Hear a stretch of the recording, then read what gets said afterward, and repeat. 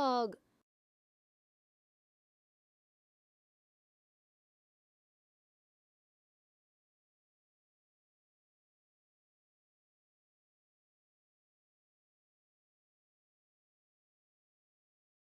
Pog.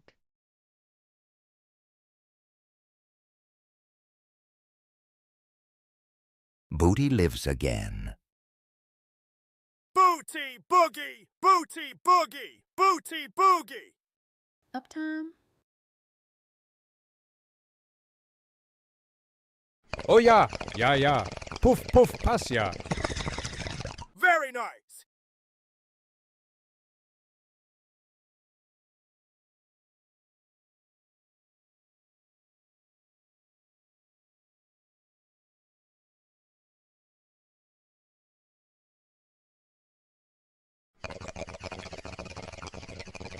Puff, puff, pass. My tits say. Ahem, Mr. Streamer, beep, boop, hail, Satan. Oh, shucks. Oh, jar. Hail Satan and puff puff pass. Puff, puff, pass. Pogu.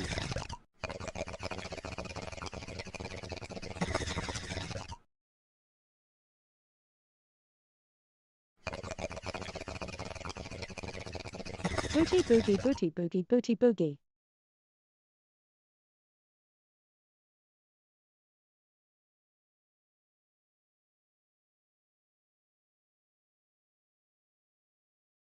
Booty boogie, booty boogie, booty boogie, booty boogie, booty boogie.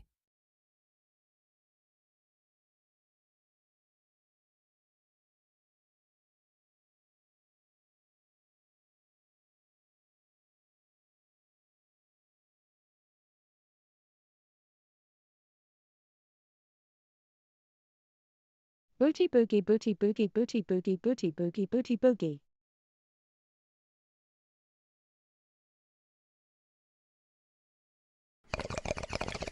Puff, puff, pass.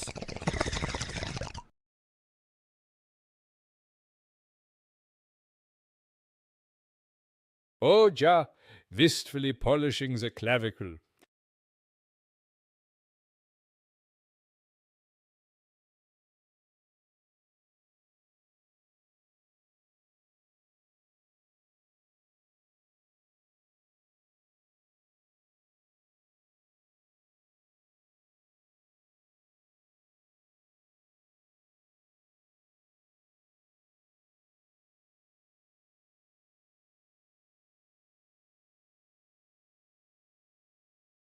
Booty arrive, booty arrive, booty arrive.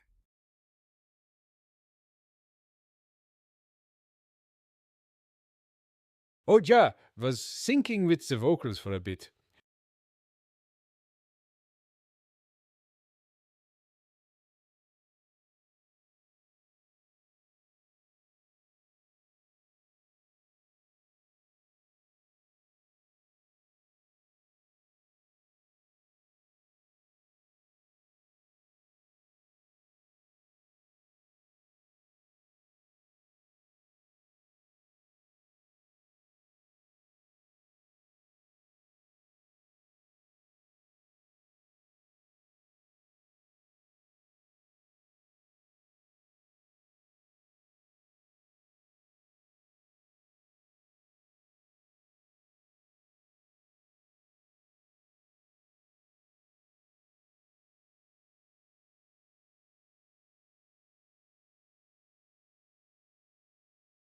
Booty dance. Ad break.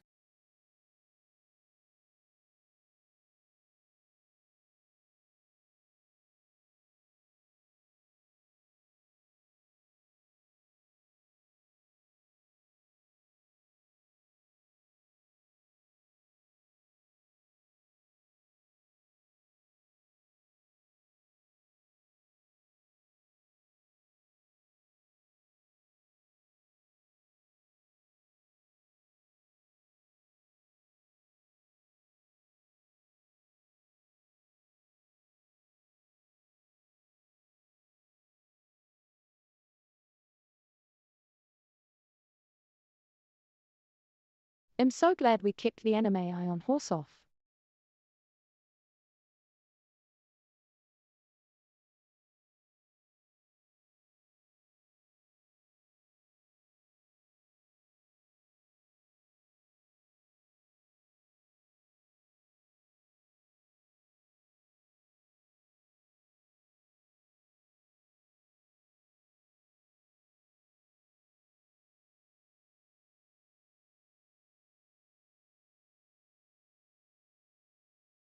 A Dunkin' Culato, pack of cigarettes, 15 cups of coffee and some hot Cheetos is how you make secretary fuel.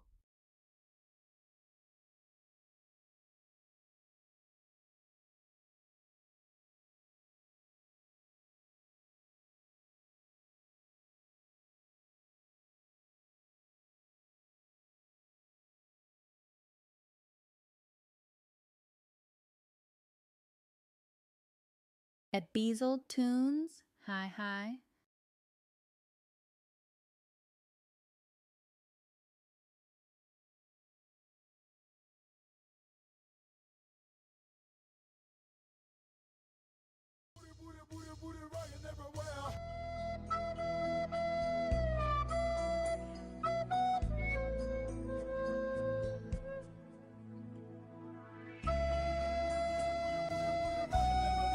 Mightyana. Pog Joe Hype Joe Pog.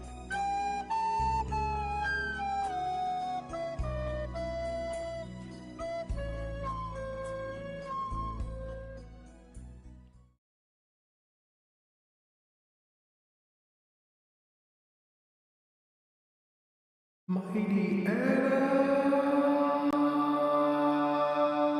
What the heck? What the hell? Booty looking very Cheetos-ish. What the hell? What the hell? What the hell in the spaghetti? What the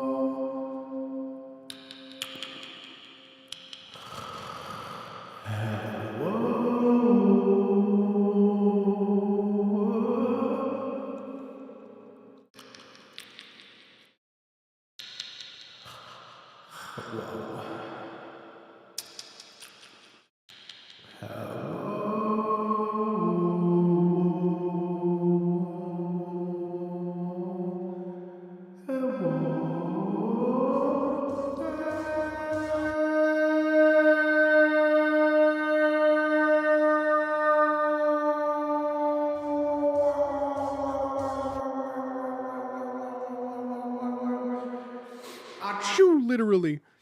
Hello, everybody. Hello. Hello. Pog first time chatter. Bless you. Hua. Greetings, sir. Hello, everybody. Hello, everybody. Mighty Anna with a 10 gifted. Dr. Spaghetti. Let's fucking go, dude. With 30 months, dog. Owen is Legion with 14 months, dog. The Onis with 22 months, dog. Double digit dodgery doos over here. What the... What the rickety scricket?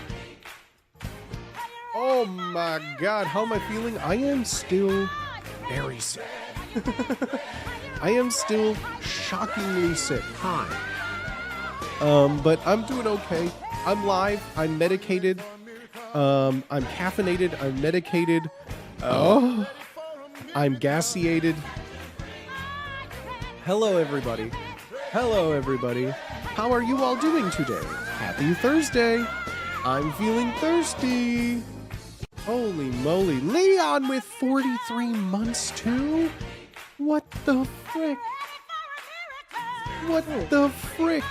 Cheers, homies. Thank you all for being here. I hope you all are having a good week so far. And sheesh. Cheers. Are you ready for a miracle? Mm. Are you ready for a miracle? I'm full of pasta. What kind of pasta? What kind of pasta you sipping on? I was on a pasta kick a little bit ago. Still day, am, Booty. but I was a little bit ago too. I had Taco Bell for dinner. I don't remember the last time I ate Taco Bell was on Yeb's stream. I haven't had Taco Bell in probably like over a year now, year and a half. Taco Bell became too expensive for me. Like my order from Taco Bell is more than a pound of ground beef and tortillas since from the store. The incident. Not since the incident. I used to love Taco Bell. Taco Bell was like one of the few fast food places I felt like I can order the amount of food to get full and like not spend any money. What's your favorite pasta shape? Mine is bow tie. The cavatelli or the cavatapi. It depends. The pasta, my favorite pasta shape depends on what I'm in the mood for. Cause like Yep. the pasta shape determines what kind of sauce, and pasta is a vessel for consuming sauce.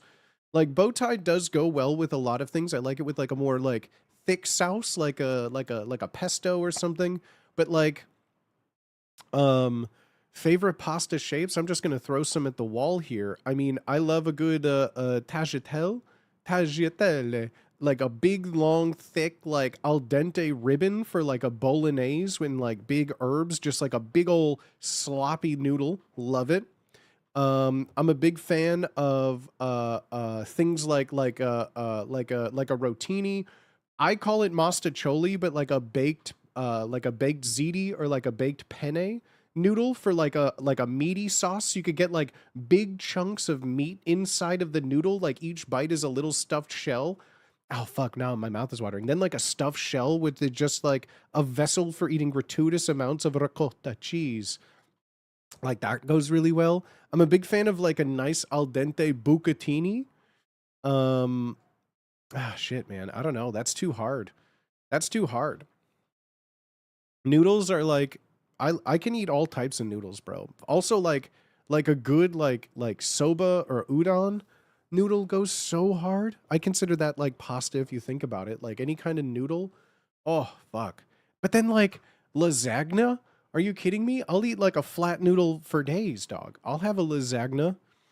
I'm so hungry. This is torture. I'm sorry. I mean, I'm not. I love pasta. Taco Bell compared to other fast food places, still the best food for price ratio. Making stuff yourself is cheaper. Honestly, Taco Bell is not the best food. I used to go to Taco Pasta Bell is and be European full and on a noodles is $5 biggie box, right? Like it would be like I'd get a cheesy gordita crunch. I'd get a drink, I'd get a side, I'd get a bunch of those, right? So I'd get 2 boxes for like $5. For $10 at Taco Bell, I would have 2 cheesy gordita crunches, 2 soft shell tacos, 2 sides, like a cheesy fiesta potato, a chip and cheese, and a drink. Now that same box is like $12 after tax for one. Like to get 2 of those is like over $20 for like the equivalent of 2.5 tacos. Did you get Mr. Teeth notifications from Kick? No, I don't get notifications from Kick. I have notifications turned off on everything. Every Discord I'm in has 0 notifications. Everything I don't have notifications on my phone. I don't have badges that show up. Like on my texts, I don't like my home screen. Like I have the only badge I have on my home screen is for my settings to like update it, right? Like there's no I don't have badges, I don't have alerts, I don't like to be pinged or talked at or anything like that. No, not even close. But the black bean burrito is still the cheapest calories per dollar in the US. This includes buying the beans yourself. I hate beans, so I guess I wouldn't know that. Beans are one of my least favorite foods of all time. I hate it. Hate it. I don't know if using the app changes things. Grab 1, maybe 2 $2 burritos. Almost get a reward for a free gordita crunch. But like the thing though is I just don't like Taco Bell. Like, I mean, you all know this, and it's not like some high road. Fast food just makes me physically ill. Like fast food is just like, it just to me always makes me sick. At least like here in SoCal, things like Jack in the Box. Every time I would eat Jack in the Box would be like out of necessity because it would be the only thing open, especially like right post-COVID times when I moved here to San Diego. Jack in the Box would be the only thing open after like 7:30 p.m. So I'd be done with streaming and the only option would be McDonald's drive-through or a Taco Bell, or I'd have to drive like, 30 minutes or whatever it is to find like an In-N-Out. Which, like, I'm not about to sit in a line for In-N-Out at all. Not worth it. But yeah, I just, like, anytime I would eat fast food, I would just get, like, physically ill. It's just so gross. You've made Mexico your enemy? No. No. You don't have to like beans to be in favor with Mexico. I've been to Mexico plenty of times and have plenty of friends from there. It's the equivalent of saying like, yeah, I have a black friend. No, it's chill. It's chill. I have a Jewish friend. It's cool. It's chill. No, I have a Mexican friend. No, I'm cool with Mexico, bro. They're good. They know it. It's made to be addictive, cheap shit, but they forgot it's supposed to be cheap. I don't even find it to be, I mean, personally, I don't find it to be addictive. It's always been like, yeah, necessity, right? But like nowadays, the necessity, it's like more worth like the sunk time cost to just get a thing of ground beef and tortillas. Need to eat 5 pounds of lentils for penance? Gross. Bro, I fucking hate beans. It's like, I know it's like a staple food. I don't like texture of beans. I don't like the flavor of beans. Any bean other than possibly a peanuts. Like that's the only legume I think I can semi-tolerate, but it depends on the form. I just beans are like one of the grossest things for me ever. Well, I am Mexican and I am offended. I mean, that's cool. I'm sorry, I don't like beans, but I don't think Mexican culture should be defined by beans. There's plenty of other foods that have zero connection to beans at all. What about me? I am a bean. I'm sorry to say, I don't think you're tasty, my guy. It's a texture thing. What about green string beans? Nope. Don't like them. Don't like them, sir. Don't like them. Hate greens or string beans. The only kind of like green bean, my dad used to love green beans and string beans. What about frijoles? Is that a trick question? Edamame, don't like it. Don't like it. Peas, hate them. Peas are like one of the grossest vegetables of all times. Peas are like one of the grossest things that anyone could willingly eat. Peas are like dirt boba. Peas are like if nature made boba and it tasted like metal trash. Peas are just gross. My dad used to love string beans though, and he would cook them all the time. So I like had to eat them a lot. Mushy like he would make them with like baked cheese on top of them with like a red wine vinaigrette, like the most like non-healthy form of string beans and green beans, and it still is like ugh. It's fucking baby kick. Peas are dirt boba. You cooked with that. Thank you. Peas don't even pop like boba though. It's just gross mush. That's what I mean. Mushy peas are fucking nasty, dog. And like, it's not like I've never had them. I have eaten them to the point of like, I am an adult and I can choose what I eat. And I don't want to just eat things that I don't enjoy and trash. Calling me out, I could live off peas. Peas are like the grossest, most like, aren't peas like one of the dumbest vegetables too? Like, aren't there like really any nutritional benefits that peas offer? What about the bean in Millennium Park? I mean, that's a tourist name. Everyone knows it's called Cloudgate. Have you ever been to the Caribbean toe? I'm seriously joking. You don't have to like beans. My brother doesn't like avocados and my whole family thinks it's weird, but I accept him for who he is. Well, thank you, Rumples. Thank you, Rumples. I appreciate the love and respect. I mean, if it helps at all, I mean, you know, I don't know. You are invited like to the football. carne asada. You're invited to the carne asada? Oh, yay. I love carne asada. I'm more particular. My favorite is like arrachera though. Like that's what I miss back home. Like I used to, especially over COVID times, like once a week we'd have homies just have like a big barbecue in the backyard, and it would just be like every form of onion and just like marinated meats for days. And those were just the days, man. Those were just the days. I don't know the IQ results of peas. Yeah, I just don't really care about Maya peas. on Peas your are so list gross. then. Have you ever been to the Form of Caribbean? onion. I went on a Hybrid. cruise once. I've only been on one cruise, and I learned later in life that my parents invited me to go on a cruise with them. It was like one of those like, I don't know, like a week-long cruise. It went to like Jamaica and I want to say like St. Martin and like a few places around there, but like each one was for a day. Like in Jamaica, we did like a day tour where we went like snorkeling by like a bunch of waterfalls and things. Um, so like I've been once, but it was not like a vacation there. I mean, it was, but it was like day trips to most of these places. What's that one place that's like that they came out with a while ago that had not like what not the Panama Papers, but there was like one safe haven that's like its own independent tax place. I went there. That was one of those places. What's that one island called that people would have like rich people just would keep their properties and businesses there? What was that place called?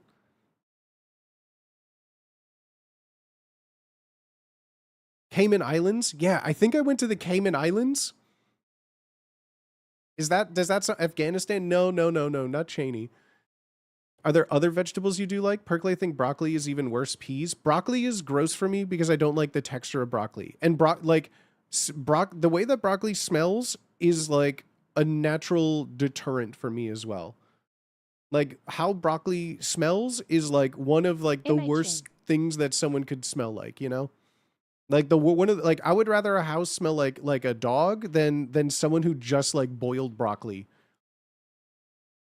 But yeah, no, you guys found like the two worst I'll eat vegetables. I'm just a texture person and a lot of vegetables just have like a weird texture, but like I've eaten all of them, especially as an adult. I've grown out of being picky and refusing to eat things. If it's something I've never had, I am more than willing to try it to see if I still like it or don't like it. So it's not like I haven't I mean, I've had broccoli within recently. Broccoli's one of those vegetables too that like in my opinion instantly ruins any food that it's in. Hear me out. Like any form of like fried rice or any form of like a meal that has something in it, any time that you just add even like sliced or chopped or like diced broccoli into something, the whole dish just tastes like a fart. The whole thing just tastes like a broccoli fart and I can't do it. Boiled veggies, even steamed veggies, grilled broccoli's gross, steamed broccoli, all form of broccoli is gross to me. Even like things like Chinese broccoli, all forms of broccoli are just gross. Hate them. Don't like them. Favorite vegetable? I mean, what do you define as a vegetable? What do you define as a vegetable? Because like we could go like, are you considering things like roots? Like is a potato and corn a vegetable? Technically, but like, I mean like those are the easy answers. Favorite vegetable? I don't know. Can I say like impossible meat? Can I say like a Beyond sausage for my favorite vegetable? I think is that a cop out? I mean, it's plant-based, right? So Beyond sausage can that be my favorite vegetable? Bruh, I would be a vegetarian for days if my day consisted of 3 like Beyond bratwursts all day long. Soy is technically a vegetable. I'm not a big fan of soy either. Like I'll eat it. I mean, here's the thing. Things like soy tofu, things like soy like that. It all just like my world has changed as an adult because as a kid, things like tofu meant gross. Like I had relatives and family members that were vegetarian, all from vegetarian to like super vegan. Like super vegan, the vegan like no honey, like dairy is right out the question. Things like ethno sourced chocolate is out of the question. Like it was very much like if it casts a shadow, you don't touch it. Like crazy veganism. I've had the whole spectrum of vegetables introduced my whole life, and I don't tofu to me was like I remember one of the first times I had it. My aunt, we were over at my aunt's and she made beef stroganoff. And I was like, I've never had that before. I'm like 7 and I want some of it. My mom's like, you don't want any of it. I'm like, I like beef. I like noodles. Let's go.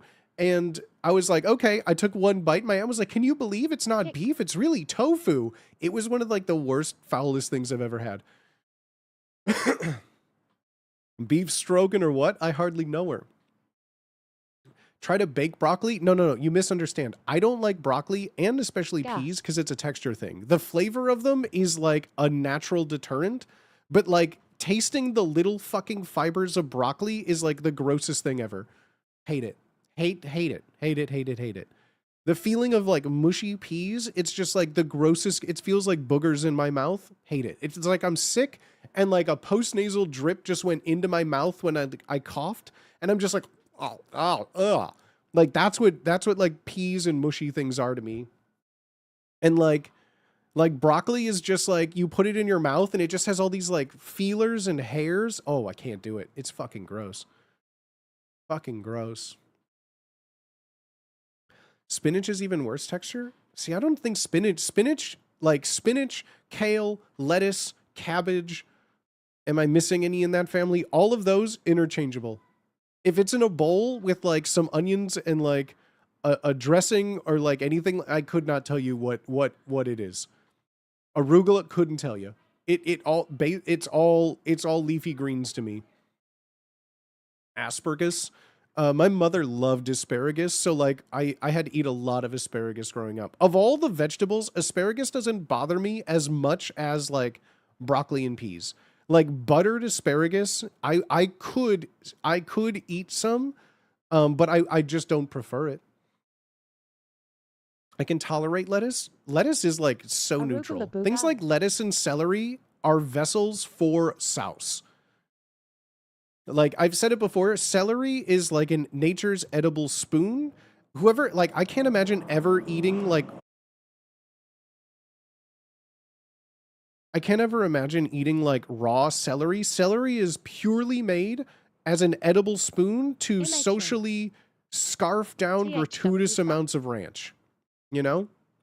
Do I like cabbage? All leafy greens I fuck with, yeah. Cabbage is great, lettuce is great, arugula is great, spinach is great, kale is great. All of that stuff, indistinguishable in my head of what it is, right? It's fine. It's a leafy green, and here's the thing. I've never eaten one of them. Like, I've never raw dogged a leafy green. Anytime I've had a leafy green, like lettuce or cabbage, like lettuce, like, I'll eat a lettuce wrap because it's covered in a bunch of shit that I do like. Like, you use lettuce as a wrap for other things. It's an edible plate. Lettuce is like an edible plate or like nature's burrito, right? You just take a lettuce wrap, you put some bulgogi in there, some gochujang, maybe some like cheese and hot sauce. You fold it into like a little pouch and you just pop it in your mouth. Lettuce is great. Cabbage, love it. Cabbage is great too. Love cabbage. All day, easy, delicious. I don't use salad dressing, but I use a bunch of cheese. I mean, yeah, like leafy greens are a vessel for sauce. Celery is a vessel for sauce. I would even argue that like things like baby carrots and carrots are vessels for sauce. Yeah, base cabbage. Yeah, I love a leafy green. Those are great. I love corn. Corn is like possibly top tier.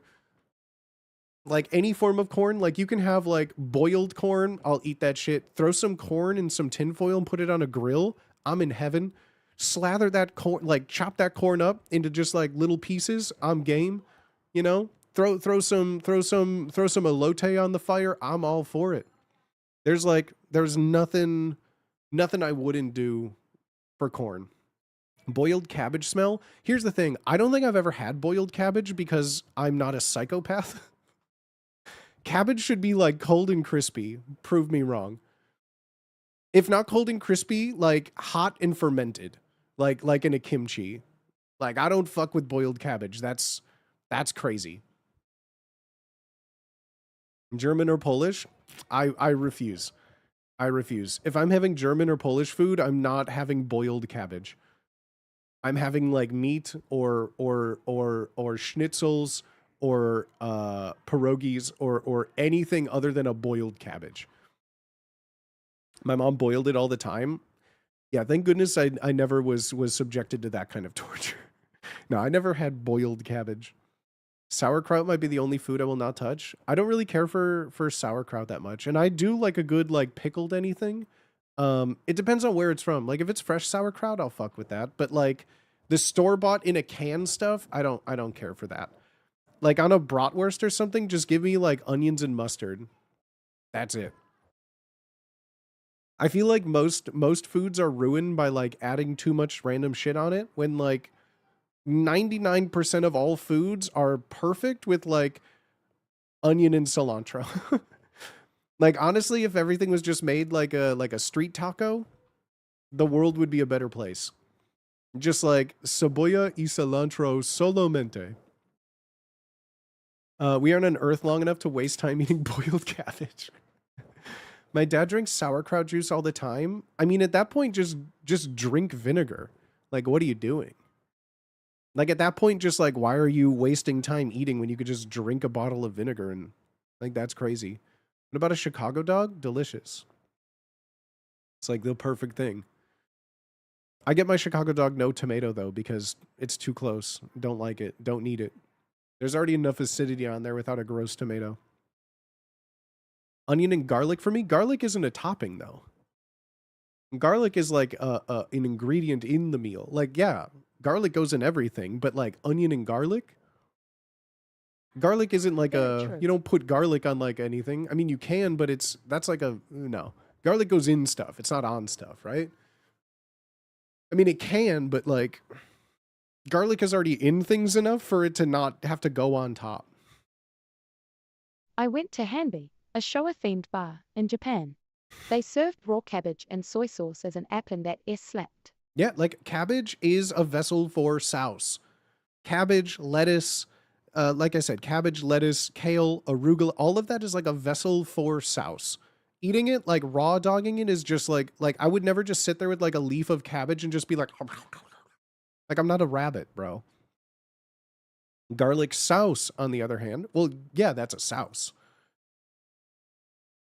Garlic confit spread on a nice baguette, but that's not just garlic. Like, you can't say like, oh yeah, onion and garlic, but the onion is really like an onion jam made with like local honey and apricots. Like, that's not onion. Like, a garlic confit is like you gotta whip that shit with some oil. Like, that turns it into a sauce. Had a fully Chicago dog from Portillo's 2 weeks ago. The pickle on it was okay, made it hard to eat. Yeah. Portillo's does not make a good Chicago dog. I'm gonna say it. Also, I'm gonna be real with y'all. Portillo's, what was it, a year or two ago now? Probably more. Time just flies post-COVID. But Portillo's was bought out by a private equity group, the same that owned like Arby's and everything. And yeah, Portillo's has like completely self-imploded.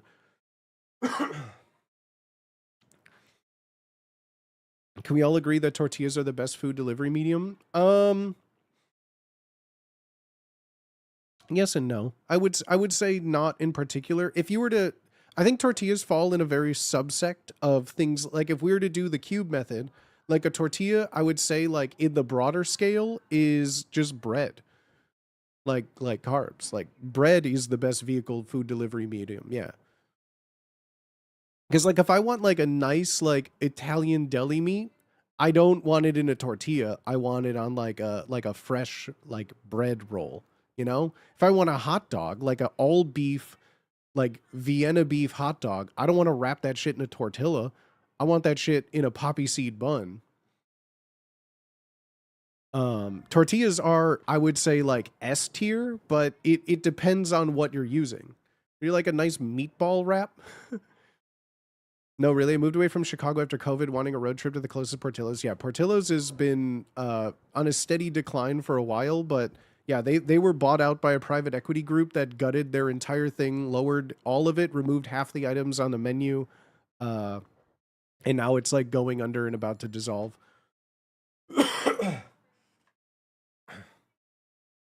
I totally put deli meat and cheese in a cold flour tortilla. I mean, that's crazy. No, I mean, that's fine. I personally just like, I mean, bread is the best food delivery medium. There's more meat on the sandwiches now, but it's not as good. What? On what sandwiches? Totally love a tortilla, but gotta put bread ahead a bit. But I mean, like, tortilla is bread. You know, so like, I feel like that's like, you know, I don't know, saying like, oh, well, a golden retriever is better than dogs. You know what I mean? Like, huh? You can't say like, oh yeah, like chihuahuas are better than dogs. Like you're saying one thing is better than like the classification of the thing, you know? If nothing else, tortilla is the most versatile. That I would agree with. I'd say tortilla is the most versatile of breads. Then again, a Texas toast, you know, it can be turned into a dessert. With like a bread pudding, you could turn Texas toast into like savory with like cheese and garlic. You could turn Texas toast into a sweet breakfast with French toast. Like Texas toast and bread are kind of, I mean, whew. Chihuahuas are worse than dogs. Are croutons a bread? Yeah, of course. That's like saying panko isn't a bread. Panko's closer to bread than toast. Croutons are closer to toast than bread. Texas toast taco shell? Well, now you're just getting crazy. Is meatloaf a bread? No.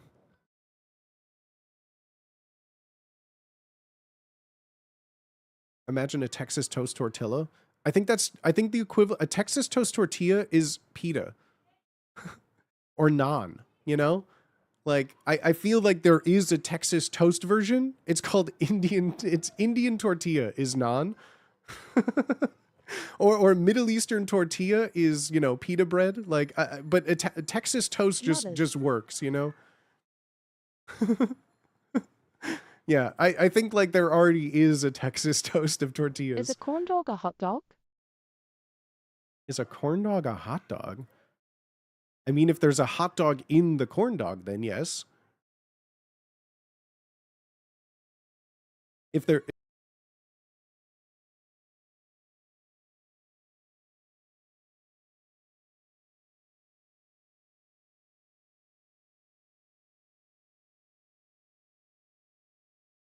Thank you.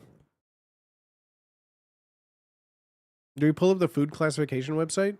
I don't think... A hot dog isn't a food classification, though. Like, I think you guys are confusing, like, genus, family, species, phylum. I think you're confusing the order of operations of things.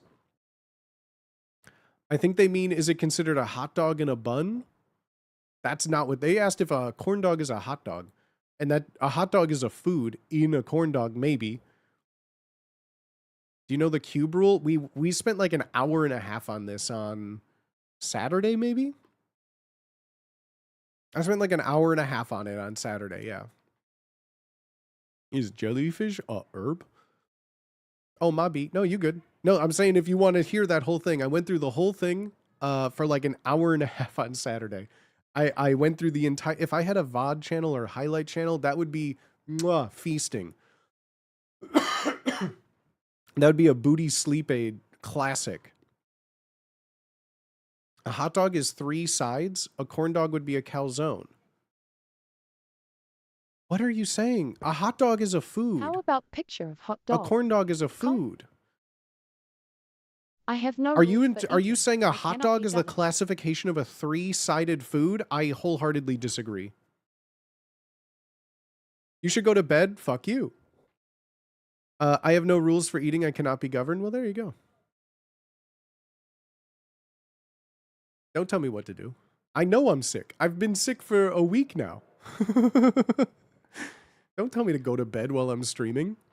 I'm like working. Don't tell me that. That's like saying you should smile more. You look sad. That's like telling a person you look tired today. Sleep stream? Fuck you. No. I've never slept on stream. I never will sleep on stream. Hell no.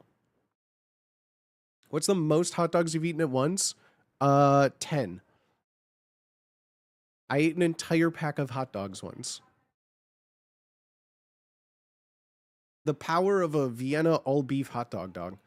I think they mean hot dog. Well, you can interpret what they mean because they can answer that they're still here. But no, they don't mean hot dog, the dog in the bun. Did you eat them under... A hot dog is a food. A hot dog is a food.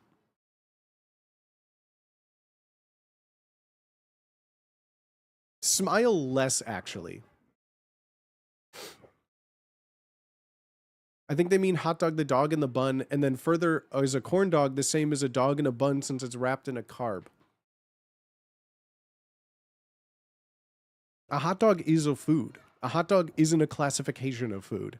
A hot dog is either a type of food or it's a way you fold paper. Those are the only two acceptable definitions of a hot dog. 10 is a bit much. 10 is how many hot dogs come in a pack. I would have eaten more if there were more hot dogs in a pack. Did you eat them under duress or for fun? I've never eaten a hot dog under duress in my life.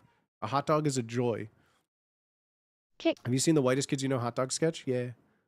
Yeah. Yeah.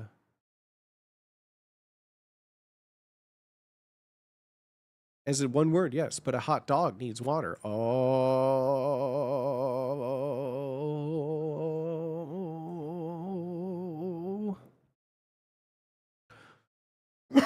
Is cornbread with hot dogs baked into it a corn dog? I would say that's cornbread with hot dogs. Is a smoked sausage a hot dog if you eat it on a bun? No.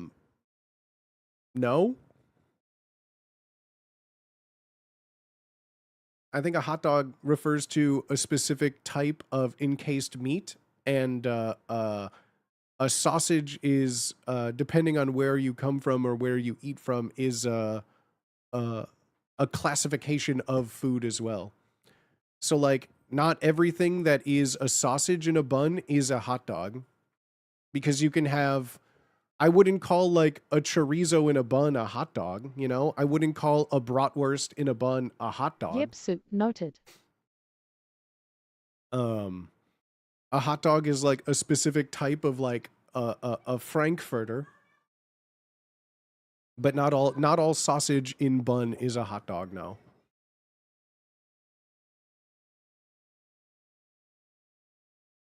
Imagine a mega corn dog that's a whole pack of dogs deep fried. Ugh. Italian sausage is not a hot dog. A hot dog is a sandwich. A sausage is a salad. Oh. We've already gone over this. A hot dog is a sandwich if the bread ruptures. What would I call the sausage? Hot dog? Like a frankfurter? Like a frank?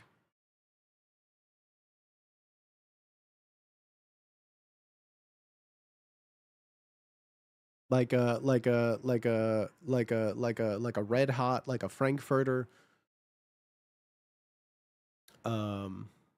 Yeah. I mean, you could find, it's like also like the size and the shape, like sausage namings in, you know, like things like Germany, and then in by affect Americanized German food, things like hot dogs, much like Italian and pasta, every shape and ingredient that goes into it, kind of like noodles in Japan, whenever there's a slight variation on the ingredient, it is a different name, you know? And so like not every sausage in a bun is a hot dog. Just like not every red sauce with noodle is a spaghetti. You know what I mean? Like you can't just say like, well, what is spaghetti if it has a flat noodle and it's, you know, like spaghetti is a type of thing. Like it has a definition. What if a hot dog bun is half ruptured? Then it becomes a sandwich. We've already discussed this. If a hot dog bun is connected, right? It is a taco. If the bun splits, then it becomes a sandwich. There cannot be a connected side between a sandwich. Yum, big restaurant hot dog. .hog. Exactly. I crave a classic Chicago dog. I like depression dogs technically more than Chicago dogs, but I'll never turn one down. A sub is a sandwich? Incorrect.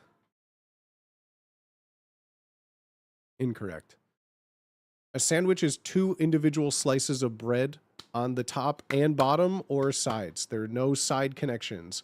A Subway sandwich that is cut on a hinge cut and it is one piece of bread is not. That's not a sandwich.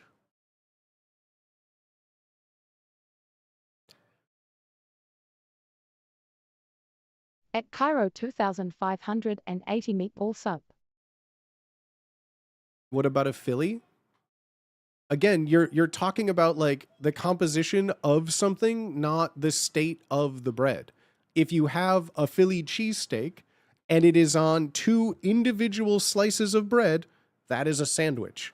If you have it on one bread with a cut in the middle, opened on a hinge, that is not a sandwich. That is either a sub or technically a taco.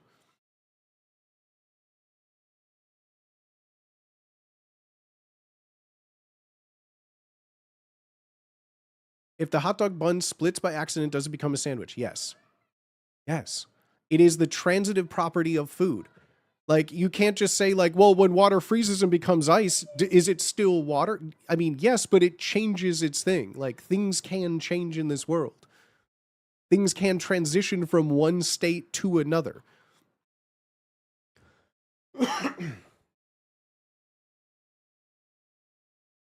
These are so many hypotheticals for food. Right. But there are, it is a very definitive thing. A hot dog is a state of matter.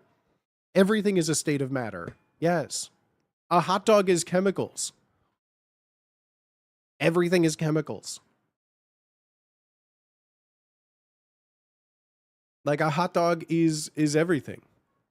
Yeah, it's also stardust. A jelly donut is a state of matter. Is a plain chowder Yeah. bread bowl a soup taco? No.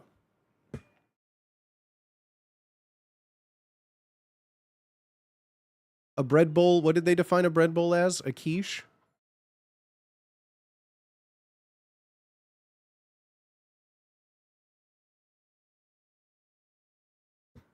That's just like your opinion, man? No, it's science. No, it's a fact. It's science. If you wish to create a hot dog from scratch, first you must create the universe. Yeah, in order to create a hot dog, first we must discuss parallel universes. Hot dogs taste best shot out of a t-shirt cannon at a baseball game. Hot dogs taste best when they're in my mouth. As long as they're all beef.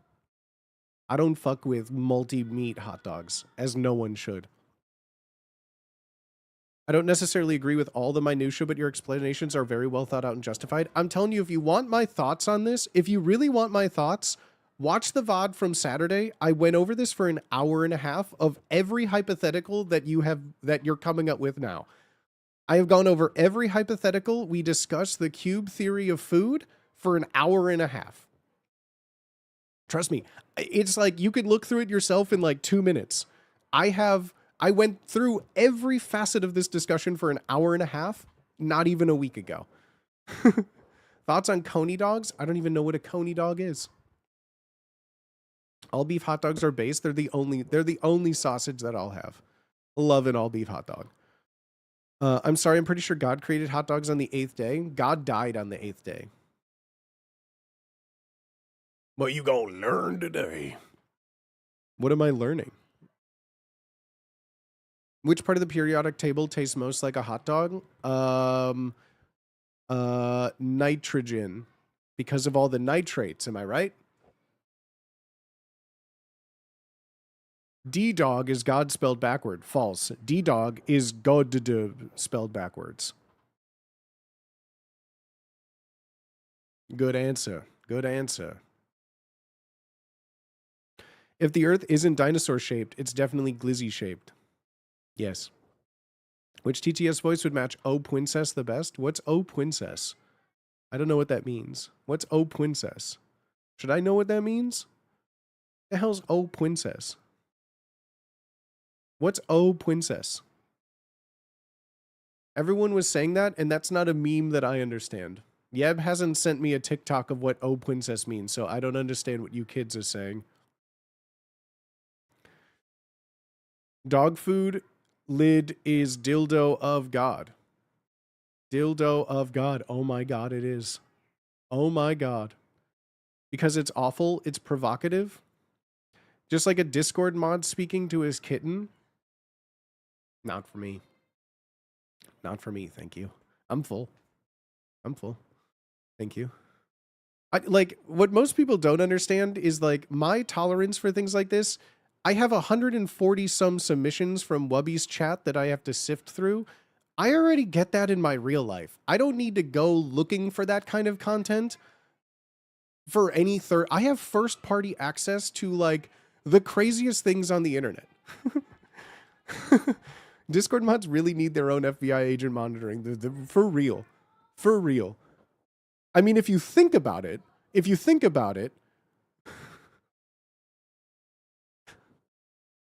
no, we don't need to think about it anymore. We don't need to think about it anymore. I'm good. I'm good, actually.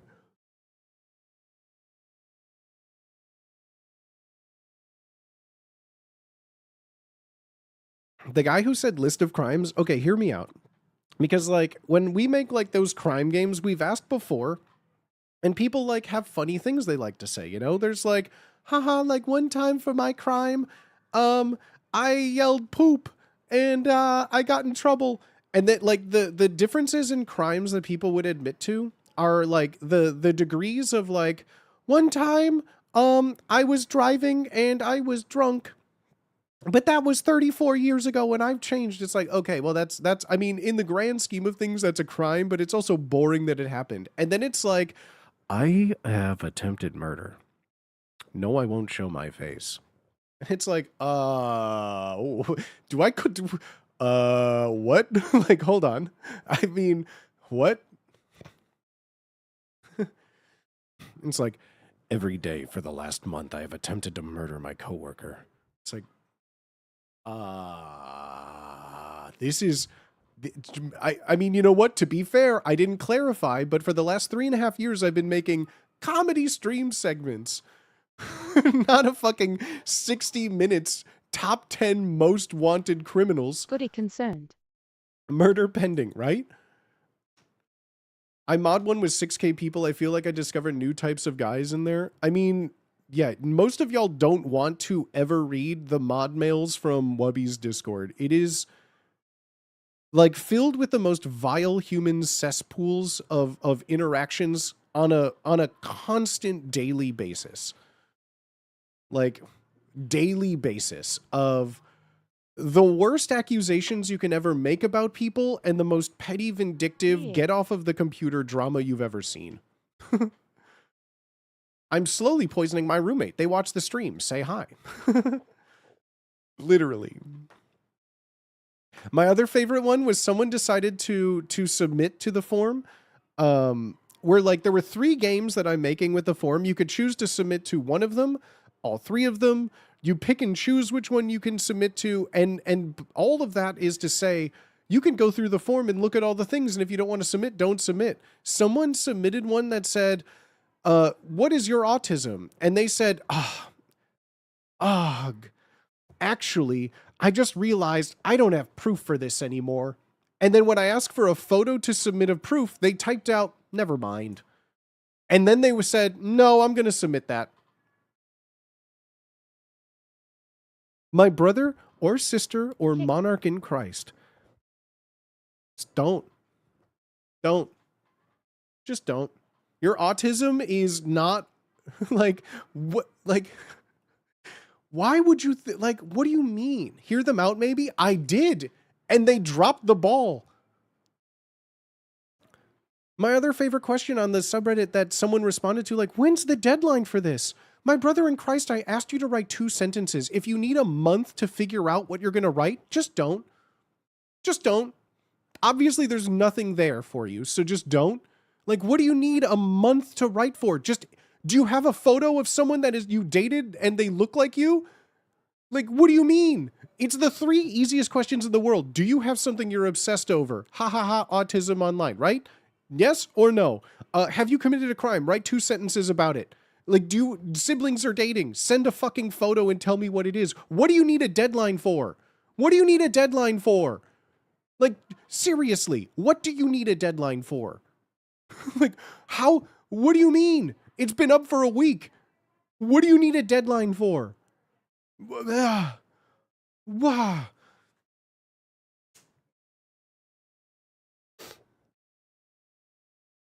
I don't understand how you deal with this every time. Is reading comprehension dead? Yes. Yes. Busy schedule? Then you don't need to submit. If it's going to take you 4 weeks to come up with a crime in 2 sentences, then no. They just did the crime and have to lay low for a bit.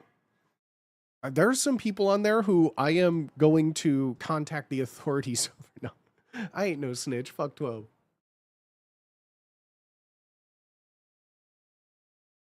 They just did the crime and have to lay low for a bit. That's crazy. Chad, I want to show you something. Exclamation mark snitches. Chad, I wanted to show you this because this is relevant that there's only so many people in the world that would understand what this is, and I want to show it to you all now.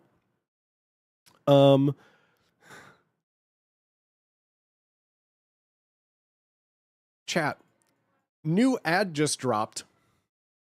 Chat, a new ad just dropped. Have you seen, like, is Ice Cube going through something right now? Has anyone checked on Ice Cube? Oh no. My man has been sitting down doing computer sketches. Look at this. Look, in what world is Minecraft using a fucking beige box CRT? In what world is he using a fucking IBM Windows 95 machine here? What is this?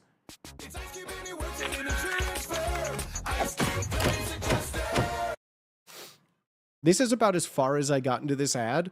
I don't understand what this is. Who is this ad for? What kids are going, oh my god, Ice Cube in Minecraft, yay, the collab I needed. But like the Windows 95 aesthetic, like, who is this for? Just like the jingle said, I'm Ice Cube, and this is my ice cubicle, and I'm here to ensure your cubes.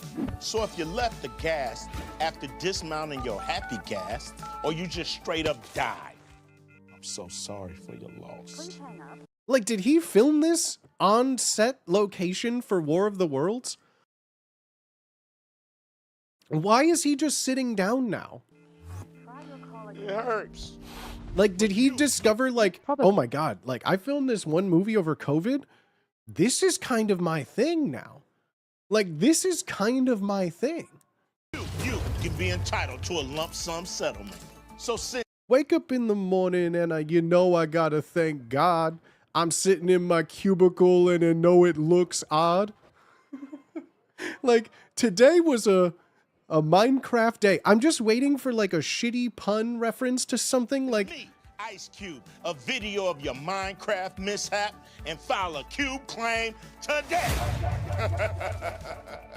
He's not even getting any of this experience. Like, why is he not absorbing this experience?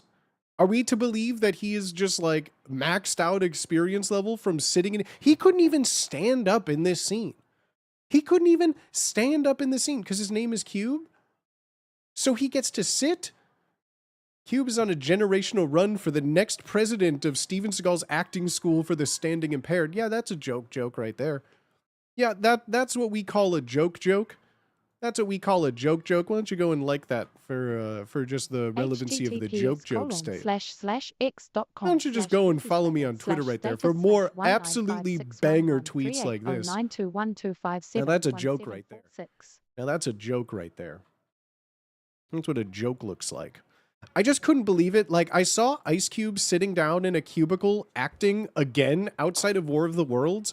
And like with deals like this, I know how big advertisement campaigns work, right? It's not something that like an advertiser goes, oh my God, we need to film something right now. Maybe in today's modern climate, like maybe that things are expedited, but to like for Minecraft, which is owned by Microsoft, right? $1 trillion Microsoft global company, right? And Ice Cube, huge international global star, has been relevant for 40 plus years now, right?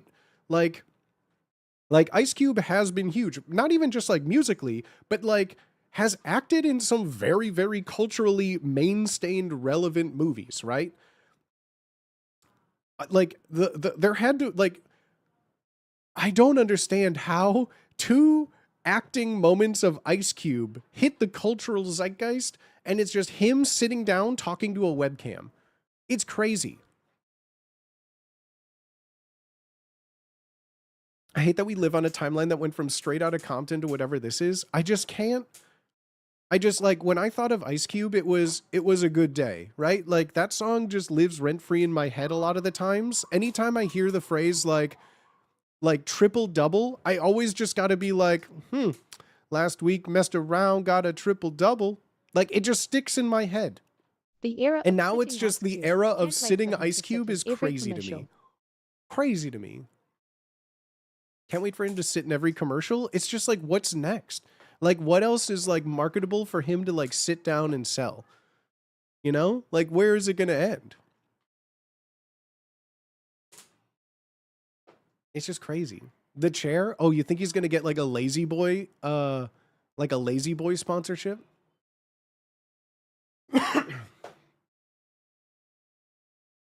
Gamer chair. Yeah, he's going to get a, what is it? I was going to say Ridge Racer chair, a Racer DX chair. Ice Cube set our He's like, line. all right, guys, we're going to be playing Minecraft. Let me put on my Alienware kitty This earphones refinement is right called a now. I house. got my Yeti Blue microphone all hooked up. And of course, you know me sitting down, and I got to thank God this chair was a good chair. Ice Cube Certaline? Crazy.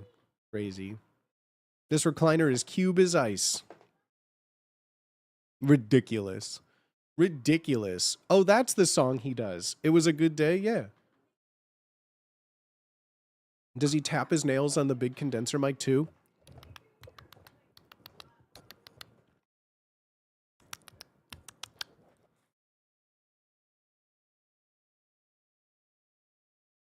I went to a work conference once called CubeCon. Oh no, KubeCon. Like Kubla Khan? Oh my god. You went to a conference called Kubla Khan and got invited to a private Ice Cube performance. It may have been his most white concert ever, but I got to stand at the front for a private Ice Cube concert. So worth it. That's sick though. He probably, knowing like that he did all of this, he probably did it for like $20 in a hot pocket. Like, how down bad is Ice Cube? He's making more than me, but he's got to be down bad for something. He got to be in trouble with the bookies, or he owes someone a lot of money. Maybe the IRS is coming after him. Like, what is the deal here? Rent is due. Rent is due. How did we get Ice Cube Minecraft before MLK Jr., dude? I can't believe it. Like, MLK Jr. Minecraft? You brought Warren G. I saw Warren G performed at one of my one of the places I bartended. We had like a lot of like, especially around Lollapalooza, we'd have like a lot of musical acts. Like Lizzo performed. I was like 3 feet away bartending for a private performance from Lizzo once. Major Lazer, a bunch of drag queens we would have performing. Yeah, a bunch of acts. I'm trying to, most of the people that we had at the time, I don't think are largely culturally relevant anymore, so I can't even remember who they were. Just got my Landmarks tickets. What's a Landmarks tickets? He's my Zeke. Is it like that guy who made a whole album to pay his tax fraud thing? Who's that? He got used to the big Hollywood movie money, can't be living on that big residuals. I don't think he got used to the big Hollywood money. He did like 2 movies in the early 90s. And then what did he do? What was that one movie he was in with the kids? Daddy Vacation or something like that? Steve Harvey would make a good Lizzo. Steve Harvey would make a good I was going to say something really mean. Steve Harvey would make a good sleep paralysis demon. I changed it. That's not what I was going to say before, because what I was going to say could be interpreted as a threat of violence. I fucking hate Steve Harvey, dog. Are we there yet? Yes, that's the movie with Ice Cube. That's the one I was thinking of. So I think his fall off already went downhill from there. I was thinking the one with like the airport, where it was like, what was that one movie? Was he in that one movie with like, Are We There Yet? Was that was the road trip one? Wasn't there one with like an airport, unaccompanied minors? Was that Ice Cube? Was that Ice Cube? Who was in I just remember the trailer of Unaccompanied Minors stranded at the airport. That's all I remember from that. Wonder what he got for all those Law and Order episodes. Ice Cube was on Law and Order? Or are you referring to Ice-T, who was on SVU? Did you just confuse two ices? I think they mean Ice-T. Yeah, that's Ice-T, dog. Ice-T is on SVU. They look they're two completely separate dudes, too. I think I did get confused. I think you just got confused with the name Ice. Yeah. Yeah, as did everyone in the late 80s and early 90s. Yeah, Ice-T's the one that discusses it in the John Mulaney bit. Like, so you said he's got anal contusions. It's like when you have too much chocolate milk. It's like when you buy too many scratchy lotto tickets.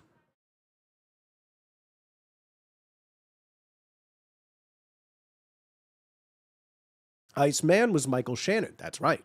That's right. He was the bad guy in The Shape of Water. Hey, Booty got at Jack's Pizza. Forgot how you said we should cook it last time. Preheat your oven to 425 with a pizza stone already inside of it. You need to preheat the oven with the pizza stone in order to get the oven the right temperature and the surface of the stone calibrated. Take that pizza stone out, pop that thing right from the freezer. Do not let the pizza defrost on your countertop while the oven's preheating. Keep your jacks in the freezer. Was wild. Put the jacks on the pizza stone after it's preheated in the oven. Then you're going to add red pepper flakes, garlic powder, onion powder, Italian seasoning, and then, you know, if you feel crazy, do a little bit of like onion powder on that. You got the 5 combo. You're going to put that back in the oven, right in the center, all the way back in the oven, and put your timer on for 14.5 minutes. Take it out, let it sit for a minute or two to let the juices settle. Slice that bad boy into 6 pieces and add your favorite hot sauce on top, baby. Ooh! Ooh! Gets notepad. Delicious. Yes, Ice. You work in the sex crimes division, right? Ice-T is the perfect audience insert to describe what's going on in SVU. It's one of my favorite John Mulaney bits.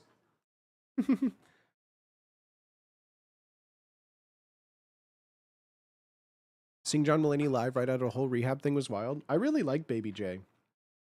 That was the stand-up special when he was out of there. That was honestly one of his funniest. I was cracking up the whole time at that. Any amount of defrost will flopify your pizza. Yep, exactly. Put it in the oven so it'll all just evaporate, you know, instead of just melting and turning into water.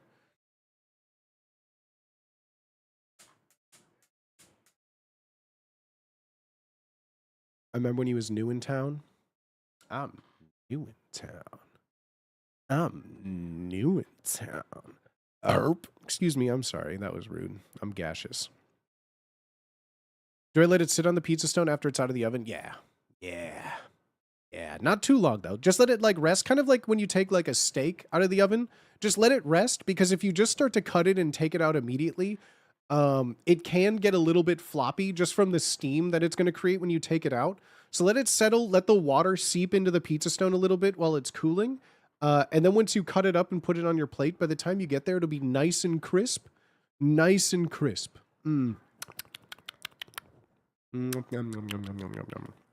I personally go down a few different routes. You can either do like a bunch of hot sauce on top, or I even like using like a Mike's Hot Honey, like a hot honey on pizza. If you've never done like the sweet savory of like honey on pizza, it is simply divine. Do you like honey on a little like toast? Do you like honey with a bit of cheese like on a charcuterie board? Oh, hot honey on pizza is like goated. Absolutely goated, dog. Absolutely goated.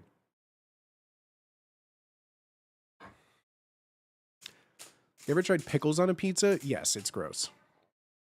Pickles are one of the foods that I've talked about it before in a way, but pickles are a food that overwhelms everything else that it's with to make it just taste like pickle. I like the effect a pickle has on something, but tasting pickles just ruin. That's why I also don't like ketchup on food. Like the moment that you put any food on or ketchup on any food, it just tastes like ketchup. And like I would prefer to not have ketchup taste.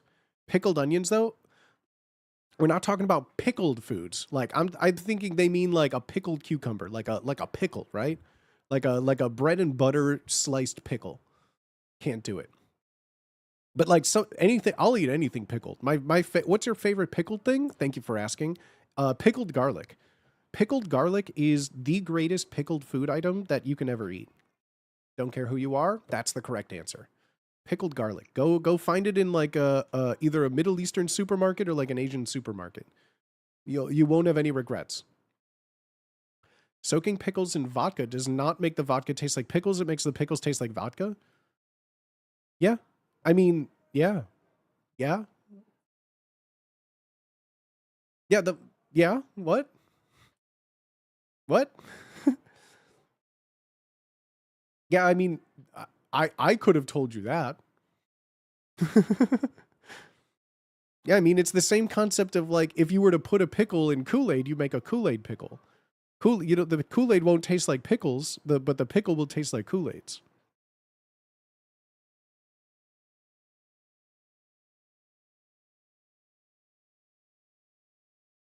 But also, like, I don't like anything pickle flavored because it just tastes like pickles. And if I want a pickle, I'll eat a pickle. Like, if you were to give me like a pickle potato chip, I would like, no. I would rather eat a pickle, or I would rather have a potato chip.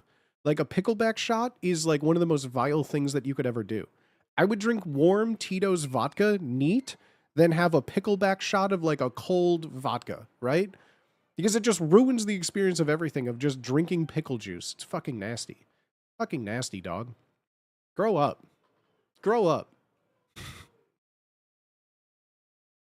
But no, I've talked about it before. My favorite form of pickle can be best described by problematic comic Hannibal Buress, describing of just like flicking pickle juice. I like the essence of the pickle juice. I dip my fingers and flick the pickle juice to get the flavor, but I don't want the pickle on it. I just want the flavor of a pickle slightly without too much pickle juice. Like, I love the concept of pickles on things. The acidity, it brings out a lot of stuff in there, right? The vinegar aspect of food can't be understated. But like, I don't want to just like that's the whole thing, you know?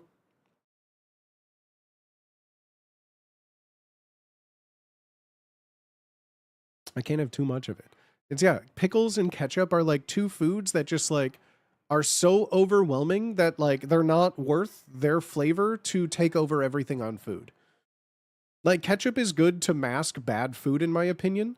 Like, dousing ketchup on like bad French fries is like tolerable because ketchup is just like sugar, right? Just like making French fries taste sweet and sugary. But like ketchup on a hot dog just ruins everything about it. Like, ketchup on a hamburger just tastes like ketchup. Like, I like cooking with ketchup as like an ingredient to make a sauce. Ketchup is a good foundation for like a sauce or like a glaze on certain meats. But like then you bake it and the waters and things will evaporate off and you're left with like a caramelized sugar base for ketchup. But like, I'll make like, when I make burgers, I'll make a burger sauce that's like ketchup, mustard, mayo, and like relish. But like, it's not like just pickles and it's not just ketchup. It's like a homogeneous sauce that is like the perfect blend of things that makes something tasty. It's good in things, but it can't be the sole flavor of anything. It's just, it ruins foods. I'm not a fan. Not a fan of ketchup. Not a fan of ketchup. Not a fan of ketchup. I would rather have like pretty much every other condiment than ketchup if an option.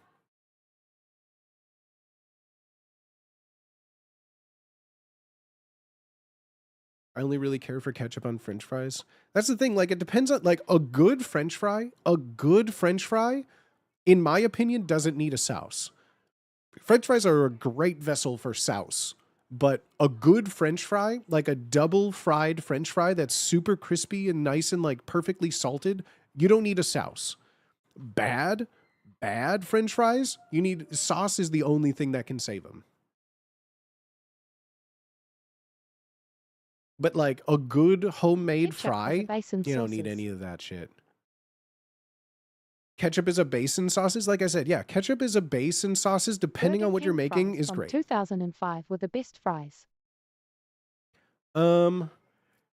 I always loved Steak and Shake fries. I'm a huge slut for like shoestring fries. Like, if I can grab like 17 fries in like this amount of hand pinching, like just grab a whole bunch and just like scoop up a bunch of sauce to like a giant matchbook of things and oh God, fucking love a shoestring fry, bro.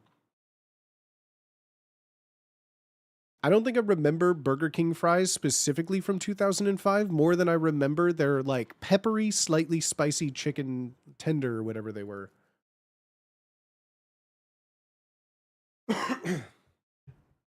I like a sauce with fries sometimes because I like the sauce. Yeah. Oh yeah. I mean, I'm a sauce daddy, let me tell you, okay? I'm a sauce fiend.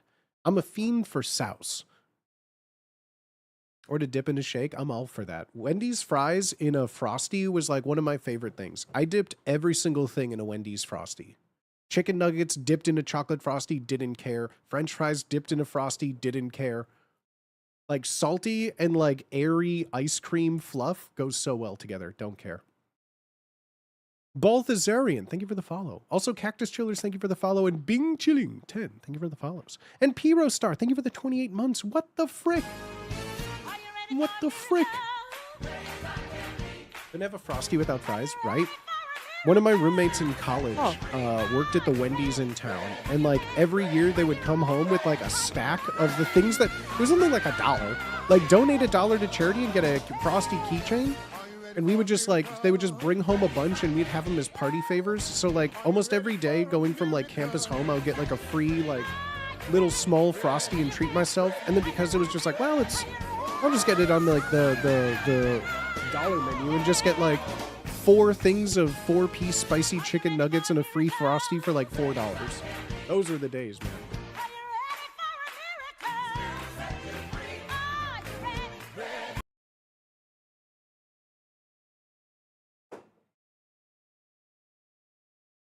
Delicioso. Muy delicioso. Ha ha ha. Ha ha ha. I see your Schwartz is as big as mine. Is it true that they're making duplicate stream key? Select a new key to go live. Am I live on YouTube right now? What's happening? Am I live on YouTube? What's going on here? Oh, I am. Why is the YouTube live stream dashboard is fucking bonkers, dude? Oh, Regan with a 5 bomb. What the hell? What the hell, oh, Regan? With a 5 bomb in my salad and with another gifted sub? What the heck? What the heck? Thank you. What the hell, bruh? Thank you, O'Regan. Goddamn. 5 plus 1. Why the 5 plus 1, dog? Thank you. Hi from YouTube. Hi, Fuzzy P and Demian. Hi, Cajun Rabbit. Finger slip. Excuse me. Fingy slipped. Oops, fingy slipped. Oops, my fingy slip challenge. I'm excited.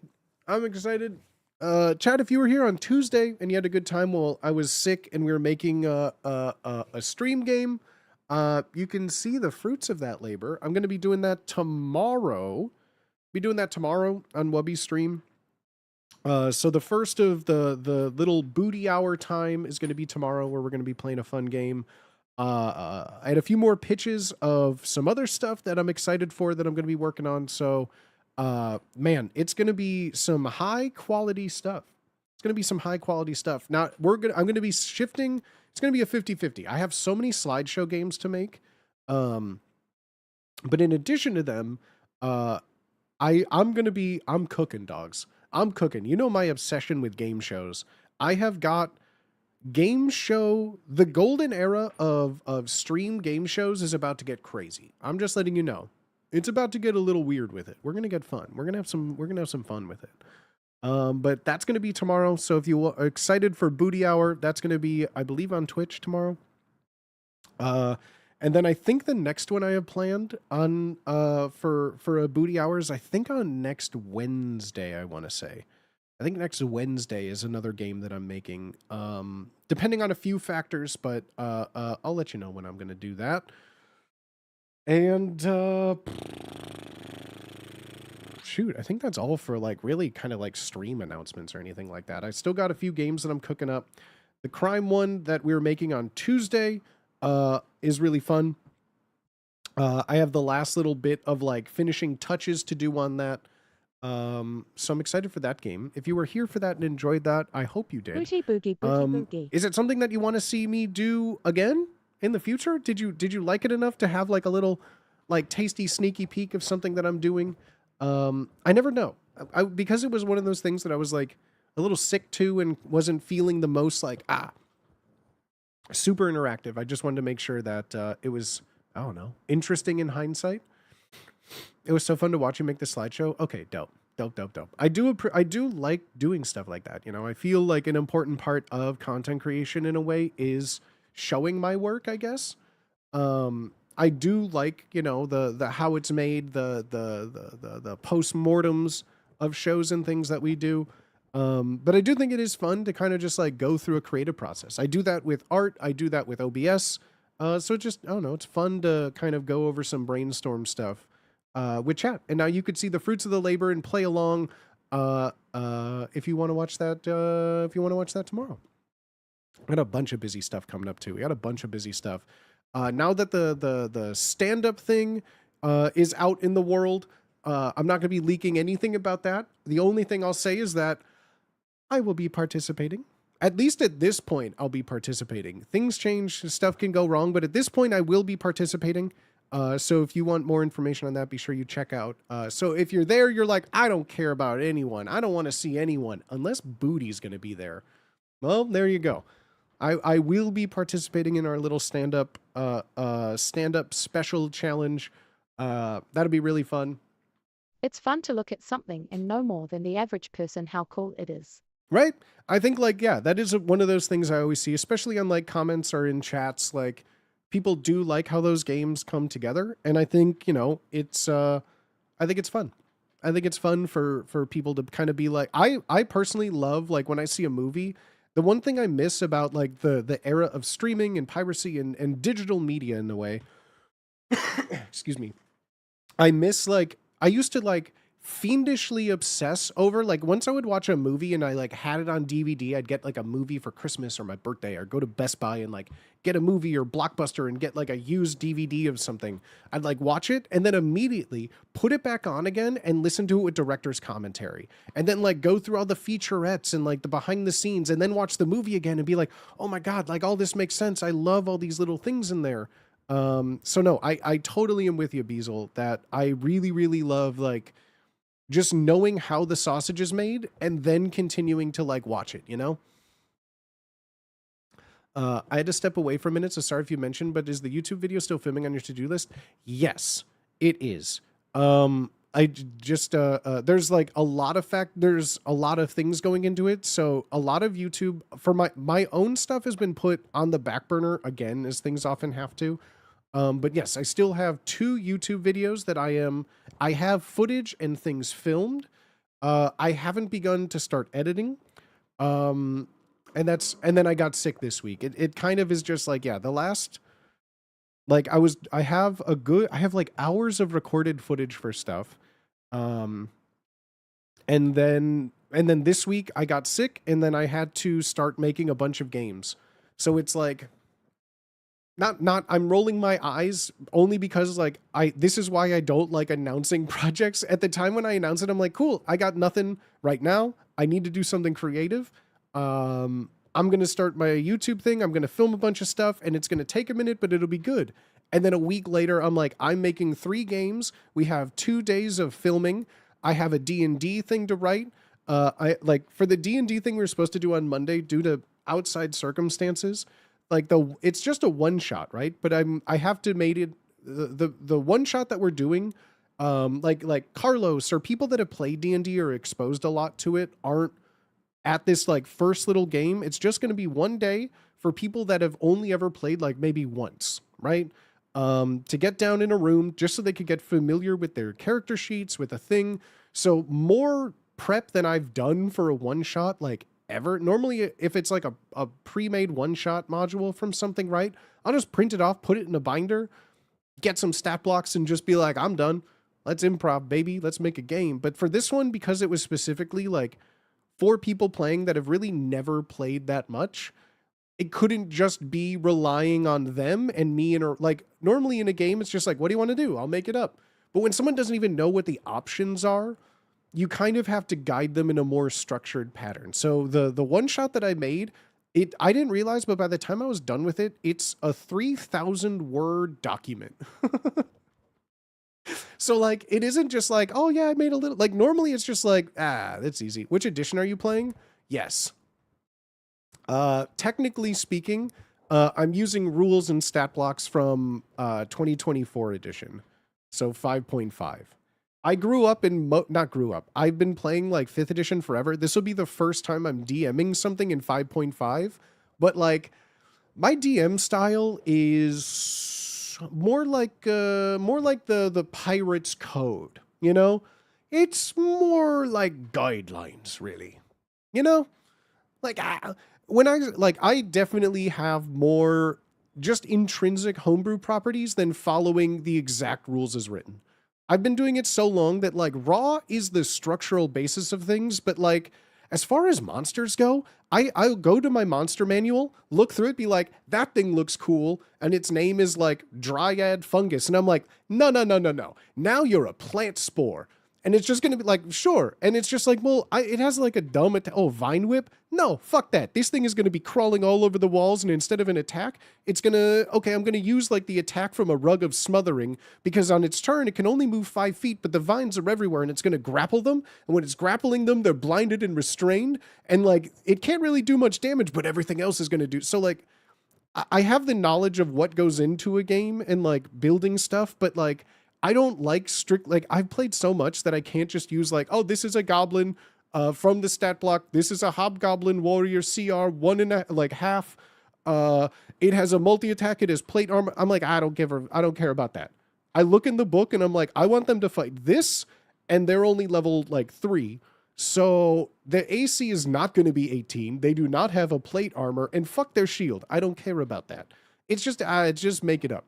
It's D&D is like a make-believe game, and the books and rules as written are guidelines to make a cohesive narrative. In this example, when I just have people that don't know the cohesive narrative, they don't need to know they're fighting a goblin. What they do need to know is that they're fighting some sort of foul creature that they can smell as they are downwind from it from about like roughly 60 to 80 feet. You see tattered leather clothes. You see rusted pieces of like random machinery laying about. You see a fire with various animal parts and organs scattered around in a crude fashion. They're not going to know it's a fucking goblin because I'm not going to say it's a goblin. I'm going to describe what they're seeing, and then they could figure it out from there. Like, so as far as like what edition I'm playing, the rule base and the character bases of progression are on 5.5 now, but like,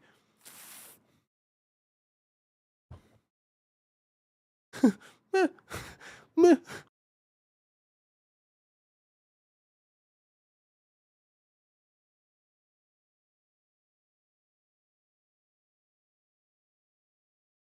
AD&D 2, my beloved. Trying to explain Thaco to people is just, I can't do it. I can't do Thaco anymore for new people. It's just doesn't work. I mean, even nowadays, I probably would get confused myself when that was what I was playing a lot, but I played too much like 3.5 and Pathfinder to deal with Thaco anymore. Can't touch it.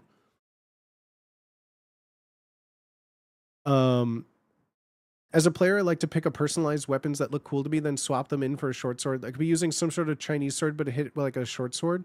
I mean, a lot of things are already built into it naturally. Like 5e had a lot. It isn't like, you know, the battle map, the tome of weapons, or the like, it's not like the 3.5 supplements where there was like literally everything. But in 5th edition, there specifically is stuff for like Wuxia stuff. There is like full compatibility with like Chinese weaponry and stuff.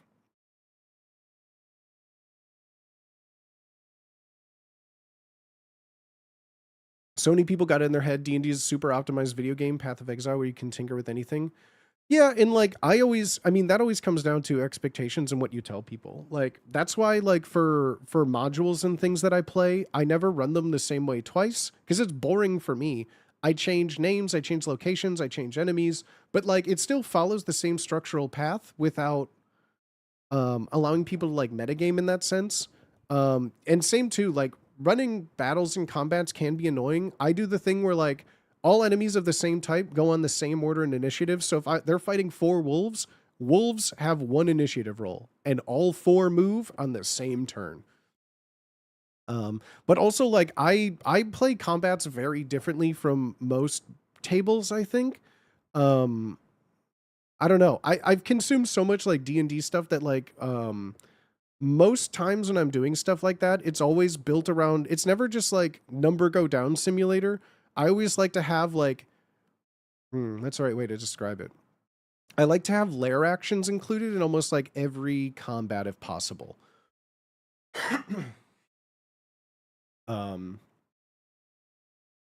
Like, not so much like creatures affecting lair actions, but I like the environment to telegraph things that happen. And there's also, I forget where I picked it up from, but like having something happen, usually on like initiative turn 20, every round does something. So like, give some sort of like indication or clue, and then on initiative turn 20, or 1 or whatever you want to call it, yeah, something happens. Do your combats ever break out into dialogue? Depends on the group I'm playing with. I find that most new players to D&D, new is in like never completed any form of like module or book, maybe have just done like 1 or 2 one-shots, maybe they've only just played at something like an adventure league at a game store.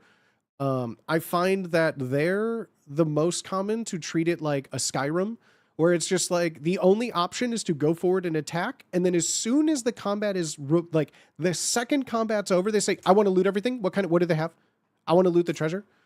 And it's just like, usually when that happens, the first like couple of combats, whenever I run them, like I don't even bother using a loot table, because I know it's like a petty thing, but like, if you're in the middle of the woods and you're like, because I just don't say 4 goblins approach you, right? Like I'll describe what they are, and like usually it entails like what they're wearing, 2 key things about them. Their sharp gnash teeth scream out. What languages do you speak? You don't understand, but it looks like some sort of animalistic guttural cry emanates from its mouth. And then it's just like, oh, okay. And it's like, yeah, I described them wearing bloody, tattered furs, wearing rusted, like piecemeal armor that doesn't seem to match and is too big and too small for like the varying parts of their body, and like gangly limbs and over like grown nails like grab on to like a molded leather handle of like a chipped sword. And it's just like, I killed him. What does he have on them? And it's just like, they're not going to find, like a loot table of gold. It's going to be, you find mudded on leather armor that as you attempt to peel it off, it disintegrates to your touch. Like, why are you touching that? You literally just touch like poop. Like you touch someone's poop on their stomach. Like, what are you doing? Why did you want that? Or like even still, like when it's just like, oh, I rolled a perfect 20. Okay, great. You peel the poop armor off absolutely perfectly using your knife. You get it off in one solid chunk and piece.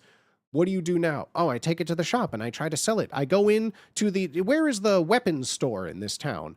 Well, you found a blacksmith who seems to be working. You follow the sounds of a hammer hitting an anvil. The stench of like forged iron fills your nostrils as you get closer. You find a blacksmith. What would you like to do? I would like to sell him all of my loot that I have. I have it says goblin armor and a rusted sword. The blacksmith looks at you as you pull out poop armor and he says, get the hell away from me. Like, what did you expect to happen? This isn't a video game. You can't just go to a person and sell them poop and expect to get a fucking gold out of it. What are you doing? No. I'm very petty when it comes like that. That's the thing. I'm an actor first and foremost who understands and breathes and dies by like actionable and choices that someone will make. So you say to me, I'm selling you poop armor. My mind goes, fuck you.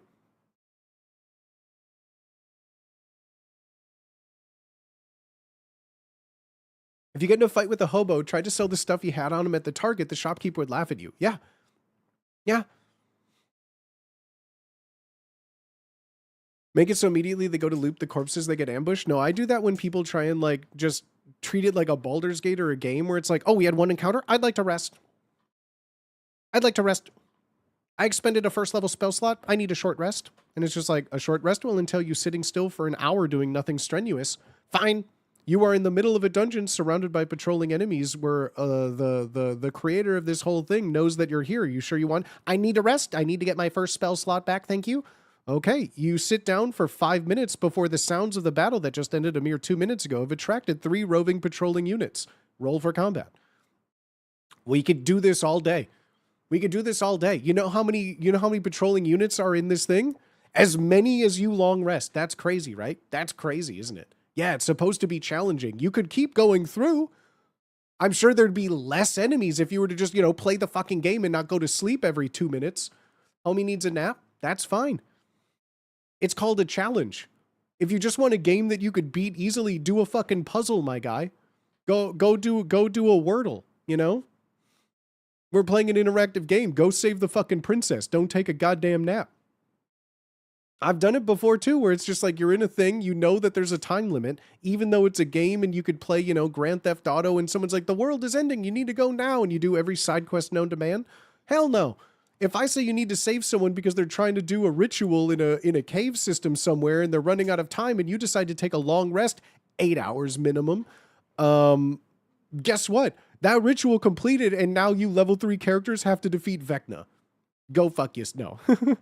Maybe this is a learning experience. I don't fuck around. It isn't like a DM versus players either, but we're trying to make a game and like you need to have some form of like structured base of it. I just got evasion. The city will not pay because it took you 2 weeks to go to the goblin camp. That's a 15-minute walk to the city, so they hired someone else. Exactly. Exactly. No, I'm all about player agency and adapting to what they want to do, but like, it isn't just like, I don't treat D&D as like the ultimate like superhero power fantasy. And that is intrinsically what higher level D&D is, but like, I don't know. I don't like the video gamification of Dungeons and Dragons, I guess. Like, I don't necessarily like metagaming in that sense of like, oh, I used one of my resources. I need to take a short rest. And it's like, yeah, maybe there's like a time and place, but you can't just take an hour break in the middle of a workday. Only DM'd a few times, but I always just like making a fun story with exciting stuff. People don't need to cheat and failing isn't game over. Yeah, failing, part of it is fun. Like it's creating a narrative together with a group that's decided by a random roll of the dice with arbitrary restrictions on what those outcomes mean. Like it's just a fun way to tell stories. And sometimes some of the funnest stories are failing. Like succeeding on everything and cheating so you're always winning is boring. Like that's like, cheating in a single player game. It's like, yeah, all right. Yeah, I'm the best. I'm the best. I started the game. I used a cheat to be level 99. I can one-shot the game. And like, that's fine if you just want to experience the story of a video game or something like that. But like an interactive medium that's inherently group storytelling defeats the whole purpose if it's just, I win. Okay. Cool. One of my favorite TTRPGs is Morkbork. What the fuck is Morkbork? I don't think I've ever heard of that. I like, as a DM, using clocks. You go and do side mission, personal quest stuff. Sure, go ahead. Everything is slowly going to get worse. I've done that too. It depends on the scenario. I personally, I don't like to run like campaigns, like long-term set story long campaigns or like modules in books or anything. I really think that I really personally like D&D when it's a constant rotation of new characters to play. I like 3 to 4 sessions max for like a single little story narrative arc. I like more of like the novella or the short story as opposed to like the epic novel. Personally, that's the kind of games I like to run as a DM of like, because I like having, player agency and being able to choose where they go and how the story completes. I guess it comes down to I don't like a lot of the 5th edition like pre-made modules. It's just too sandboxy with too much work to do. And with the amount of work you have to do, I would just rather make my own. There's that one D&D game that's been going on for 40 years. See, to me, that's too long. If it's set in the same world and there's new characters like that get retired and time passes, that's cool. That's fucking sick. I don't have the patience or the play group for that. But like, if I were to be playing one character from level 1 to theoretically level 20, and it's taken 40 years to do that, I would hate my life. It is exactly that. I would hate my life. Players changes 40 years of world building. I know. I think I know what you're talking about. I think I talked about that on stream once, maybe. But yeah, like I don't know. I've tried to do campaigns before, and honestly, the biggest BBEG of any D&D campaign is just it's scheduling, and people just stop. Players are the biggest enemy to D&D. The amount of hours that I've spent like D&D and prepping for sessions vastly outweighs the amount of hours that I've actually sat down to play. My group is doing Dungeon of the Mad Mage. It feels pretty unrestrictive. I mean, because that's like a mega dungeon crawl. Like that, or like something like Tomb of Annihilation is a very self-contained thing. I wasn't a big fan of the Waterdeep books though. Like the what was it? Dragon Heist, Horde of the Dragon Heist or something in the Waterdeep. Didn't really care for that. And then Dungeon of the Mad Mage. I've run Tomb of Annihilation a couple of times now. And I feel it needs a very specific type of player to enjoy just like a mega dungeon crawl. I feel it needs a very specific type of player to want to continue doing that. Because like, for the most part, this may be a bold take, combat in D&D is like the worst part of the game. Combat in D&D is like possibly the biggest slog if you do it improperly, and like most dungeon crawls are just kind of like, Yep. it's fun, you know, it's like a nice dessert, you know? It's fun to have like a sweet treat, but to like eat it for every meal is just kind of like, ugh. I'm not the biggest. It's easy. It's fun to run, right? Like it's super easy to prep as a DM. But I don't know. I find it a little boring. Think anyone has done a tabletop version of Baldur's Gate 3? I hope not. Baldur's Gate 3 is like so far removed from how Dungeons and Dragons works. It used to be like Critical Role was the worst thing to happen for DMs because like the Matt Mercer effect, everyone just listened to professional actors and voice actors and then expect, you know, Johnny 9 to 5, 40-hour work week man can do the exact same thing with all the toolkits available to, you know, a huge production company. Nowadays, I think Baldur's Gate 3 is the worst thing to happen to D&D because people expect it over something like Skyrim, where like at least at the time people would play it like Skyrim or like an RPG, be like, I go to the weapon store, I go to the armor store, is there a potion store here? And it's like, you're in a tiny little hamlet, they're farmers. Get out of this Skyrim aspect of things and like that, and people are like, oh right, it's not Skyrim. But now with Baldur's Gate being like, oh, it's the D&D core system, I'm gonna do this. So many things in Baldur's Gate 3 were made to be a video game and not how it works in a real game. So like, I personally hope there's not a Baldur's Gate tabletop because it's like, that would just confuse people even more. Also, Baldur's Gate 3 made things so overpowered and had to exclude a lot of things to make it not break everything. And so I can't even imagine how that would work at a table. Of like using Baldur's Gate 3 rules for tabletop D&D sounds like an absolute pain for a dungeon master.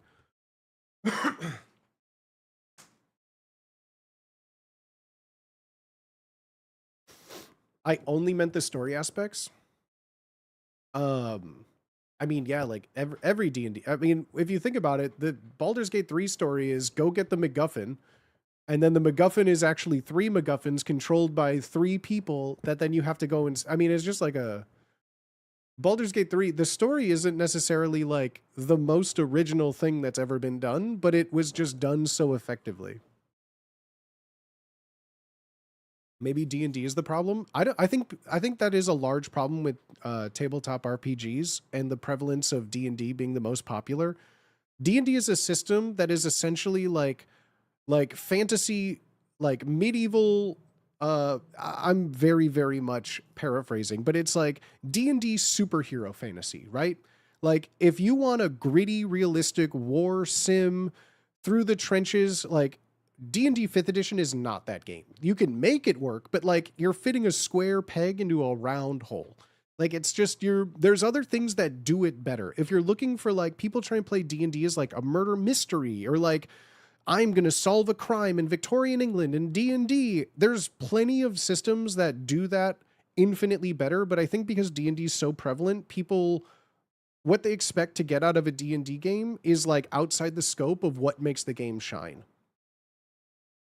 D&D, I think, is one of the best systems that is like malleable to various forms of, like, it's great for role play, it's great for combat, it's great for exploration. There's rule systems designed to do a lot of it, but like it's not a catch-all. I did Star Wars D&D once. Why not just play the Star Wars tabletop game? There's literally like multiple, including a pretty big one of like a Star Wars TTRPG. Like at that, like that's the thing too. It's just like when people are like, all right, I'm going to make Star Wars and Dungeons and Dragons. It's just like, but there's already a Star Wars tabletop game. If you roll dice, you have character sheets, you do all sorts of things.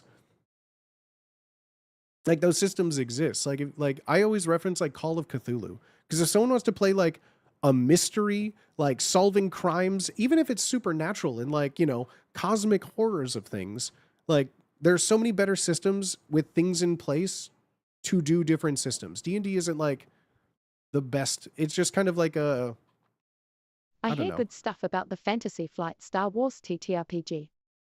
Yeah, I sat next to a group of people playing them once when I was at an adventure league in Chicago. They had like Star Wars and Adventure It was League. 'Cause this over was at like the 6 lowest point of Adventure League after they changed like all the loot and gold things to like like you didn't get to keep any of it. Was very weird. But so they had to like supplement it by Star Wars that had just been new around that time as well. I always wanted to run a Fallout RPG with friends where we go around our city in the apocalypse. The problem is Fallout books aren't that great. 5e is rough for guns. There's a Fallout tabletop RPG. There's also one called, what is it? Someone Glad to correct me if able I'm to wrong, catch, stream, but and it's like sub keep on Sons keep, of the brother man. Apocalypse or like Booty Breath wee. of the Wasteland. Breath of the Apocalypse? Son of the Apocalypse? Sons of the Apocalypse. That's what I mean. Like, yeah, don't use, no, uh,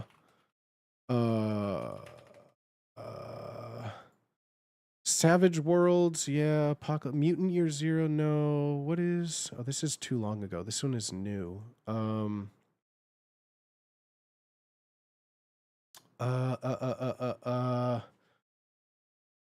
what is it called? What is it called? What is it called? Princes of the Apocalypse. No, not that one. No, that's no.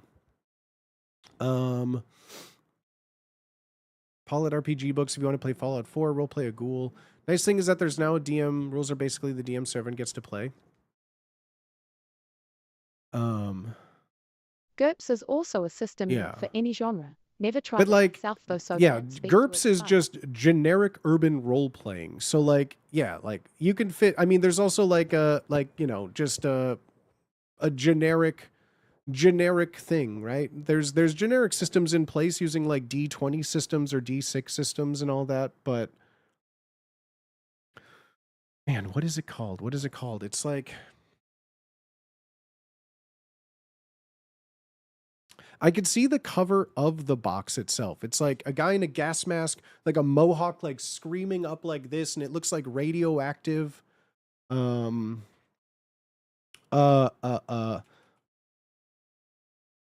is it called?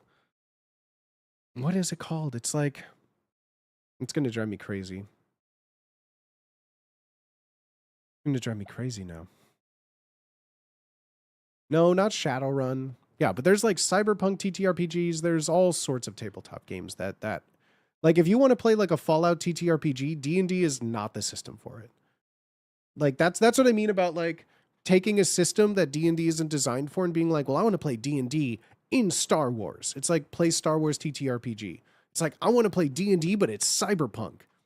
Play a cyberpunk tabletop game. You know, like that's where it's always like setting an expectation for what the table wants and adjusting to that.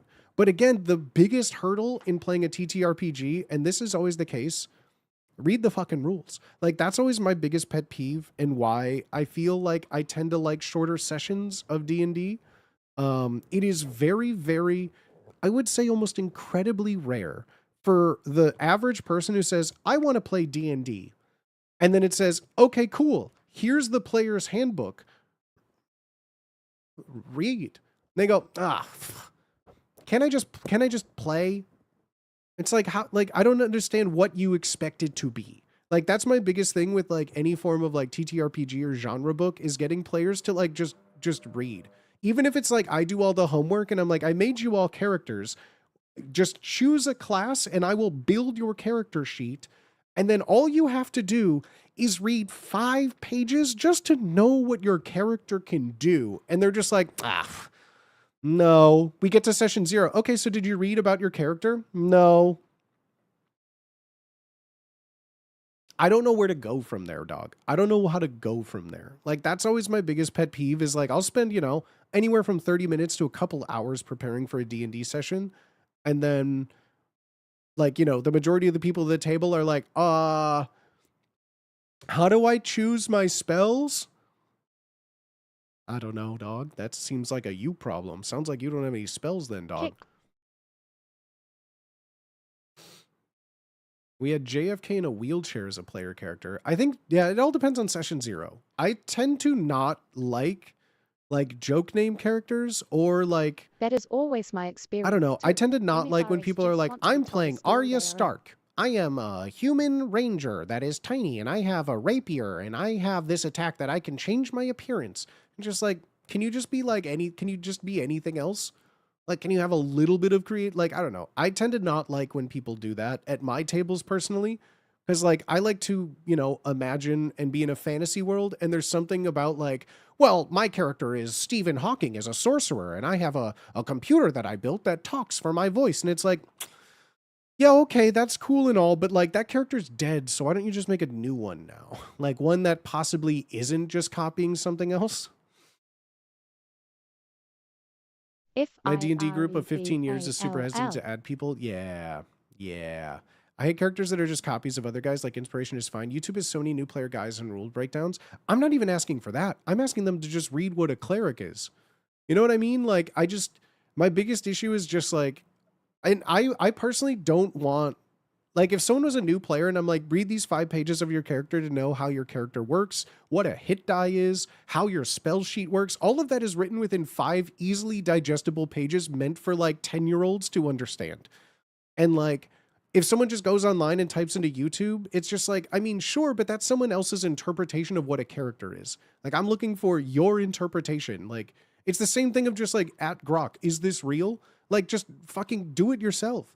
Read a goddamn book. You know, it's just like, oh, well, I asked ChatGPT how to play a cleric in D&D 5th edition, and it's just like, my brother in Christ, it's literally not even 5 pages. Promoting higher literacy rates. Am I crazy in understanding that a group collective game, this is a game that you are willing to choose to play for hours at a time, and you can't even dedicate a couple minutes to just reading how to play the game? I'm not asking you to understand the complexity of rules, but like, when I say it's your turn in a combat, what action would you like to take? And you go, well, what are my options? My brother in Christ, that has stayed the same for like 15 years now. It is a table that takes 5 seconds to look at.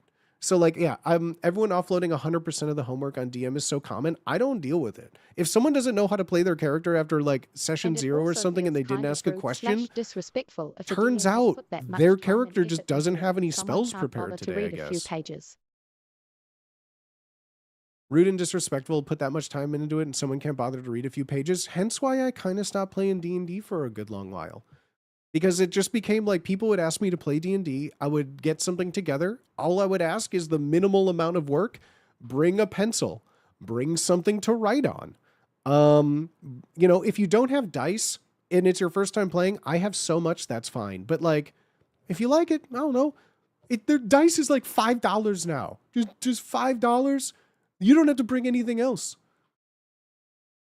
Playing long enough, I don't like playing with new players for that reason. I just want to play and make a story as a player DM. Yeah. I like teaching new people how to play because I feel like I like group storytelling in that. But it is very rare, and I tend to lose a lot of steam when I'm asked to put a lot of myself into something. I'm asking to like create something, right? And then, yeah, it's not even like meeting halfway. I'm asking to be met like 5% of the way there, you know? Like, I'm asking you to, like, just know what your character does at the very minimum, you know? Like, and it's a game designed for, like, I kind of children hate to when understand. people Like, that's what actively always refuse drives to me crazy, too, participate of like, in oh, it's too storytelling and complicated. just want you to build levels for them It's to like, explore.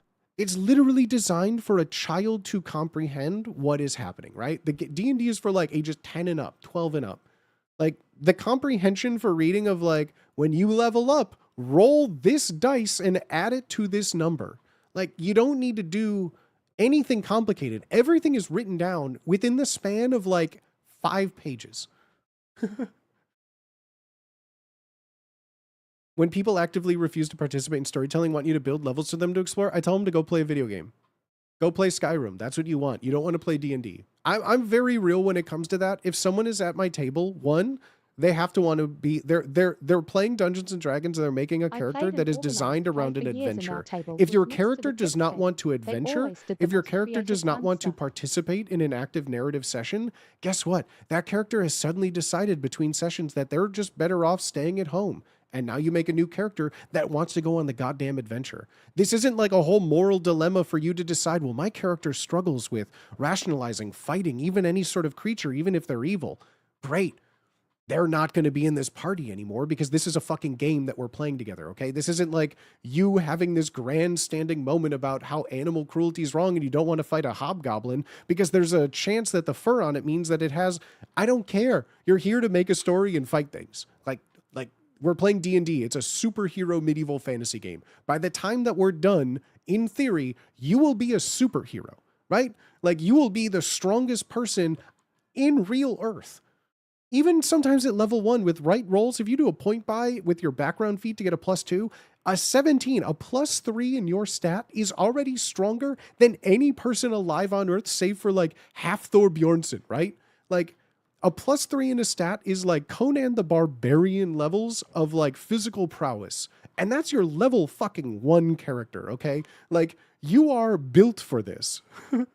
Like, you are built for this. And to say like, well, gee, I'm not really all down to fight monsters. You have experience in a fucking crossbow.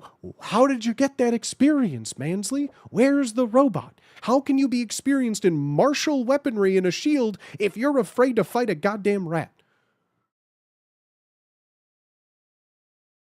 Like, you know what I'm saying? Like, I say that in a nice and polite way in my session zeros of like, I'm all for you having a creative discovery and your character having a narrative arc that we can explore together.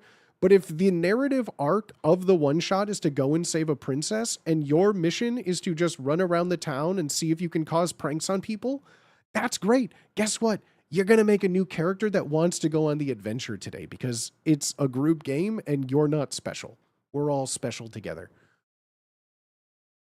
You know, I'm getting very heated because I'm very passionate about like the concept of yes and in a group game, right? When it's like, here we are, that's why whenever I play a one shot, the worst thing you could ever do if you're a new DM is to start a game in a tavern and have the players be like, what do you want to do?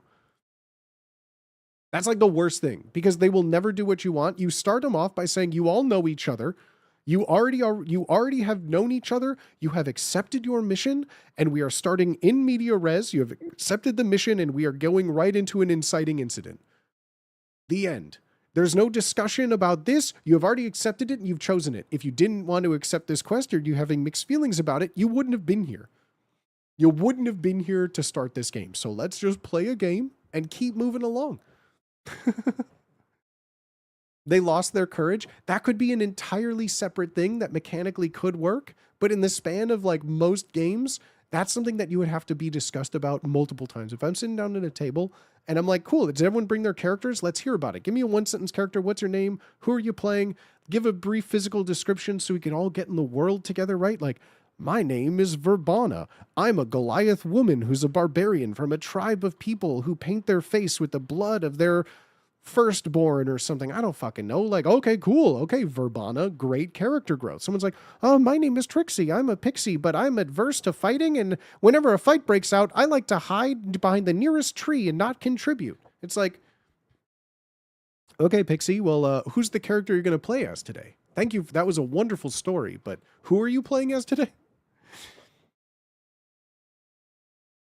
So they make sim TTRPGs so people can roleplay lighter stories. D&D other fantasy requires to adventure and kill shit and explore dungeons, awesome locations. Yes. Yes. D&D is like superhero TTRPG. Like, there's not just like a story of just like, oh, the Earth's under attack, and Iron Man's like, oh, but I'm afraid. But I just heated up my croissant in the microwave. Do you think I could sell my shoes to the armor smith? I found some shoes in the forest. Do you think I could? Why couldn't I get a gold for those? Just like, fuck it. You're Iron Man. Go fuck some shit up, dog. Like, what do you mean? What do you mean? What do you mean? Nah. I feel like there'd be a way to make a pacifist character work. Like an annoying vegan. Yeah, it would take an incredibly experienced veteran of the game to make that not the worst decision anyone can make at a table. I'm telling you right now, if you want to make a D&D character who is a pacifist, send them to the farm and make a new character. I'm being totally real with you. Unless you are an incredibly experienced veteran with intricacies of how to play that character effectively without ruining the experience for everyone, don't. I know this is just me speaking. Don't. You're a farmer now. Exactly. Great. You're a pacifist? Awesome. That means you are, by definition, not an adventurer. Like, it is a game for adventurers. If you are a pacifist that refuses to participate in the adventure, go home. You just have to attack non-lethal or play full support. There's no way to go true pacifist. But like, you have to, again, be under a full understanding with everyone at the table that you are actively choosing to not help the team.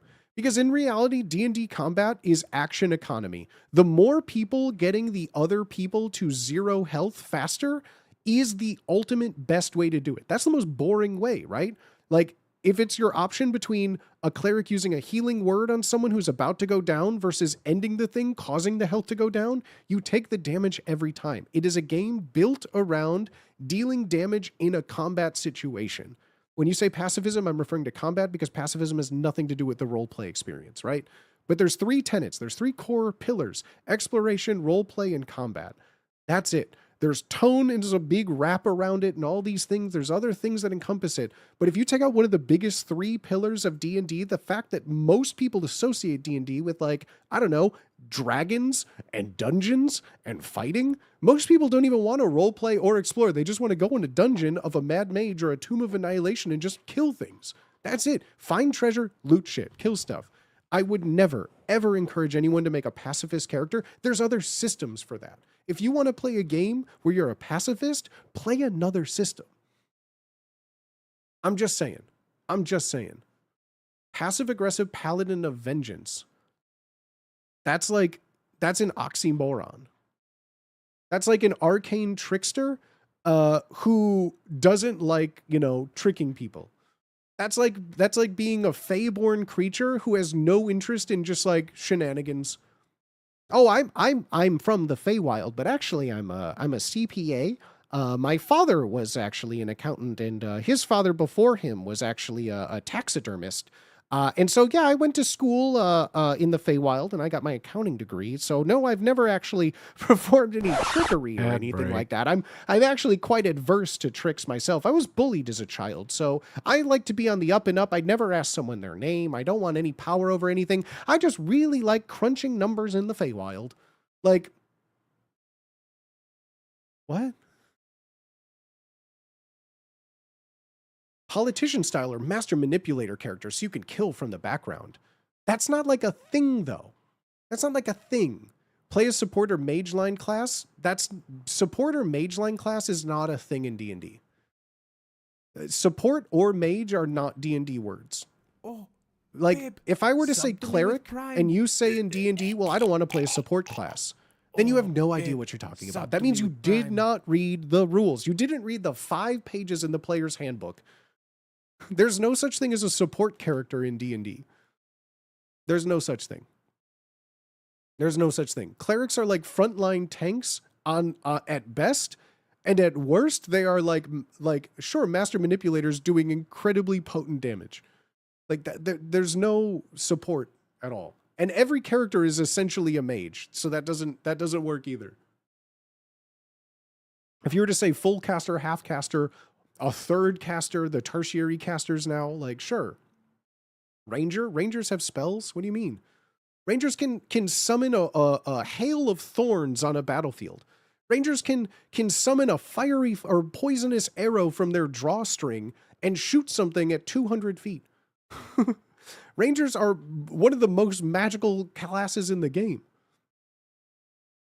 Rangers have a whole hunter's mark, which establishes a presence on another creature that they can put on.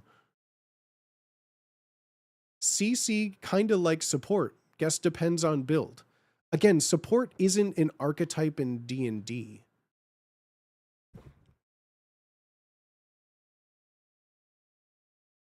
Like there's like, sure, you can say delegate some roles, but that's like not what it is. Are they a wizard too? Are fighters not just man with feats? Fighters have never just been man with feats. Are they a wizard too? Yeah, there's a whole fighter subclass that's existed for 30 years now, like arcane archers. There's rune knights. Like there's multitudes of fighters that, I mean, even the concept of like an action surge or anything to do with that is all mystical and magical. Eldritch Knight, not rune knight, yeah. Even the thing like a rogue, there's like what is it? Soul Knife, where like you have psionic powers as a rogue to like shoot knives of like fucking psychic damage as people for your sneak attack. There's monks can hide and disappear into a shadow. So anything that seems like, oh, well, I'm just a normal like every single class has forms of support, tanking, utility, damage. Every character is a superhero.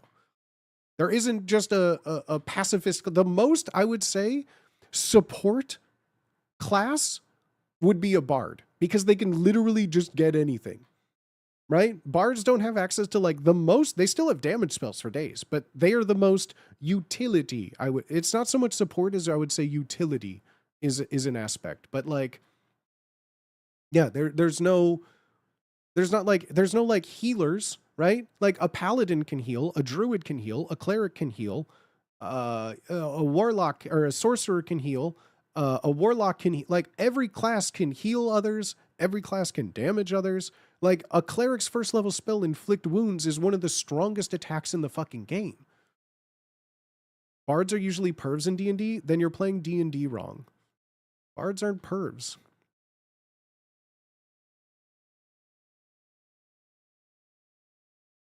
If you've only played D&D and your bards are pervs, chances are the people that you're playing with are pervs.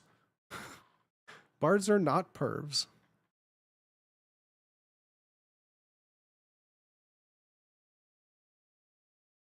Yeah, I mean, and yeah, that's like, oh yeah, fighters are pervs. Every character that's a fighter is a perv. You're right, and that's why I don't play with them? I mean, yeah, but that's not a bard is a perv. Or you mean like the people who play bards are usually pervs is what, oh, you're saying out of character, bards are usually pervs. Again, I feel like that's a huge like critical role effect in Scanlan, because like bards are usually like, I don't know, band geeks. Like if you think about it in D&D worlds, they're magical band geeks. Bards are probably one of the most like autistic classes in D&D if you were to think about it. They're trying to fuck the dragons? Who are? Why? No bard would ever try and fuck a dragon. No dragon would ever choose to fuck a human or any race. What?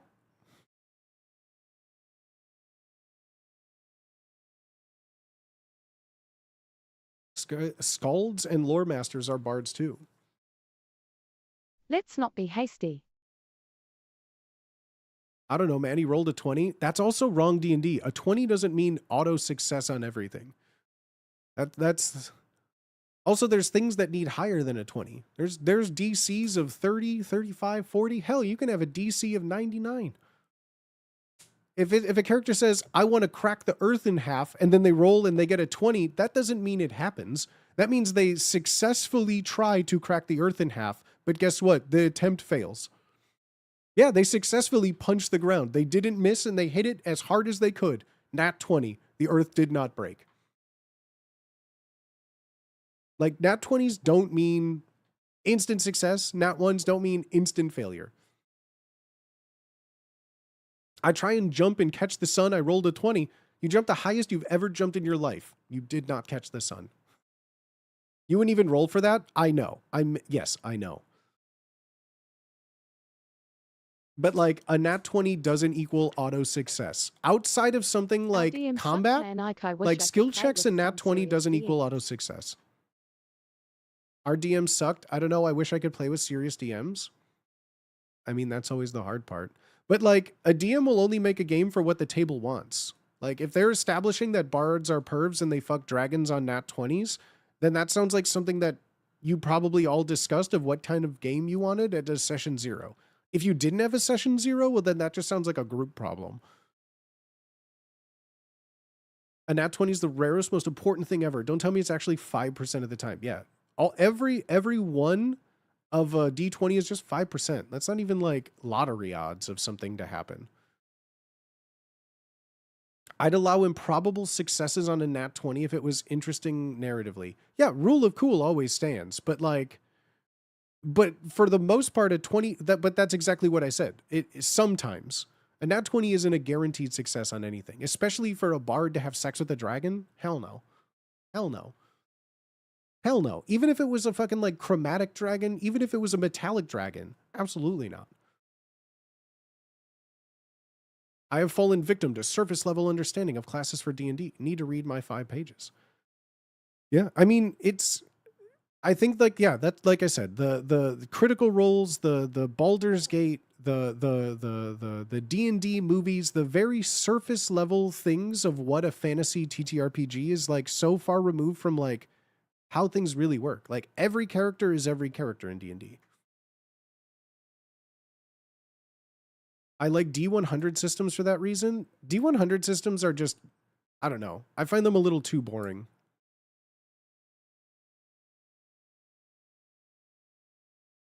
A little more gradual than 5% increments. That's a huge leap. It's like 500% less increments.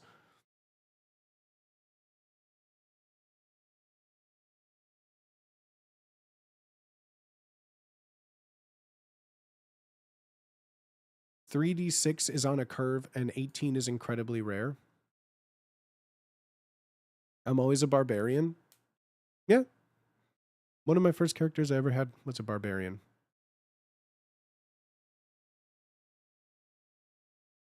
Yeah, every character can do pretty much anything, but just like read the book. That's basically the narrative structure of today. Just read the book. If you want to play, then play. Don't just make up how the games go. Who do you usually play now? I'm a forever DM. I don't think I haven't had a chance to like actually play for like 5 years plus now.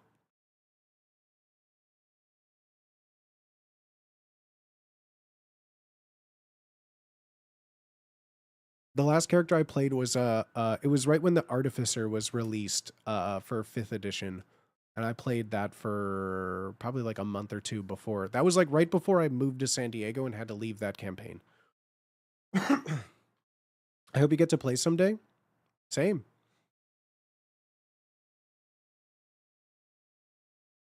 It's basically improv. You can do anything as long as it actually contributes to the scene and doesn't ruin other people's experiences. Yeah, it's a group game. D&D is an interactive, collaborative storytelling game. Like, there are moments, especially like, you know, it's incredibly hard to tie in multiple through lines and threads of character development and story arcs. But at the end of the day, everyone there wants to participate in an adventure. Everyone there is friends with each other. One of my biggest rules is there's no PC fighting. PCs are not allowed to attack each other unless someone is charmed. And even then, when control is relinquished to the DM, if someone is charmed or something like that, it's always down to a dice roll and you know, random. So like, okay, you're charmed. You go into flow chart of operations. Like, who is the closest person to them? What do they have out at the moment? What kind of effect of charm is it going on? Right? Like, is it a charm where they just drop their weapon and lie down prone, face down on the ground? Sure. Is it a charm where they're going to attack the nearest person that they see? Sure. Is it going to be just like a random confusion and there's 4 people, so I just choose a cardinal direction, assign it to 1, 2, 3, or 4 and a D4, roll that, and that's the direction they attack? Sure. Hard for me to find a group my age, not a fan of playing with young 20-year-olds. No luck yet. Yeah, finding a group is the hardest part of D&D. Make Carlos DM for you? Sure. I mean, I can't make anyone do anything. I've been here for, 3.5 years, however long now. If Carlos wants to DM, I'd be happy to play. But, like, I can't just make someone DM. Charm him. Hey. Way too much grab ass and infighting at the table I was at. Yeah, I don't tolerate any, like, I don't role play any sexual encounters. I don't role play any PC fighting. I don't tend to allow tables to murder hobo or stomp through things. I don't like totally evil campaigns. I don't really allow for like senseless killing of like undefensible things, children, animals. I don't play serial killer role play. I don't fuck with that. That's not what the game is fun. You're a fantasy superhero fighting dragons and evil creatures from a multiverse of planes. I'm not trying to sexually fantasy, like, go on fucking Pornhub for that, dog. I don't give a fuck. Read a fan fiction. I'm not here for you to fuck the barmaid. We're here to solve a goddamn, like, quest. I don't give a fuck about what they look like or how you get your rocks off. I don't care. Find a different game. Find a different game. Yeah, I don't care. I'm going to read the manual before I say I want to play. That's what a normal person would do, but some people just want to play. They think D&D is just sitting down and doing whatever they want. And like, that's fine if your whole group wants that. But if, you have a D&D or a DM who wants to play D&D, like, just do your part and read the fucking rules. Don't bring people into your fetishes without consent. Yes. Yes. Yeah, that's a session 0 talk though. That's literally a session 0 talk. I instantly start by saying, here's what we're not going to do. I don't tolerate it. I don't find it necessarily funny. So like, don't. If it happens, I'll give you a warning. And if not, I'll just take my stuff and go home. Like, that's fine. You guys can role play all your little sexual fantasies with each other. I'm going to go home and get some New Jersey Michaels and sit on my computer and, I don't know, do something else with my time. Hey, I respect what you're talking about, but have you seen this? No, I've never seen that YouTube link before. Never seen it. That's a pretty nice YouTube link you got there. Got a lot of characters. It's got an equal sign. It's got a capital X. Wow. Never seen that. That's cool. Session 0 seems super important. It's not just super important. It is like the most necessary thing before you begin playing D&D with anyone. It's a standing double backflip. Is that impressive? I don't understand. Is that cool? I've seen Simone Biles jump like 15 feet in the air and like do a million somersaults. A standing double backflip, that ain't no Simone Biles, my guy. Simone Biles can do like 4 of those with her eyes closed on one leg. I wouldn't mind an evil grimdark stuff, but the party has to work together. I don't want to listen to people argue for hours, even in character, but yeah, keep your weird sex stuff to yourself. Evil grimdark stuff is like maybe in like a one-shot sense, but like anything more than that is just like a weird, I don't like that. That's just weird. You could find another table to be evil. I don't know if the gymnastics platform is kind of springy or not, though. I mean, a double standing backflip is like so irrelevant to any of my interests. Like if there was a Venn diagram of a standing double backflip and anything that's relevant to what I consider a stream topic, it would look like 2 circles. This is the Venn diagram. But thank you. Thank you for bringing it to my attention. I always love establishing a new Venn diagram of my interests. I'm being so mean right now. As long as I could be a barbarian that gets to smoke weed, I'll be happy. Why do they need to smoke weed? Thanks for humoring it. No problem. I love humoring things. I would love to see you make a short film over different streams. But what do you mean? That would just turn out to be like an Ice Cube War of the Worlds. I'm sitting down in space. How would I make a short film? You can play characters which are races that are seen as evil. If they have an actual motivation, why would you just want to roleplay a character that's evil? I tend to allow most evil races as not evil because, like, I don't know. I feel like a large portion of things like evil races is inherently stemmed through like racism in the D&D world, which again, in my fantasy, you could be whatever you want. That's fine. There's like, you know, every world needs a little racism. Like if you're a drow walking into town, people are going to be like, people look at you with a side eye and question gaze of why you're traveling with a party. But since most of the people around you don't seem to be affected the fact that you're out of the Underdark, they are a little more at ease. Like it may have more, you know, like effects of like, okay, I'm role playing a troll. Okay, well, you know, in most towns, trolls are considered bad, so you better be on your best behavior.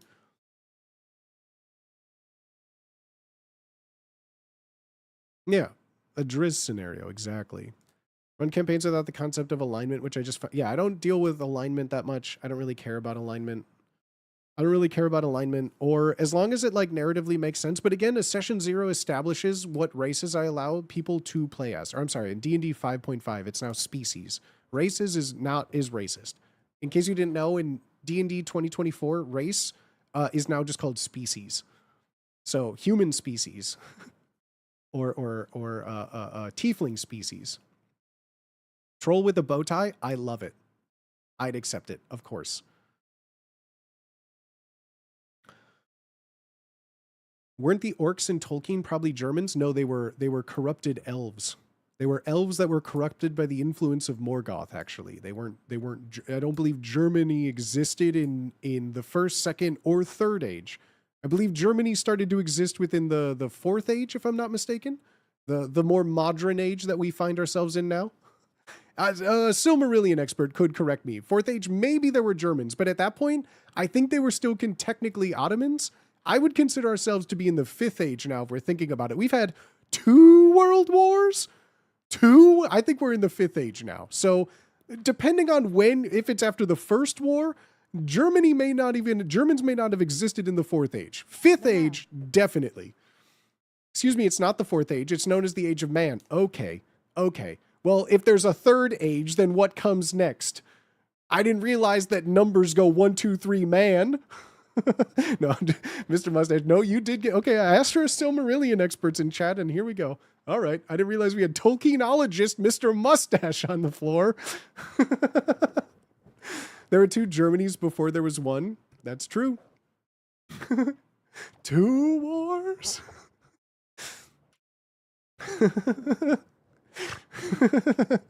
1, 2, 3, man.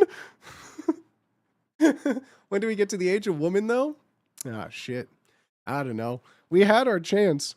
But then, you know, the Benghazi thing happened, and then Sleepy Joe, and she had a laugh. Remember her laugh? We could have been in the age of woman.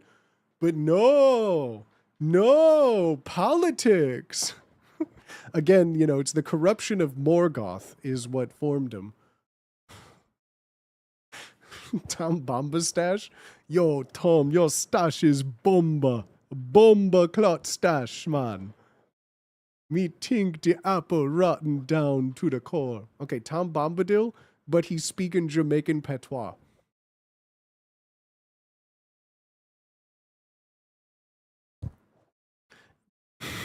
Jolly old Tom, man. He's just me, jolly old Tom, round Billy Tom, man.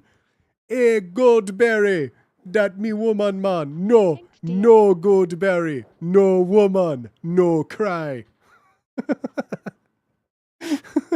Are you blaming Morgoth for Benghazi? You don't? You don't blame the corruption of Morgoth on Benghazi? What? Hey, Wagwan, what you gonna do about this Sauron's, man? Oh, that's a nice trinket round your neck, Frodo, man. Let me hold on to that for you. Oh, you have no power here. Everything's irie. Let me sing you a tale. Let me sing you a song of jolly old Tom, man.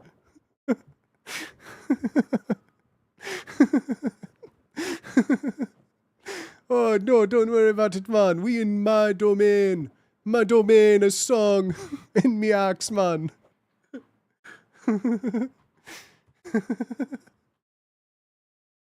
Oh, shit. I mean, it's meant to be. What a timing. The Lonely Mountain.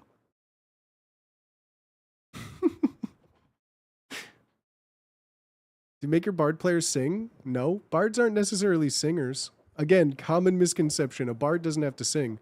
There's a bard school of dance.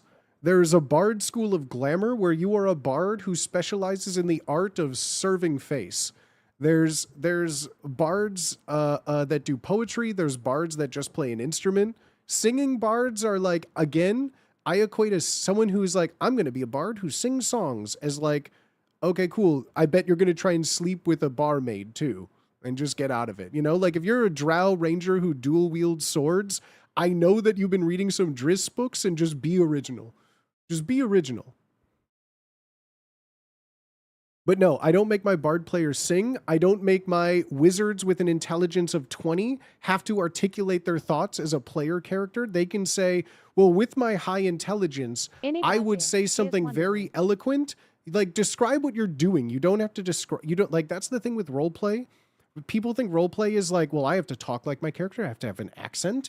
I have to, if I'm playing in an intelligent, my IQ is 180. I am in D&D Faerun Mensa. Therefore, when I speak, I am eloquent. Like that's like, in my opinion, surface level role play. Role playing is just saying what your character would do. If you have an intelligence of 20, describe what you're saying. You don't have to fucking say it. You don't have to make up what an intelligent person says. That's the joy of like the Riddler in Batman comics, excuse me for this reference, but the Riddler is only as smart as the person writing him. Right? Like that's the trap of writing a brilliant character. It's only as smart as the guy with the pen. But when you're playing D&D and you have an intelligence of 20, a +5 modifier, you are the smartest being that has ever existed on the planet Earth outside of that, right? For reference, an intelligence of 20, a 5 modifier on your intelligence is smarter than every being that has ever existed on the planet Earth. By a large, like you are a supercomputer of intelligence. You as out of character player in this game with an intelligence of, let's be real, a commoner has an average intelligence of around 8. Right? Humans has a base intelligence of around 8, a -1 modifier. Like you as a -1 modifier human do not need to participate in trying to, you only sound like you are a -1 human attempting to speak like a +5 human. Just talk on it, right? You could just talk and say, with my intelligence, I want to use words to purposefully try and confuse them to gain an advantage on this sale. I want to use slimy tactics and reverse psychology. I want to really use my intelligence to speak in a way that can get me a better deal for this shop. Instantly as a DM, I'm like, great. They know their character's smart, and they're just telling me what they want to do with that smartness. You don't need to tell someone, well, actually, I have examined the price index of the armor, and I have determined that the fluctuating cost in all of these towns, according to my data, like, don't say, no one needs that. Just tell me what you're doing. Say, because I am incredibly smart, I am using my words to influence this person into doing what I want. Great. Roll for this, roll for deception, roll for investigation. Because I have an intelligence of 20, I can examine the location and know what to look for in examining for a sign on the wall. I'm using my Sherlock Holmesian descriptions of what I know about how walls are built to search the place for a hidden door. Great. You don't need to say like, well, of course I am super smart, indubitably. I mean, you can, again, there's no wrong way to roleplay, but like, role-playing doesn't mean I'm a bard, I have to sing every song. Just say, with my bard, I've had a song that I've been practicing for my whole life. I know the ins and out of it. I could play it with any instrument, with any sort of like beat. Think of it like a freestyle, like a rapper who's into freestyle, right? Like, you have stuff that's written down, but to a different beat. Like, you have stuff it's not off the dome. Just describe it. I'm playing a song that I'm using that has loud moments to allow my party to like bang on a door and knock it down. I pull out my drum for a giant drum solo as I make a cacophony of sound that sounds good because my performance score is really high. You know what I mean? Like, you can make it not, you don't have to say everything you're saying. You can role play, right? The way I understand it, there's a difference between role playing and playing the game. No, it's a tabletop role playing game. I think people's misconception of role-playing, like I was saying, is needing to talk, the critical role effect. You don't need to talk in an accent. You don't need to talk in the first person. I played it at tables with everyone. People who treat it like they are playing a third person shooter, right? Where they are actively pretending they are behind the body of their PC to they say, well, Brogar the Ranger looks up at the shopkeeper and he takes his hand and he slams it down on the desk in anger. Brogar then says that he doesn't agree with the shopkeeper's prices and he demands more pay. And I say it intimidatingly. Great. Roll an intimidation check. It doesn't need to be, well, this is ridiculous. How don't you know who I am? I am Brogar. I am the strongest creature in the land. Like, that to me is like a misinterpretation of what roleplay is. Roleplay is just doing something as someone else. Doesn't need to be words. It can be descriptions. It can be, you know, a multitude of things that doesn't have to be accent and voice acting related, you know? I could even be Booty. No one can be me. I use my intelligence to trick the barkeeper into letting me eat them. Again, on a natural 20, would not succeed. Would not succeed. Without the basis of magical influence, and even then, the moment that your teeth touch them is an attack, which then they are allowed to break free of that spell. We usually do a weird mishmash of both, doing the voice and sometimes saying what we say. Yeah, again, yes, there's no wrong way to do it, but I feel like people's misconception is that there's only one way to do a role play, and that's talking like your character in the first person when, like, not needed, not even necessary, not even remotely necessary. In my opinion. How do you feel about alt ability skill checks? Strength Intimidate is a good example. Describe it. Describe it. Like, yeah, of course. If you want to intimidate someone with strength, or like you want to intimidate someone with charisma, how are you doing it? You don't have to tell me the words, but if you say, my barbarian gets right up in the person's face and whispers with an unblinking eye, you don't want to make me angry. And as you say that, you flex and your veins on your neck pop out. You slowly start to reach towards your battle axe attached to your hip and grip onto the sides without releasing eye contact from the barkeep. I would know right away that that's not a charisma intimidation. Absolutely, you can use your show of strength to intimidate them. Like, there's few that I would not budge on, but for some, yeah, absolutely. For something like, you know, athletics, I would be okay with using dexterity on an athletics check if what you're doing is dexterous, but at the same time, then there's acrobatics. So, like, shitting my pants it real depends. hard. Intimidate with con by shitting my pants real hard? Yeah, there you go. Absolutely. Absolutely you can. Intimidate by, like, holding your breath would be like a constitution save, sure. Like, if your intimidation was like taking a knife and sticking it in your leg, unblinking, I would make you roll like an intimidation, like, con check. Like, sure, that sounds exciting. Blades Why in the not? Dark explicitly lets players decide which skill they use, but also the GM is under full control of how effective it will be.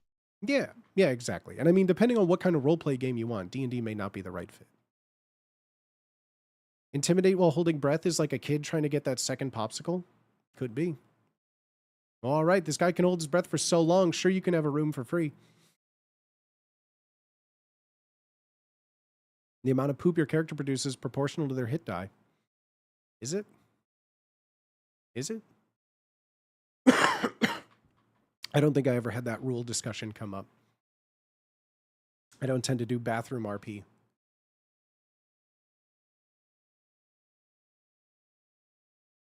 So the tough feed is kind of like eating more fiber? Could be.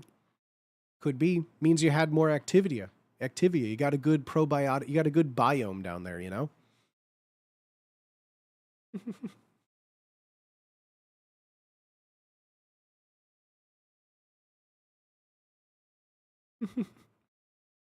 Roll for gut biome, yeah.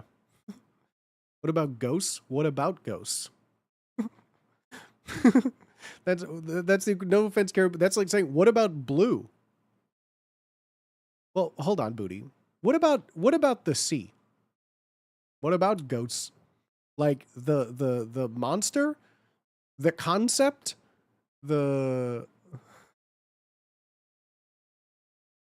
be a barbarian, have high animal handling, befriend a cow, have unlimited milk. You forgot protect the cow. feed the cow, transport the cow. What about the wind? What about the wind? Do high hit die specters make more ectoplasm? Well, hit die and specters don't make sense. I don't let PCs be a specter for the concept of hit dies to work. And HP is more like a guideline for constructing a CR class, but I don't really deal with... I never roll hit die for NPCs or enemies. BBEG kills cow and tricks you into eating beef. If dice equals poop, what if you're incorporeal? Hit dice don't equal poop.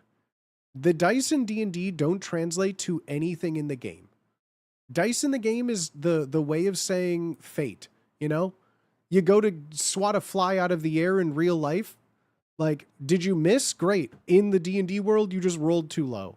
Oh, you actually caught it? Great, you rolled high. Okay.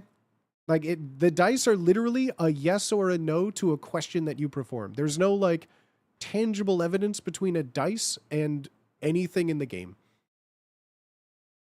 Hit points don't exist in D&D. Hit points are how close you are to fainting or dying. That would sound like a devil-worshipping pagan would say. I don't believe in the devil or paganism. Nice. Suspiciously cow-shaped bag of holding? I don't believe that would fit. It would rupture the bag of holding, which would cause all of the contents to spill out all over the floor.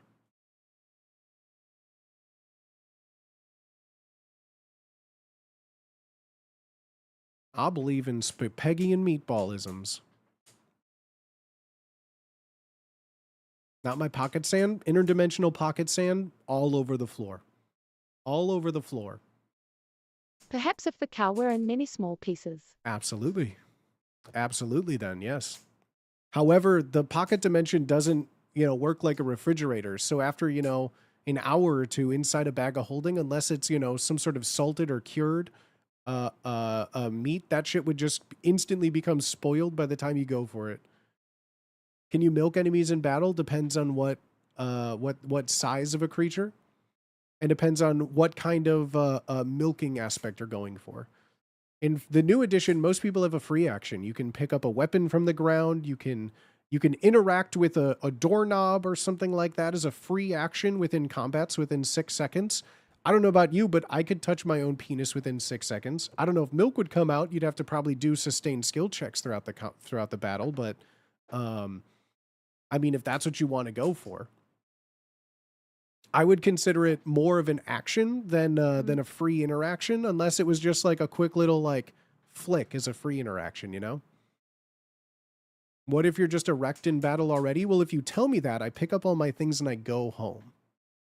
And then I don't invite you to play at my game again, because there's one thing, and I've said this before, there's no reasoning to ever talk about a boner or an erection at a D&D table. Don't need to know. That's a boner action. See, now if they said that, they'd get an inspiration die. Right there. Instantly right there. Get an inspiration. Yeah, free D20 for you right there. Yeah, you could take a boner action. Yeah. To milk the goblin, that you would need to, have you used your boner action? Do you have that as a part of your class features? Oh, you do? Okay, great.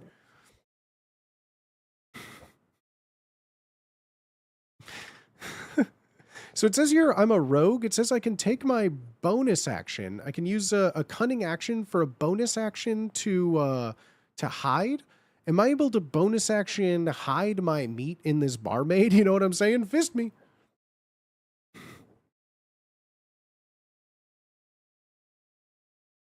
Can I get the boner action after a short rest? No, not at all. You need a long rest for that. Yeah, that's a cunting action. Some flatworms fight with their penis. Okay. Thank you. I'd like to unsubscribe from flatworm facts, please. My gigolo class allows me to use boner actions. Yeah, you're playing the wrong TTRPG. You're playing the wrong TTRPG on that one there, Chief. Oh God. Yeah, instead of like, taking an action to like doth or don armor, or like, sheath or unsheath your weapon, it's a boner action to sheathe your tool. You know what I mean? Classic. That's a gigolo class feature.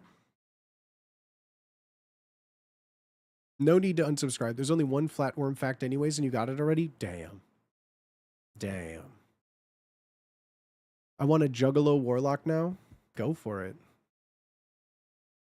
Hey man, unarmed strikes can be made with any body part. That's true. That's true. But however, I would interpret that as a improvised weapon. So you would need a tavern brawler feat actually in order for that to count for your full attack dice. If you have tavern brawler and you make attacks with your penis again, I'd allow it once, and then you just wouldn't ever find out when the next session is. No foreskin off my tip. I mean, no skin off my teeth. You got to take that on monks anyway for the 1 rerolls. Straight to jail. Yeah. Yeah, I don't... D&D is not meant for sexualization. I hate it. I like chat coming at you with ridiculous ideas and you keep countering them with years of DM knowledge. There's nothing I haven't heard before. Just like going to an all-guys school, I have heard every insult thrown my way. More so than any other insult has been hurled my way since those 4 years of high school. Indeed now flat. With crazy things in D&D, I have sherped more new people to D&D who've tried to do the most ridiculous things that I've had to explain no. I doubt there's anything that can surprise me at this point. I would like to cast Enlarge before my boner action. You now have priapism, and you need to see a surgeon.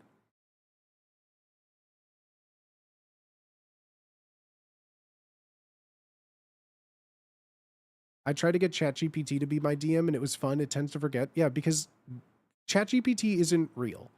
I don't know how many of you need to hear this, but when ChatGPT tells you something, it doesn't know what it's saying. I know that may be a hard concept for some of you, but a language learning model like ChatGPT, it's like, think of it like, have you ever done that thing where you take your phone and you only write in what autocorrect will assume you want to say next? It's effectively that with a dictionary of words based on the context of the last words, which one is the next appropriate one to use. It doesn't have context. It doesn't understand nuance. It doesn't understand anything that it's saying. The word that it writes after the previous word is based on a numerical point system of what context is. So like it is not based on any factual information. That's why when you ask it, it doesn't give you anything real. ChatGPT is like the fucking dumbest thing I've ever heard. Like it is not a factual base. It doesn't know anything. Okay. It's not a mirror. It doesn't know how the mirror knows. ChatGPT is literally saying, well, if you ask how a hot dog's made, I'm going to go on the internet and it says hot dog, the next word made. Well, hot dog made from, the next word says animal. Usually that's a high scoring probability. Animal parts, period. Animal parts then are encased in meat. Oh, like it's a decision tree. There's no so yeah, like it has no concept of context or imagining things because it's not real. It doesn't have a brain. But it can date me? It can't. I see you saw Doug 2? No. I have a growing vast hatred for AI is Google critical thinking and critical thinking. Yeah, I have a huge disdain for ChatGPT used for critical thinking when like it's not designed for that.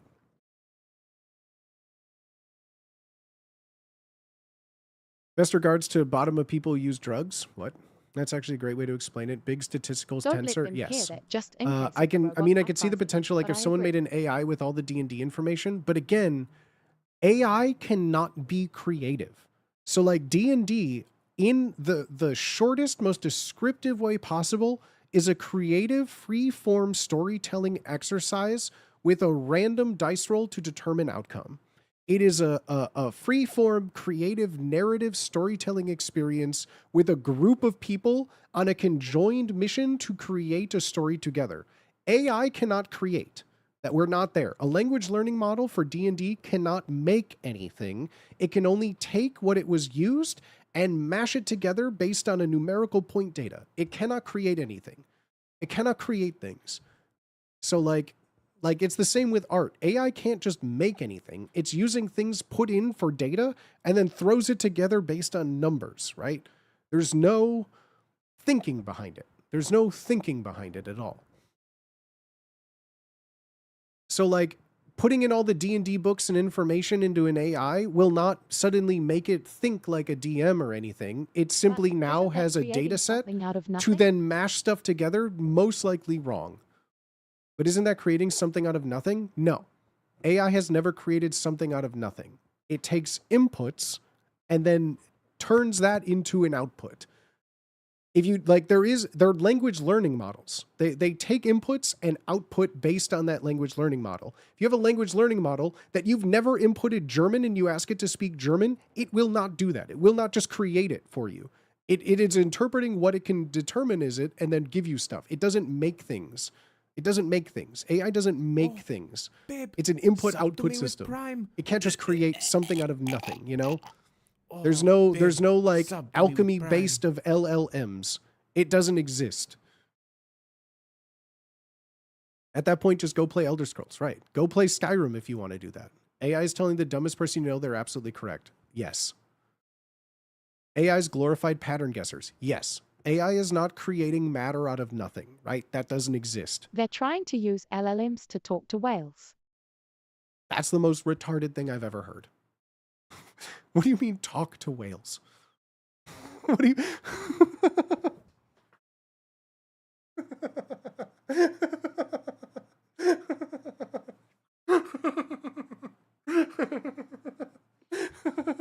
Grok, yo, tell that whale it got a fat ass. What do you mean? What do you mean talk to whales? It's a fucking animal. Animals don't think. Stop thinking like a Disney movie. Like that's the most Carl Pilkington thing I've ever heard in my life. Like, I was watching an ant and, you know, like these ants were bullying the other ants. And I was just thinking like, well, what is the ant just didn't want to work. The ant thought that it just didn't want to work today. The ant was like, oh, I'm tired of this. I want to go on vacation. They're based on chemicals. There's no thinking. It's chemicals. Croc, tell that beluga to turn around.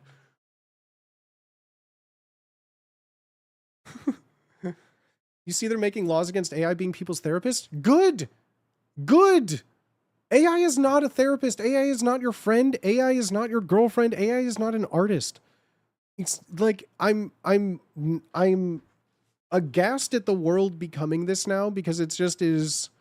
I mean, I will never have children because like I am the humanity is a doomed species.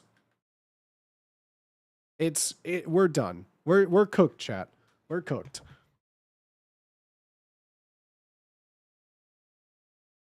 Before I pass, I will have an AI wife, damn it. Okay.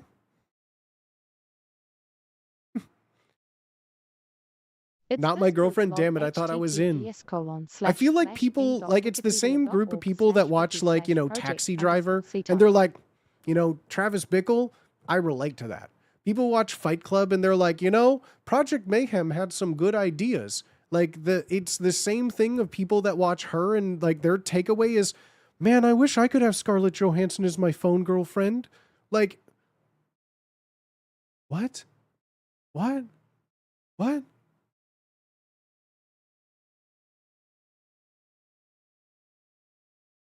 I won't have children because I've become infertile from eating too many scented candles. Relatable. Does I eradicate or incels will make the problem worse? I won't have children because I could just chat GP to do it for me. Great answer, Steve. Once sex robots are a thing, I'm never leaving the bedroom again. Kick. Hey, you know what? Fembod Inspector, I think 50% of the population just stood up and clapped and is now anticipating and praying for sex robots. Media literacy is dead, right? Does AI eradicate or incels make the problem worse? What? I don't understand the question. I think a lot of people are just lonely, so they latch onto AI. Yeah, I agree. But AI does not A, understand you, B, create thoughts, C, is a therapist. Like it is literally none of those things. At this present state of publicly accessible language learning models, there are none of those things. There are none of those things. It is the equivalent of taking out your phone right now, opening a text message, and then just typing whatever the first thing in the auto guess is, and then sending that message. That is what your AI is. There's no thought. It's the context of the word before it. That's it. That is as far as the thought process goes. You know? And from that, it is letter by letter. Sex robot. I hope that your day gets better. It's meth. Did you watch Alien Earth yet? No, I have not. I tend to watch TV shows when the season's out. I don't do episodic TV shows anymore. I can't do it. I don't like waiting. Even if I only watch one episode a week, I need it to be out. I don't like waiting. I have friends who use ChatGPT for therapy. It drives me crazy. Yeah, and it's crazy that they probably won't get better. Not gonna lie, because therapy is a human intervention, a human on human contact, designed to allow another human to be emphatic with you. By using a robot that doesn't understand human emotions or context is a recipe for failure. And if it makes them feel better, great. I'm not arguing it's made them feel better, but I would argue that it's not therapy, and it is in a sense just talking to themselves. And like talking to yourself is a good form of therapy, but to say I'm going to an AI therapist is disingenuous to actually getting help for yourself. I'm just saying. It's worse than talking to yourself. Yeah, that is true, because it's just making shit up. Yeah, it's not designed for that. It's not designed for that. ChatGPT has been good at practicing conversational French. Yeah, sure. Again, like it's a toolbox that is used for input and output based on context. So things like that, sure, that's an applicable context, I would say, because there's a defined set of rules that it can follow once it's there without having to interpret or create its own structure. However, I still would be very worried, and I still think there's a multitude of other things where you can, practice with a real person. An AI told someone to stop their meds recently. Yeah. AI has become one of the things that I truly, truly despise the most in modern society, mainly because I don't really interact with those goddamn scooters in public anymore.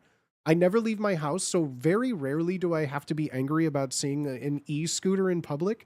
But now AI is just driving me crazy for all the people who are just like, well, I was trying to decide on something, so I asked ChatGPT what I should do, and it gave me great advice. No, it didn't.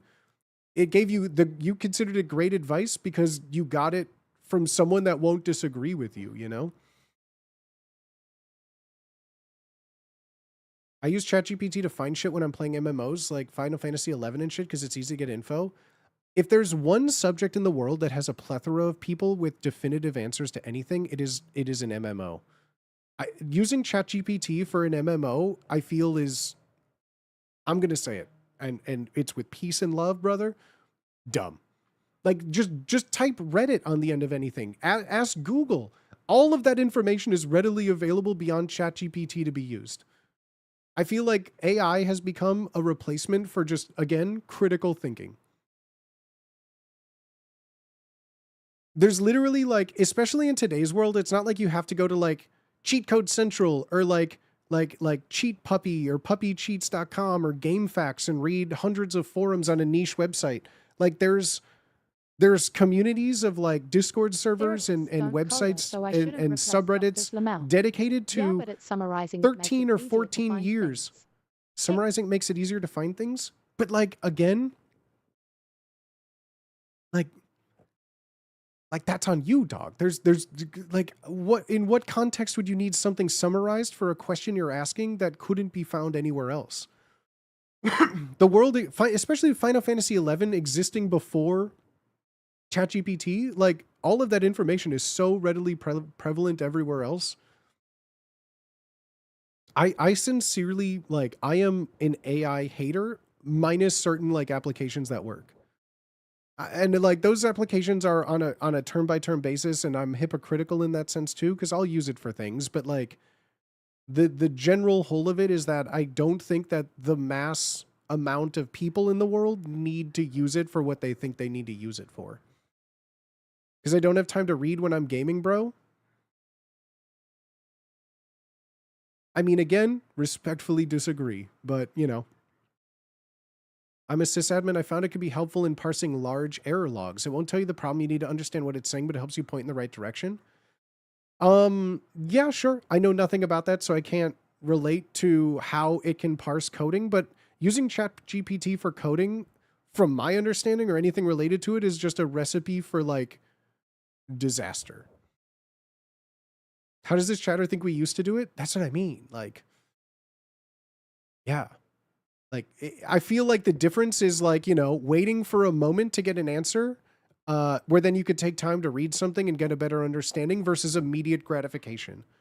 I think ChatGPT as an immediate gratification is ultimately what I have the most structure and hatred towards, is that critical thinking, and just like critical thinking is what it comes down to, of just like, you don't need that information right now. That information has never been needed right now. You know? The people who hate AI are the same people who hated cars when horses were around. Nope. Nope. Respectfully disagree. Because again, artificial intelligence is a buzzword that is not what it is. You are referencing a language learning model. There is no artificial intelligence. There is no sentience based on computer things, right? Science fiction speaking, there is no AI. It's a language learning model based on context from others that is, in most cases, not correct, or needs a much deeper understanding of what you're asking to parse through the information it delivers. Hating cars when horses were around? No, because cars was a complete revolution of the world as a whole. AI has only destroyed industry so far, other than a very few using things for like very, very limited case models, which are not the public-facing ChatGPT. There are language learning models in specialized niche scientific communities that are doing groundbreaking things that most humans could not compute outside of like quantum physics and quantum mechanics, right? There's things that computers can do that humans cannot do as good as a computer. Yes. Critical thinking, logical thinking, interpretation of data is something that like is very, very new and not good. Cars didn't replace human thinking. Thank you. If it can start imaging data and spot things we don't, that's awesome. Yeah. Use of like language learning models and like neural networks, advanced neural networks of learning through data input and processing for niche applications. Like, what's the thing that AI was able to do faster than humans ever? The protein genome flipping thing. You know, those experiments where they had people where you complete little puzzles to unlock folds of protein shapes to like advance scientific discoveries. Protein folding. Yeah. Things like that. Things like that. Computers can do the job better than humans because there's a defined set of like that is what it is good for, right? LLMs are within the field of AI, but they're not even in the scale of AGI, right?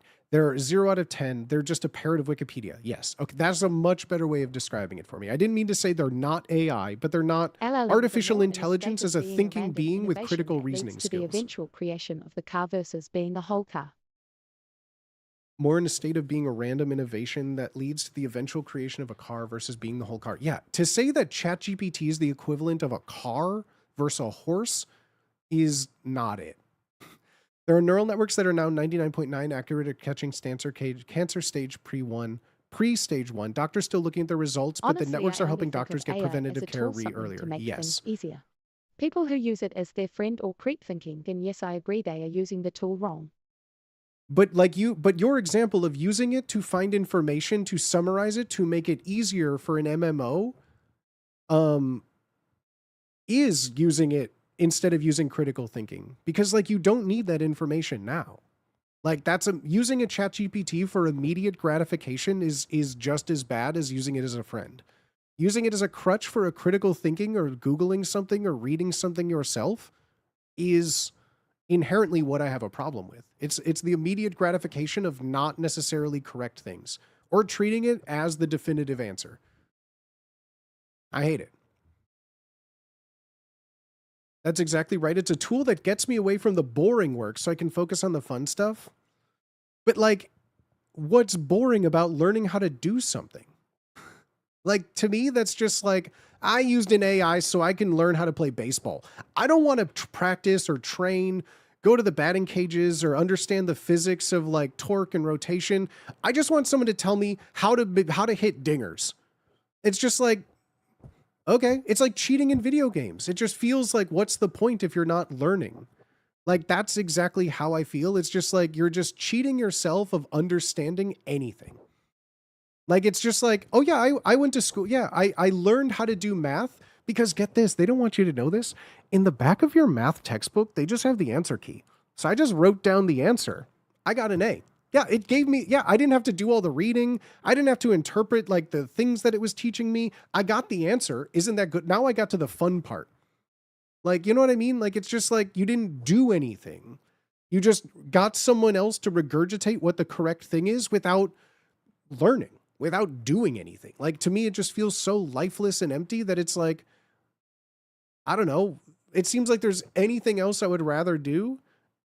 I'm just a creative person, I guess. Cause like, there's really, I would do anything to do something creative or learn than just like have an answer for me. You know, it's like someone tells you a knock knock joke and you're just like, well, Grok, what's the answer? Okay. Thank you. Yeah, no, Grok says that was funny. I get the parallels between the two. Yeah, it's a good reference. So basically you're saying chat is like the remote in Click featuring Adam Sandler. No, I'm not saying that. The remote and Click was a supernatural element that had magical properties. ChatGPT is a glorified, I don't know, regurgitated person standing on the corner. It's still cool to have a tasty meal, but the feeling isn't the same at all. And you can't convince someone who has never cooked how it's fundamentally different. Yeah, exactly.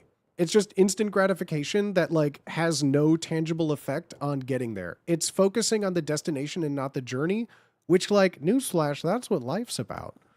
Life's about the journey. Because if you're just focused on the destination, that's like, sure, you have immediate gratification, but what's the point of experiencing life then? If you're just about zero hardship, zero boring, give me, answer, done, now, please. That's just, I don't know. I don't personally find that good. Can I post a link with an example? Just tell me your example.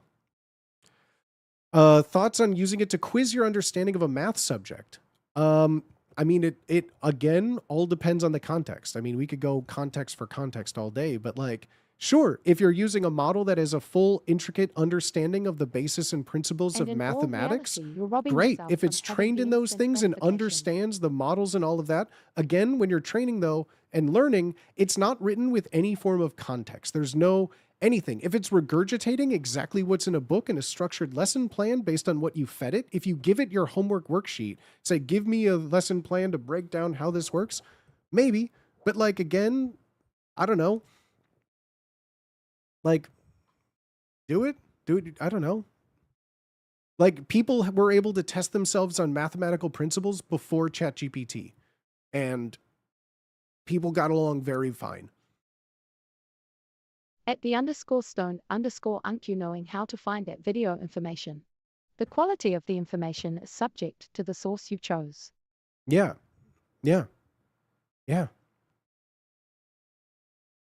It's like, yeah, it is exactly like doing that. It's like you're in a class of people doing a book report where people read the book and then someone just like skimmed the chapter titles. They read the Cliff's Notes version and like, sure, they could tell you the beat by beat like flow of the book in a couple of sentences. And you're like, yeah, I read the Lord of the Rings. There's two things that were called, hobots. There were a couple of things, hobots. And there was an evil ring by a guy, who was bad. And then these two guys, they meet elves and then they go to, they throw it in a volcano. There's a bunch of fighting and there's like Orlando Bloom. Like you could tell the story of it summarized, but like in effect, you literally know nothing about it. I find it to be just boring. It can be used. Yeah, of course it has its uses. I'm not saying it's without use. I'm saying the general practicality of what people use it for is like dumb. Ad break. It's just it's instant gratification. It's like iPad baby mode, you know? It's like I can't sit down without being on my phone 24/7, you know? It's like I'm out to dinner and I need my iPad playing Cocomelon because I can't stand the sound of my own thoughts. I use it for factoids and things that would be annoying to read articles about, like political statistics, just for argument's sake, so I know what I'm saying is accurate in a discussion. Using an LLM like ChatGPT for factoids or any form of statistics or things like that, I would not know that that's accurate at all. I would never trust ChatGPT to be accurate in anything without, again, taking that information and cross-referencing it with verified sources, which again, then you're doing more work than just ChatGPT.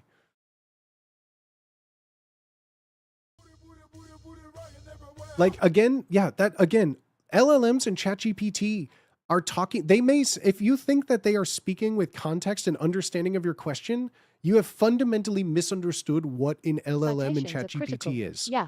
It is speaking to you. I know this is hard to understand. It is speaking with zero context. The context it is writing and delivering you these words is based on the previous word.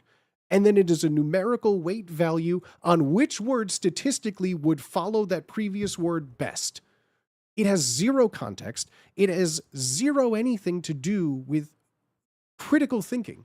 There is zero critical thought in an LLM ChatGPT. It is numerical weight-based scoring and writing a word. They're working away from that model. Sure, yeah. Yeah, and space flight and you know, faster than light travel is being worked on.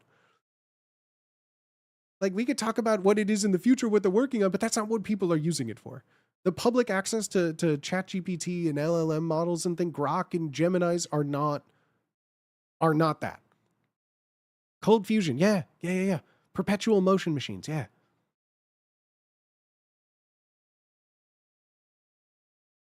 They're useful for scraping data sets to build databases of political statistics. Yeah, that's a very specific input. Analyzing and regurgitating data can be done by like Excel, which is not an LLM. You know, like there's plenty of other things to interpret and analyze data without using ChatGPT, and people have done it for decades before. I think you misunderstood what I meant about fun. I work as a tech lead. I wanted to be away from documenting, ticket managing, and etc. Instead, spending my time working with my team on their tasks or coding a new feature. I still review everything that is generated by LLMs, but the time I save is massive. Yeah, that just sounds like an issue with capitalism, where time equals money and money equals time, and you can't use time to, like, sure, but again, you're not just using LLMs and verbatim copying what they say, you're still doing outside sourcing and vetting what it says. So by that application, sure, yeah, you're using it in an appropriate manner where you're using critical thinking to deduce what it said. Like, great, sure. But I don't think that's what the argument that we're having, not argument, I don't think that's the conversation we're necessarily having, where people are typing in a question to ChatGPT and regurgitating that fact as truth. The vetting is absolutely critical. But again, that's a tale as long as the internet has been alive. That's a tale as long as, you know, Weekly World News has been alive. That's a tale as old as The Onion has been publishing. Like, critical thinking is imperative to reasoning on not just the internet, but life. So do you hate blinds? What? Do you think your hate blinds you to the good things that AI has done so far? Huh? I don't understand what you're asking now. I don't know if you're rage baiting or if you haven't listened to what I said, because I've listed numerous things of the benefits of AIs. I don't think you've listened. I've listed multitude. I literally just answered Clar's question about a benefit of AI, and I have no problem with that usage. I hate what AI in the general zeitgeist and public opinion is. I hate how people use AI in the general sense, because in my opinion, it's wrong and they are misinterpreting what it is supposed to be used for. I hate the application that most people use AI in. Like, yes, that is why, just like I hate e-scooters. Is the concept of transportation readily available in a city a problem? No. How it's being used by the general public is why I hate them. Yeah. I absolutely hate AI, but I can acknowledge there's been certain good things. I have Hey man, my listed a bad, just multitude of not good things with so wording far my this shit stream and since we've been being talking high about this isn't of the helping. practical applications and uses of AI. Things like protein folding, things like CRISPR studies, things like scientific people using it in a very niche application. What I am saying is that, yes, I hate AI in the sense of people using it for fast, easy, immediate gratification with zero vetting or critical thinking. That is what I hate. And the concept of people saying AI is artificial intelligence when in fact it is just a score-based language learning model. That's what I hate. Well, I'm modding Fallout 4 and have 2K mod list, and one or more of my mods is currently affecting some of the cells within the game and are causing me to fall through the map. I now have to use Xedit to find the conflict. The GitHub for Xedit is immense. I'm going to link that to ChatGPT, send the link to my entire mod list to ChatGPT with screenshots. I mean, to be fair though, that sounds like a you problem. And those problems existed before ChatGPT, and sure, it can make your life easier for immediate gratification, but like,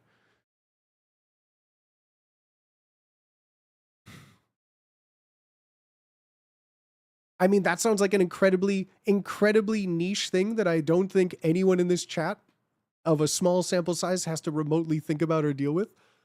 But sure. In Rhode Island, when they tried to install those scooters, all the scooters got thrown in the river. Same in every city I've lived in. Purposely being obtuse, their AI nephews smoking their weed, right? I never said, yeah, I hate AI because of how people use it. I never said that all applications of AI are bad. I have never said that once. It's also I have never not said just that mod once scroll. that I think it's Plaza dumb. I finds think how problem people found. use it is dumb. I hate how people use it. And by that logic, yes, I hate AI of how people use it. Does it have practical effects? Absolutely. Are we there yet as a general society? No. ChatGPT is not him. It's not him. For every AlphaFold, there's like 1,000 idiots trying to solve a complicated problem by doing a fancier version of asking ChatGPT, right? I think needing 2K mods is the issue there. At that point, just play a different game. Like, I've seen people play Skyrim where they have big titty animes doing triple backflips in a third-person perspective with a flaming sword and lightsabers. Like, that's cool, you can mod that, but to expect it to work perfectly, that's on you, Chief. That doesn't sound, yeah, mods broke, please find problem. That's what I would consider an immediate gratification for something that you did. I'd say fixing a modding issue is a perfect use case. That's an annoying problem to solve. Make a machine do it. Sure. Yeah. But I think having, 2,000 mods for a game is also, I think the problem starts before the ChatGPT on that. I use AI every year or two to update my resume and make me more money. Well, great. Cool. That's fine.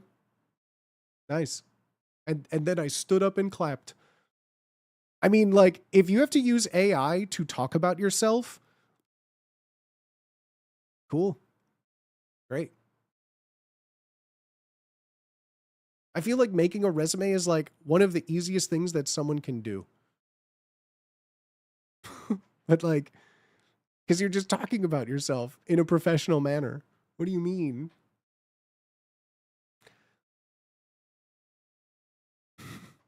It sucks. It's just going to get super useful, make people dependent well before it's generally intelligent or aligned right. That's going to be fun.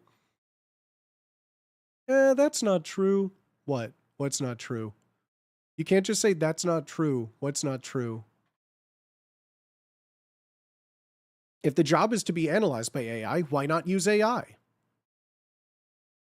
I don't know. Because again, immediate gratification. What have you learned? Sure. Okay.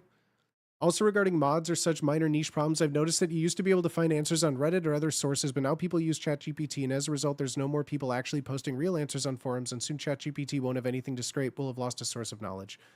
Well, that's not entirely true. If you've kept up with ChatGPT knowledge, even if you say delete all my information, all of it was searchable on publicly indexed things. ChatGPT remembers everything you've ever typed in it forever. So, I mean, like, technically, all of ChatGPT is indexed and will be able to be referenced, I'm sure, at some point in the future. And to even you can find people's ChatGPT searches if you know what to search. By default, I should say. You can turn that feature off, technically, even though it's still found, but There's even resume templates already there. Just fill in the blanks. Same for cover letters. Yes. Right now, ChatGPT will tell you the answer to shit by scraping Reddit, but it's killing Reddit as a source of knowledge, so it's killing its own source of info. Yeah, but right there is inherently wrong because ChatGPT doesn't have the context of reading anything. It takes words on an upvote scale, and like there's so many interactions and human interactions and context clues that ChatGPT cannot do. If any company that operates an LLM is sued, they have to maintain the chat records and are legally required to for as long as the case runs. Yes. Delete my conversations I had with you when I was drunk is not admissible in court. Like ChatGPT was literally just under fire for this because even if you delete your conversations, even if you're in a private browser, delete your cookies, ChatGPT still can link all of your identifiable info just like an advertiser, and you say, I think I need a new dog food brand. And then you start getting ads on Instagram and TikTok for dog food. And Amazon says, hey, I thought you would be interested in dog food. You have markers and beacons all over the internet with your personal identifying info that ChatGPT is also scraping and using against you. I had a coworker use ChatGPT to write emails. It was so jarring because it sounded nothing like him. Yeah, it sounds like a fucking not human with zero context. Favorite baked beans brand? Hate beans. As a heavy modder, I'll say the best way to get a solution is still by human support. Find a Discord with a support channel and you'll get better help than ChatGPT. The problem is finding someone willing to help you. Yeah, because if you go to a human and say, I have 2,000 mods installed on this 10, 12-year-old game, which one isn't working? They're going to say, uninstall everything and then reinstall your mods one by one until it breaks, and then you have your answer. Because like that is like the real answer. And it's going to take time and it won't equal immediate gratification, but that's life. If you want to have 2,000 mods, then you need to put in the work to see which ones work. I don't know. That's just how I feel. Hear about the guy not wanting to cut down his table salt income, so he asked ChatGPT for a replacement. ChatGPT recommended sodium bromide because the man ended up in a hospital with Victorian disease. That's because, again, I will say this till my face is blue, ChatGPT has zero context. I have a new company that sells XYZ. What is it worth to me to be the result that spits out when people ask ChatGPT what's the best thing in the category of XYZ? That sounds like the employee that you would hate to have at your company because they can't even sell themselves without needing help.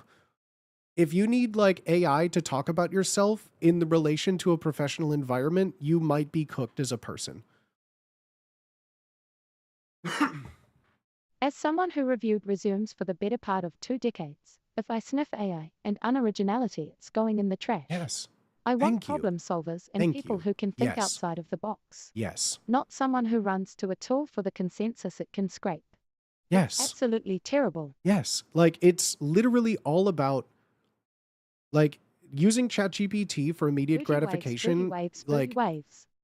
It just, yeah, I physically and mentally cannot compute. It just doesn't make sense to me because like the one thing that I can do in this life is experience something as a part of my humanity and to get immediate gratification on something that like, it would be one thing if it was a goddamn like magical mystical device that can answer any question with 100% accuracy. That would be game changing and everyone should use that, right? Like you would never have it. But there's no context. It is, again, a numerical weighted system of words based on the previous word with, it doesn't think, it doesn't have context. There's no reasoning. It is literally just numbers.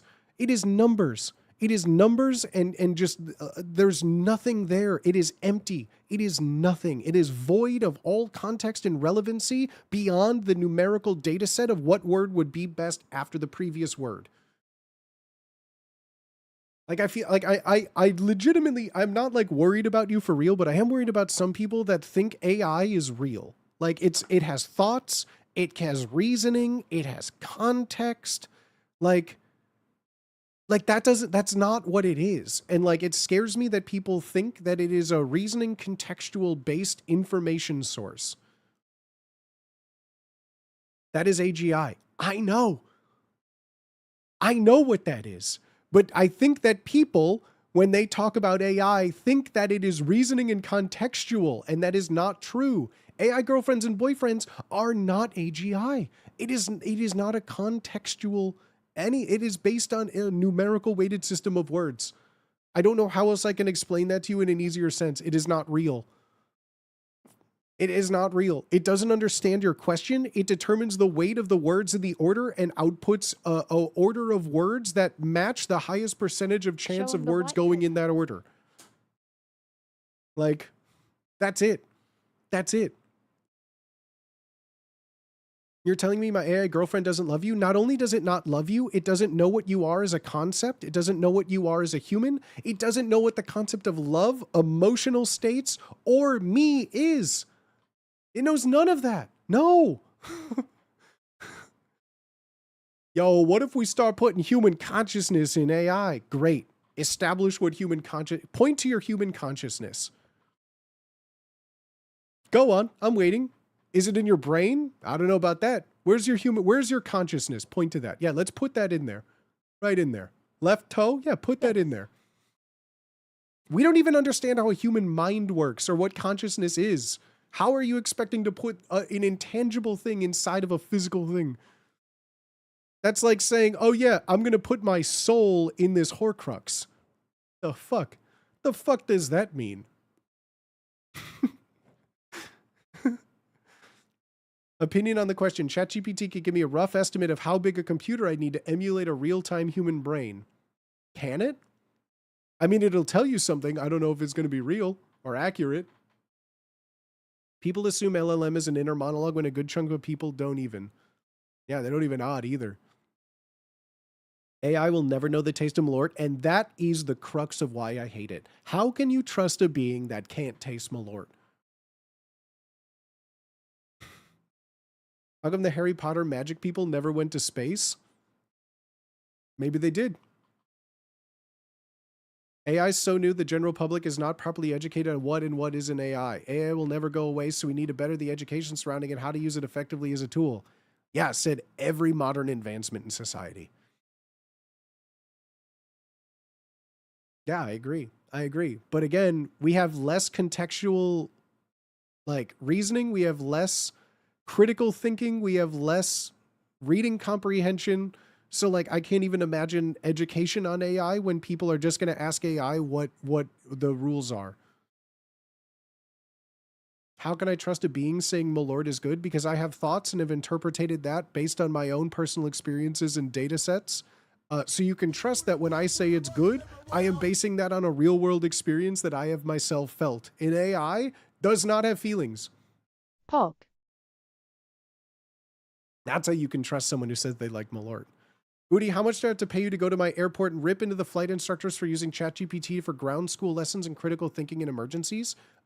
Well, in any other country other than the United States right now, because we don't really have a federal airline authority, but in every other country in the world with, a functioning government and oversights, report them because that is not safe at all.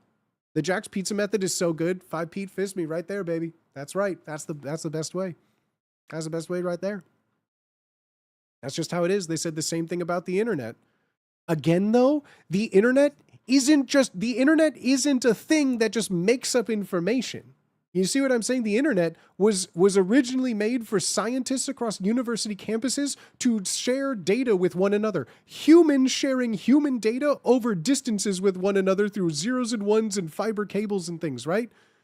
AI is just making shit up. The internet existence and AI are two separate things altogether. Altogether. You cannot compare the internet and AI at all. The internet in itself, before AI, was humans. The internet was the equivalent of the printing press being released. If that's the closest thing is the invention of the printing press, mass production of information readily available that anyone can do.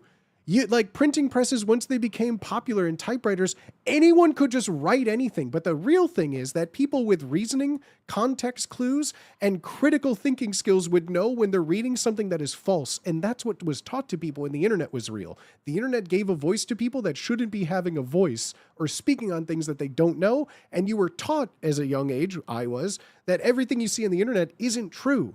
That is always held up.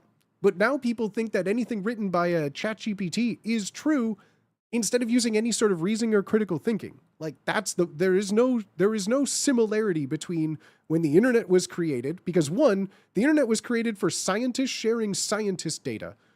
It wasn't just like, you know, Johnny Homeschool writing My Little Pony fan fiction about having sex with My Melody when they both transformed into Ponyland. Like, that didn't exist, right? Like, it was dudes playing fucking like Doom and sharing data plots. Like, I don't know how else to... What do you mean, dude? Like... The FAA should care about that? Yeah, if there was an FAA to care about that. That was oddly specific, Booty? Yeah. That's my whole shtick. I'm very hyper-specific about my references. That's what everyone knows. I'm really specific on my references.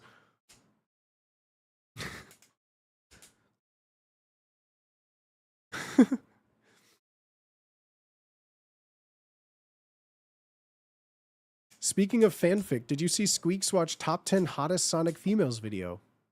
Nope.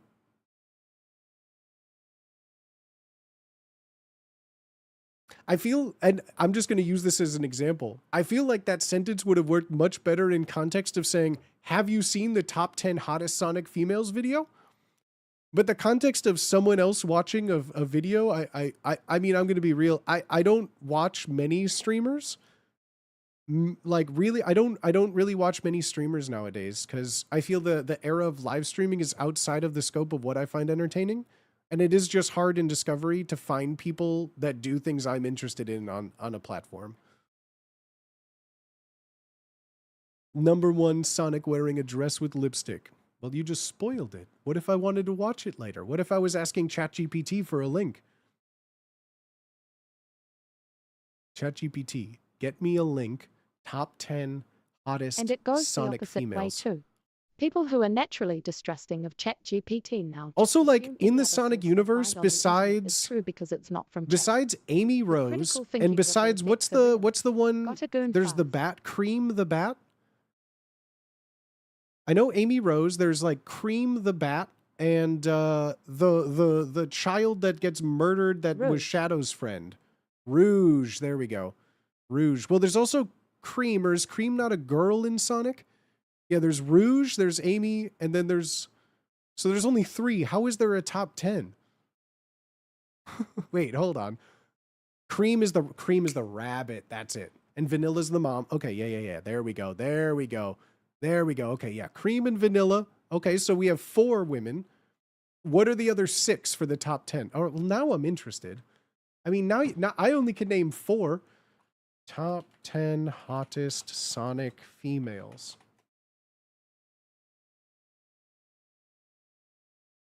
Cream the Rabbit, Rouge the Bat, Amy Rose. Okay, I nailed those 3.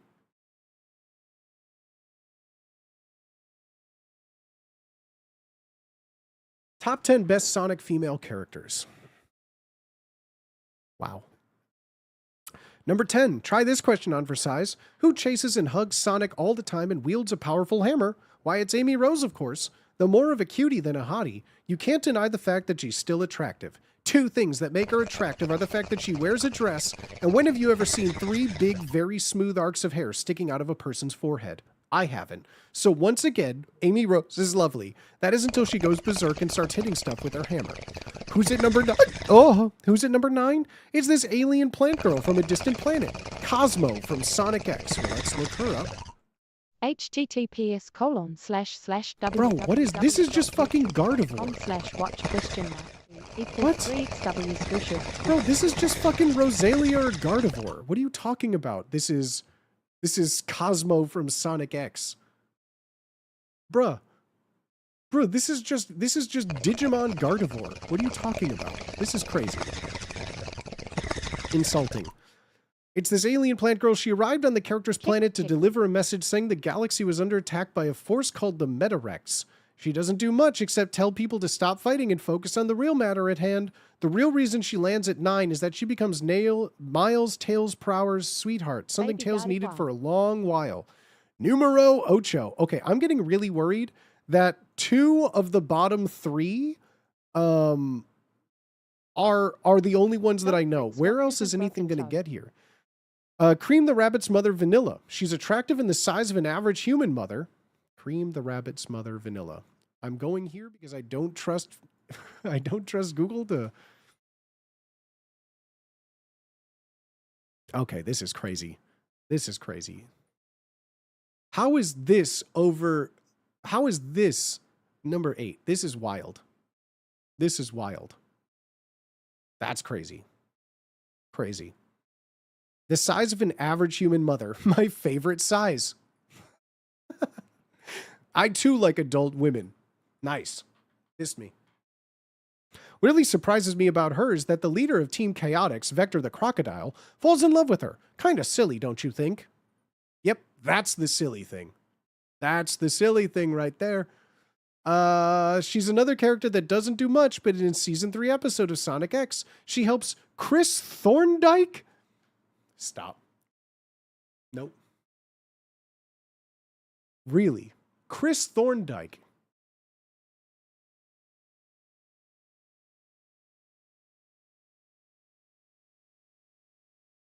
Bruh. What? What's the main character from the original Digimon? With like the goggles? What's his name? Isn't that just like not TK? What's his name? What's the main character's name from Digimon? Tai, that's it. Yeah, this is just Tai without goggles. All right. Well, thank you, Chris Thorndike. What's number next? 7, of course. Wave the Swallow from Sonic Riders. Oh, shit. This is number 7? This is the craziest thing I've ever seen. Oh, damn. Jesus Christ. This is one of my favorite examples of like game art, right? Like, all right, we have the art for the game. She's built like Stickly, a popsicle stick with flared jeans, and the fan fiction, well, she's got triple M's. She's got enough milk to make a fucking wheel of Parmesan out there. You know what I'm saying? All right. Yeah, she's thicker than a bowl of oatmeal, my guy. Meanwhile, the game files shows her as a literal tongue depressor from a doctor. Like, okay, all right. Love that for us. Cloaca, well, she is, her mechanical IQ is equal to Tails. She also happens to be the smartest member of the Babylon Rogues. I also wonder why she's the leader, like Jet the Hawk and Storm the Albatross. Her specialty is riding the airboards called Extreme Gear, don't care. Numero 6, Tikal the Echidna from Sonic Adventure 1. The fuck is Tikal? What the fuck is this, dog? Moana? Stop. Hold on, well. Oh, God. I miss reading Sonic fan fictions with y'all. I miss reading Sonic fan fictions. Sonic fan fictions are fucking crazy. Hold on. Let's do the game where you type your name and the hedgehog. Let's go Booty the Hedgehog. I don't know if I've ever done this. Oh. I don't know what I was expecting. I don't know what I was expecting. It's just hedgehog butts. I don't know what I was expecting. It's just little hedgehog pink butts, dude. Oh yeah, this is great. All right, nice. 1, 2, 3, 4, 5. Mina Mongoose. Mina Mongoose from Sonic Archie comics. What the fuck does that mean?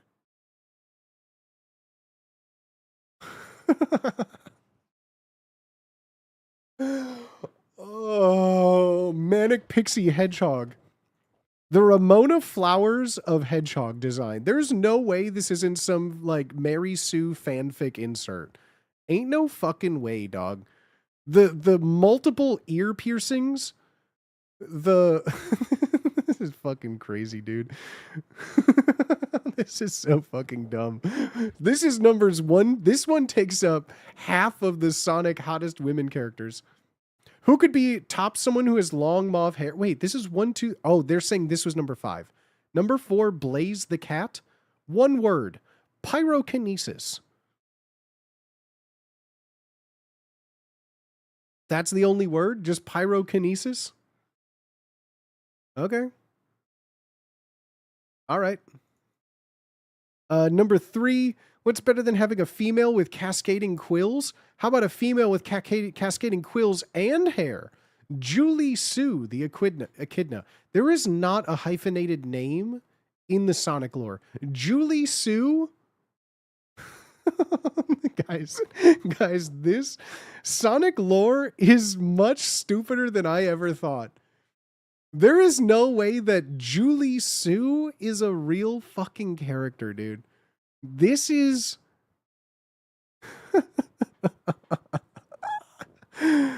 Oh, God, no, dude. This is crazy. Julie Sue. She's smart, knows exactly what to do as a freedom fighter, and even trained Amy once. She's also the girl of Knuckles' dreams. Huh. Lucky him. Nope. 1, 2, button my shoe, Princess Sally Acorn. Sonic's first official romance.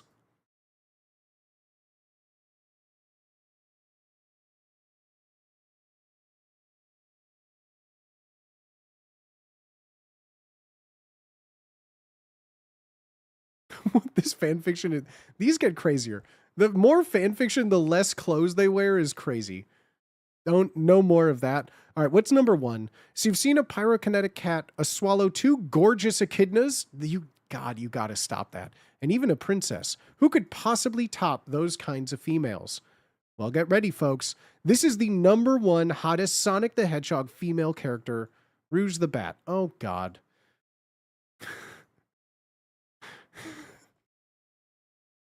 To be fair, I will give them the lifeline of the century. I will throw out the world's most expensive life preserver. This is the only one we've seen that has remotely shape to them.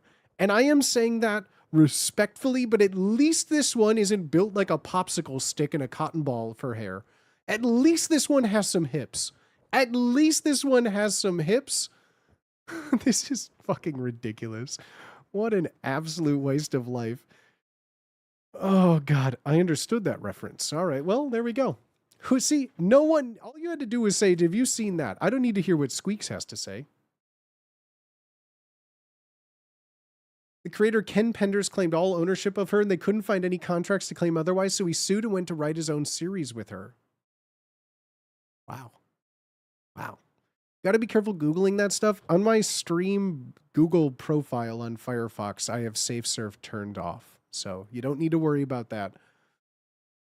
Or I'm sorry, I have Safe Search turned on the stream profile. I'm not... This ain't my first rodeo. Everything you see on stream is meticulously crafted environment to have 0 things that could get me in trouble.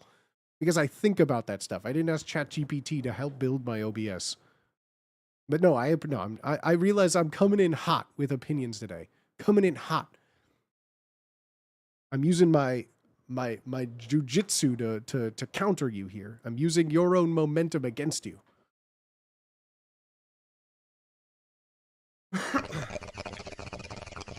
I do not trust Safe Search. I feel like I've seen plenty of shit slip through. What are you searching? I feel if you have Safe Search turned off and you type boobs. But like... Let's be real. Rule 34 on the internet is a remarkably niche subject area, and with something as globally phenomenon for 4 decades now, like Sonic, the Rule 34 cream won't rise to the top. A keto type shit. That's right. I'm gonna grab them by their gi and flip them over.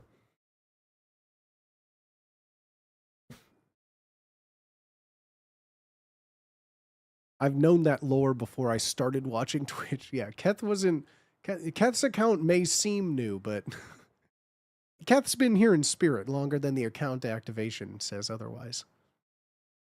So you're saying Rouge has been nerfed for ages? Could be. Could be. It's crazy. My hair's getting so long from the front, it doesn't even look like I'm wearing a hat. It just looks like my hair is out of control. Oh.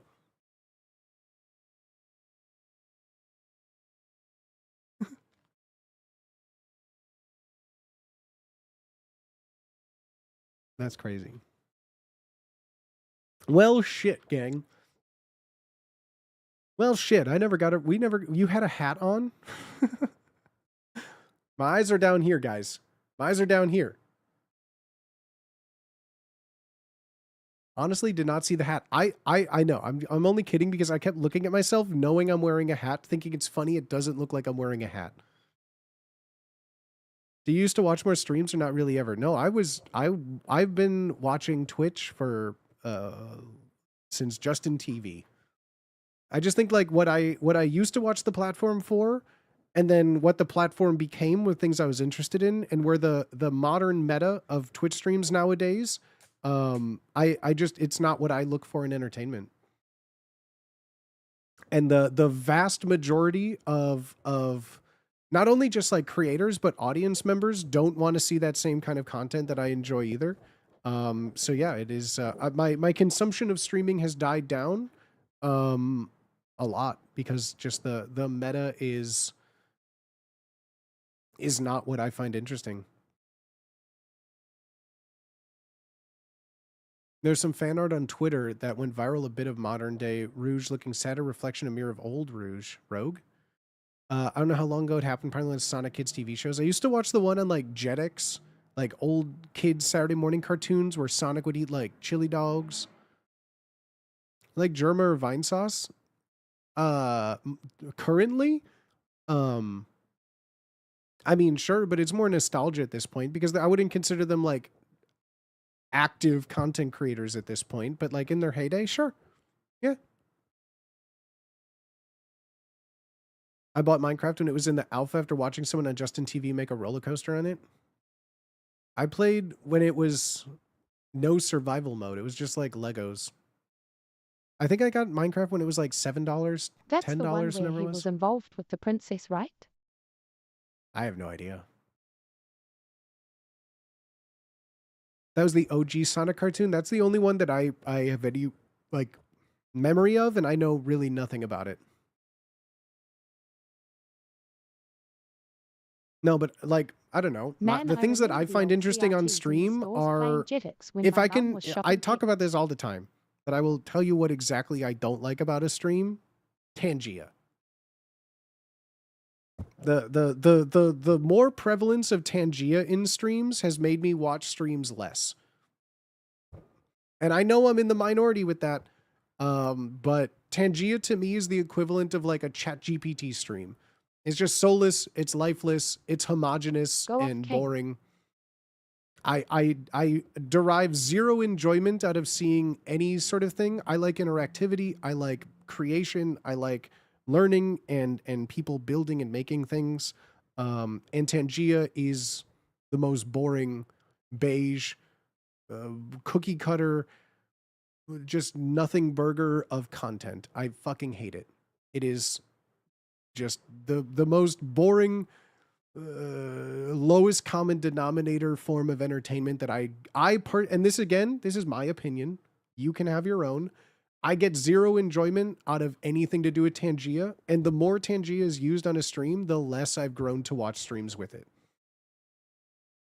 I find it not only just boring, but I find it insulting to my intelligence and what I find entertaining. Tangia to me, at this point, I'm going to say it, it's the equivalent of a laugh track in a sitcom. I don't find it enjoyable. In fact, it only takes away from an experience of something that I possibly could have enjoyed. Hams fans, that's fine. Again, that's your opinion. I was asked what I enjoy in a stream and what I don't like. Tangia. Tangia is like the black hole of creativity on this platform. It absorbs any form of creativity that a streamer can put into their own identity and a brand, and it homogenizes it so that everyone is the same. And it creates just an environment of loud noise equals funny and boring. It's just, I thought it was random tools for streams like video and TTS. Yeah. Yeah. On everyone's channel with the same things, the same voices, the same prompts, the same jokes, the same loud things, the same. It is one giant homogenous blob of Resident Sleeper.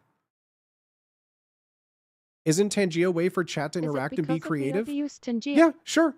But like, here's the thing. Interactivity and ways for chat to interact have existed before Tangia, and that's when I enjoyed Twitch. When people would make things for their chat that allowed their chat to be unique, and allow them to experience things. Now Tangia is, oh my God, I heard this really funny thing on so-and-so stream, so I'm going to do it in this person's stream, even without any remote context. And now everyone's going to do that one thing in this other stream because they saw it in this stream. And then it just becomes literally an echo chamber of a circle jerk of things that aren't funny. It's jokes that are beaten into the ground that remove any sort of individuality, creativity, or any sort of You don't original like Duke creative Nukem says community dumb shit. content. I fully agree with you. And it's just the word. I hate it. Do you like Will Neff? Yeah, as a person, yeah, absolutely. Love Will Neff. He's a goat for a reason. He has all of the success that he has worked hard for decades that he has achieved. He's a performer. I think he's incredibly smart. And not only that, but I've had the privilege and fortunate circumstances to meet him in real life outside of any context of streaming. And as a person, he's really nice. He's a nice person. And he deserves all the good things that he has. Yeah. Will Neff is great. No ill will at all. It took him like 3 times to remember my goddamn name because it's all about me. No, I'm kidding. Will's awesome. You mean you don't like Duke Nukem Says Dumb Shit? Maybe the first time I heard it on E-Bombs World when someone did a Duke Nukem soundboard prank call. And then about the 4th time I heard it, I just didn't care anymore.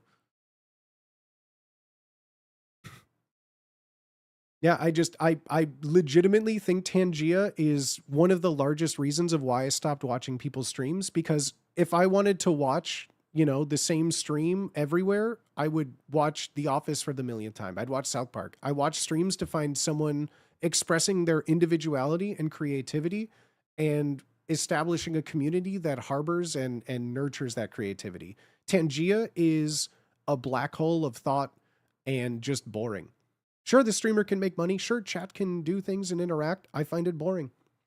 That's me. That's my opinion. Dead. I don't enjoy it. I actively avoid listening to it being used.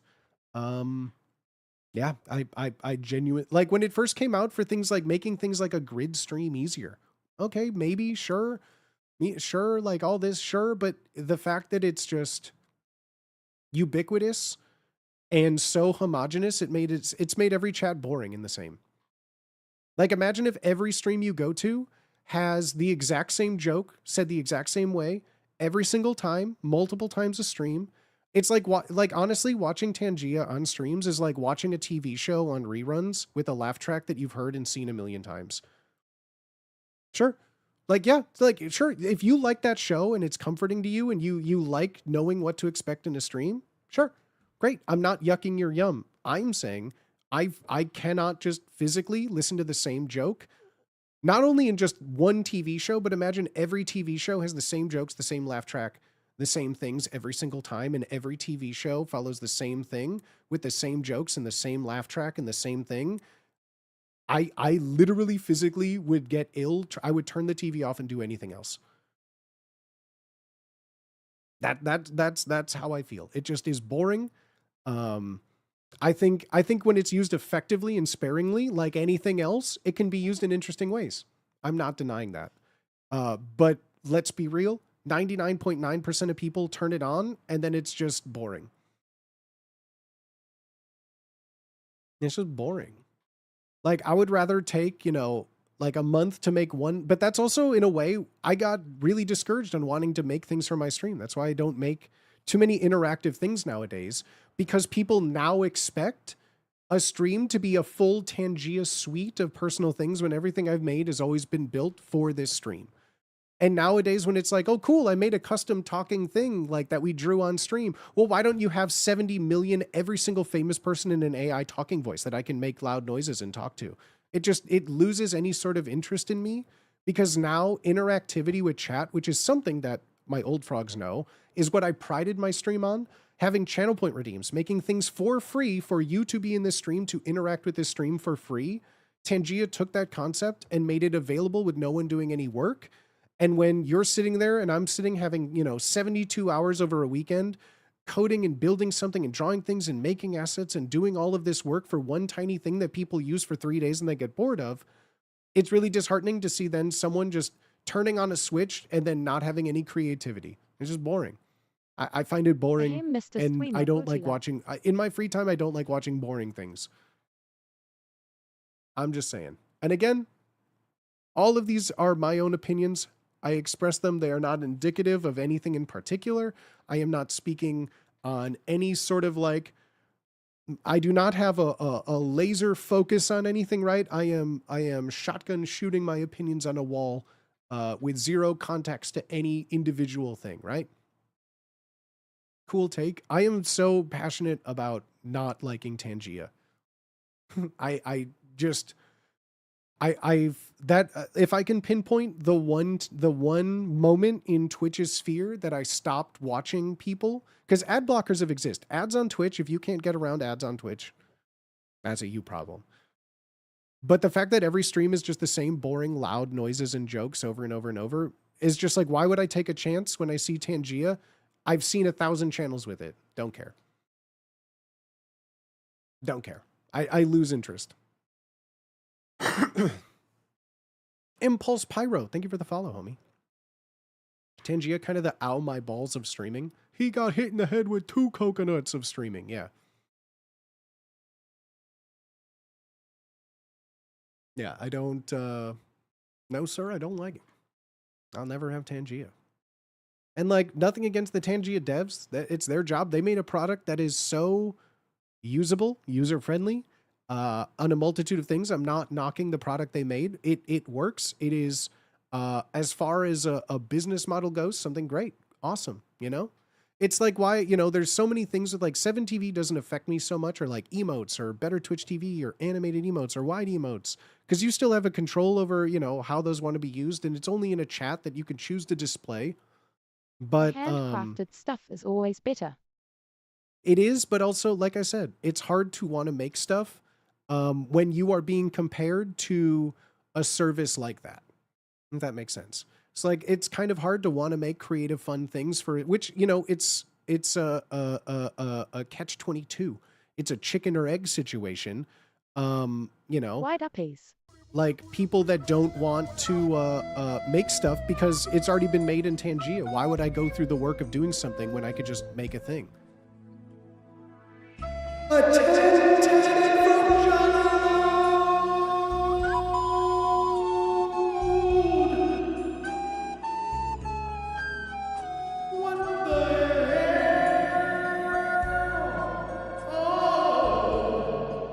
Jolly Load with a 10 Titanic? What the hell? What the hell he are? Oh my God, Jolly Load, what the F?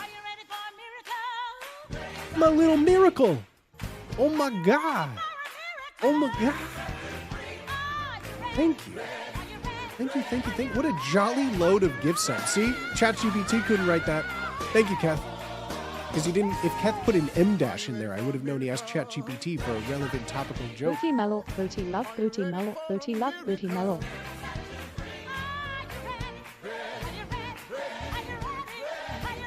Let's fucking go, dude. Thank you, Jolly Load. I appreciate it, my homie. Thank you, thank you, thank you. But I do like making things for my stream. I like making them myself. I realize, again, I am in the very small niche minority community of that. But that's what Twitch used to be for me, especially in Just Chatting. Just Chatting was a very, like, it was a new category that stemmed from IRL, and IRL turned to that, and like, you know me, I don't really do reaction content. I don't really like put on a YouTube video and then just sit there and talk about it. I can't just watch MasterChef and do that form of Just Chatting. I've always been into, you know, the people that are making things, that are doing stuff, that are doing art, that are making games. Like, I mean, the first stream that I'm pretty sure I ever saw Young Elderberry do was like the Hogwarts day at the Hogwarts Choose Your Own Adventure RP potions class. Like someone like Yeb who makes stuff, who does things, who builds these events, who's constantly creative, are the type of streams that I like watching, because every stream is something where I'm like, this is fun. I like seeing a person be creative. I like seeing a person do something that they like to do when they're really good at doing it, you know? And like, I'm using our friend Yeb as a mutual example that I think most of you know, because like there's someone who on the Twitch sphere, they're doing things that like, no, where else on this platform are you going to see someone who's building a chair and issuing a challenge? Who's going on there and making a fucking bing bong cookie? Like, who's going on there and making choose your own adventures and casting their friends and building all these things? Like, stuff like that is so far beyond the norm that if more people were doing creative endeavors and building creative things, I would be on the platform so much more. Like that, like full stop. Like, I still will watch people play video games. Sure. I like watching people play games. But on a whole, I go to Twitch to watch creative people do creative things. Like that's what I use Twitch for. And I feel like that's where the slow drought of creativity, and I'm contributing that as a large part to Tangia. People don't need to be creative anymore when they could just put a free thing that does creativity for them. You could be a stream advisor, as in the way people are personal trainers, give up and coming streamers certain advisory directions to stand on crowding. But the thing with that would be cool. But one, I have zero, I don't think I'm the right person for that. Like, you know, I'm not a anybody to be giving it. I have my own personal opinions, but like, I mean, let's be real, guys. Like I have a very active, supportive, generous community that we've built up. I am very particular about my stream and things, but like, I know that how I feel is so not what the norm of success is. Like, you want real stream advice? Clip farm, rage bait, react content, self-insert yourself into drama, get banned, make the ban public, bounce back, get notoriety, be infamous, do something like, that's what the era of the internet is. Go IRL and flash your wealth. Go in a supercar and do stupid things. Go harass people in public and post it on TikTok. If you want to be famous, you don't, like, if you want to do better on the platform, my advice is not going to help you. My advice is strictly for those of like what I want to watch. So like, yeah, like my stream is a very, very set example of what to not do if you want to be popular. I don't play popular games. I have a set schedule. I am very truthful and honest with my audience, no matter who I've like made fun of everyone, even my friends that come into chat. I've made fun of strangers on the internet who say something in my chat. I am very, very loose-lipped, and you know, I don't like people disagreeing with me in my own stream, which is not a healthy habit. I don't like people telling me what to do on twitch.tv/bootyswagga, kick.com/bootyswagga, youtube.com/@kingbootyswagga, or tiktok.com/bootyswagga, or x.com/bootyswagga. I don't like people telling me what to do. This is my stream. This is my show. Got to get veneers nowadays to be mainstream? No, that's like third season. You get a little fat, you get coke fat, you get veneers, you get a tan. Oh, what the F? What the F? Do a flip? Watch this. Did you see it? Let's go, Johnny Road. With a second 10-10. Sir, a second 10-10 is in the show.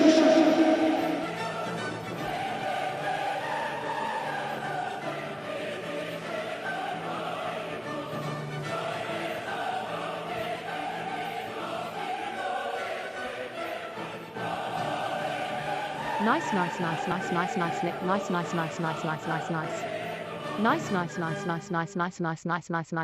Ow! Nice. Jolly Load, are you out of your gosh darn gourd? What the helly? Nice. Two Jolly Loads and a nice? That's right. Holy moly, if you don't know what's happening, it's the month of August, and in the month of August, we have a little thing called July Nices, because un accidente. But I need to see every single person. If you have not yet put 13 nices for the 1369s that we have got, that means, oh, M-Jolly Nice, an original comment. Thank you. I need to see everyone, no copy paste, 13 nices as I unblinkingly stare at you and count them out.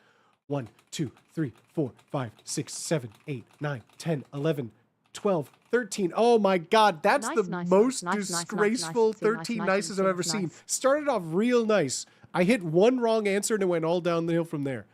Never fully recovered from that. Never fully recovered from that. Oh my God. Yeah, that's which one is this one again? Which one? Wait, which one is this one again? That's Purge My Nices. I fucked up. Nice. I fucked up. I threw up.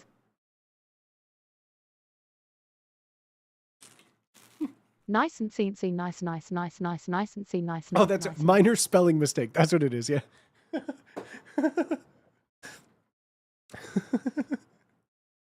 Let's fucking go. Jolly Load. Holy shit, my friend. Thank you for the 21 gifted subs. Mecha Mutzi. Thank you for the gifted sub as well, my homies. What the hey? Thank you, everybody. Thank you. That support is incredibly generous. I know I talk a lot. This stream is based on my opinions alone. All characters represented are entirely a work of fiction, and the opinions expressed therein are strictly my own. I am not speaking on behalf of any of my friends. I am not speaking ill will on any of my friends. If you use Tangia, I am not speaking ill will against you. These are all my personal opinions on what I choose to prefer. I don't yuck your yum. You don't yuck my yum. And in that case, both of our yums are never yucked. How does that sound? If I were to say, I think you should do what you want more, to do more and not listen to me, would that cause you to not listen to me because I'm telling you what to do, thereby taking the advice and not listening to me? Oh no, I've gone cross-eyed. Which is exactly what I want you to do, which would then cause you to do. No, if you tell me to do what I want to do and not to listen to what other people want me to do, I would say, fist me. And I would say, this guy with weed gets it. This guy with weed gets it. Sloppy ploppy. Nice. Viewer disclaimer. Can I yum your yum? Ooh, okay. Ooh, sure. Boring world it would be if we all agreed with the same stuff, right? Right? Again, you're on twitch.tv because I hope you like hearing the sound of my own voice. I hope. Or you're hate watching. But then again, you're still just a bigger number better personing me. So thank you. Unless you're like hate watching where one person unwillingly joins a channel and then shares it in a Discord with like 30 people to steal 30 viewers from me. I'm love watching.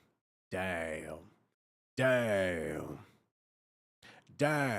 Hate watchers are insane. I can understand the concept of a hate watcher for like a large streamer, right?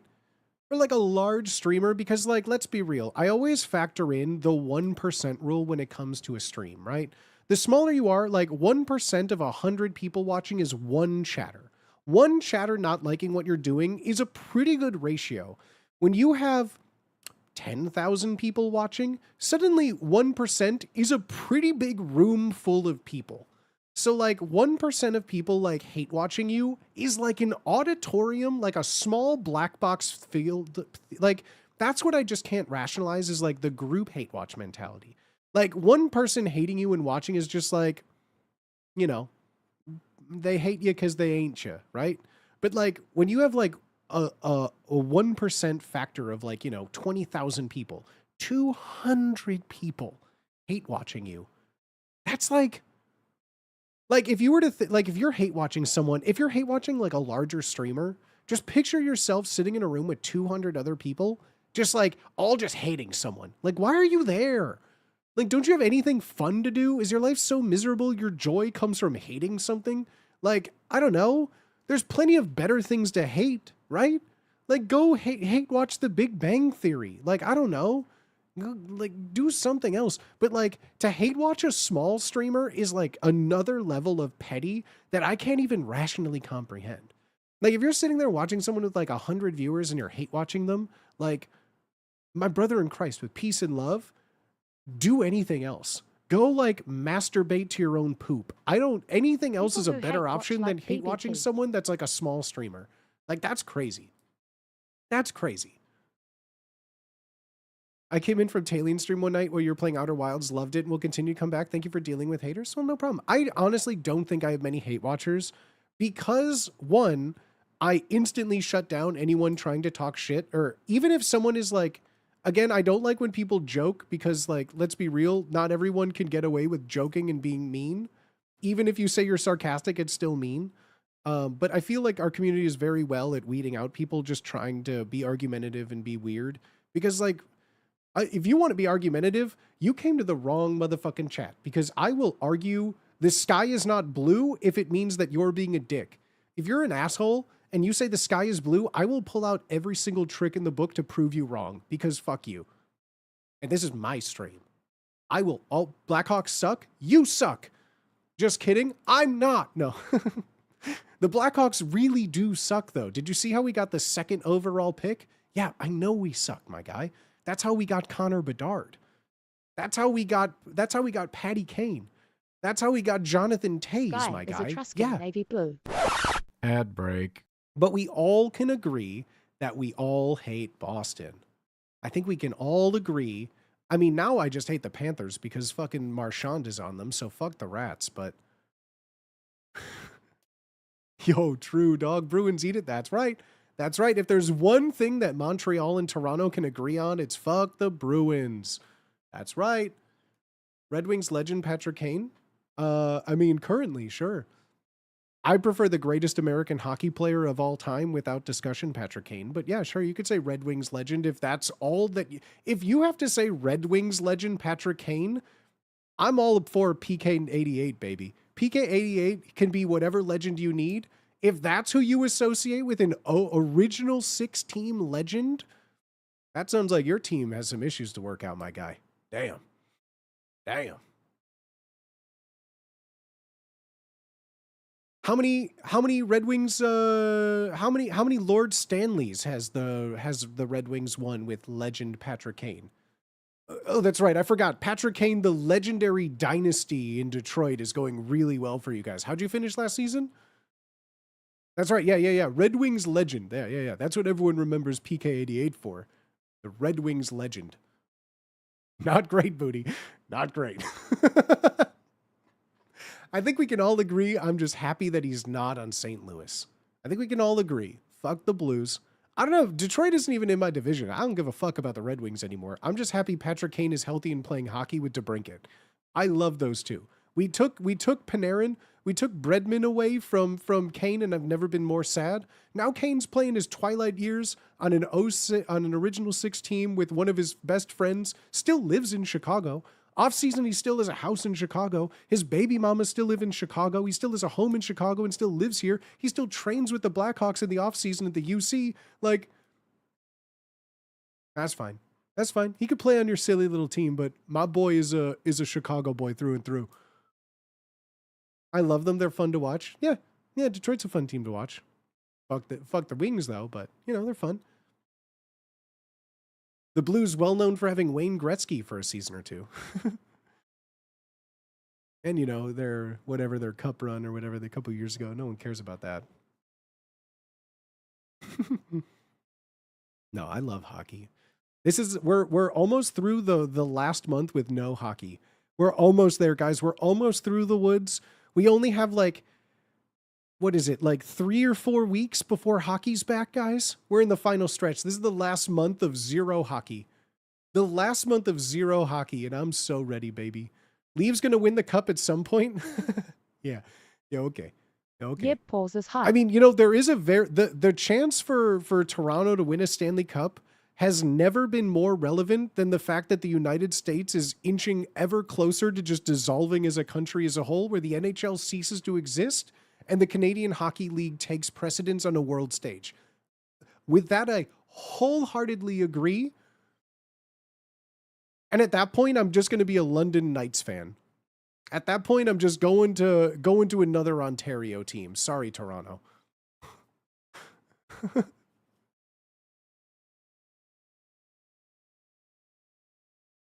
The Habs can take back what's theirs. I don't know about that.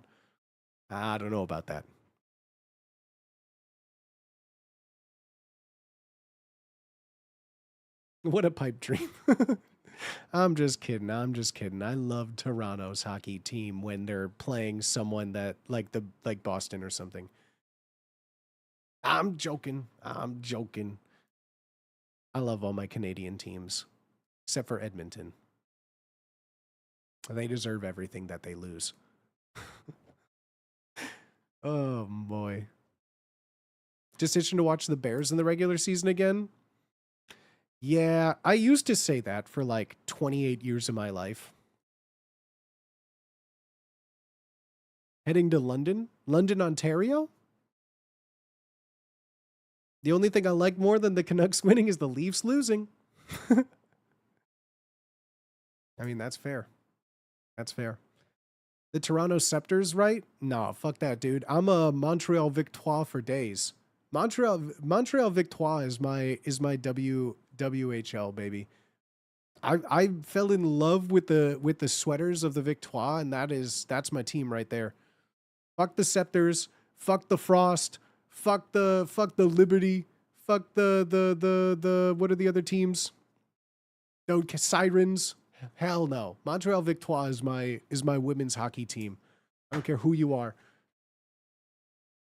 I go by, when I don't know a team and there's no Chicago women's hockey team, I go by whatever sweaters look the coolest, and it is the Victoire clears every other professional women's hockey team by a fucking mile over how cool their kits are. Exclamation mark uptime. This is the year for the Carolinas. Canes and Panthers, Stanley and Lombardi. Wow. Wow. Remember Cam Newton? Wow. I remember.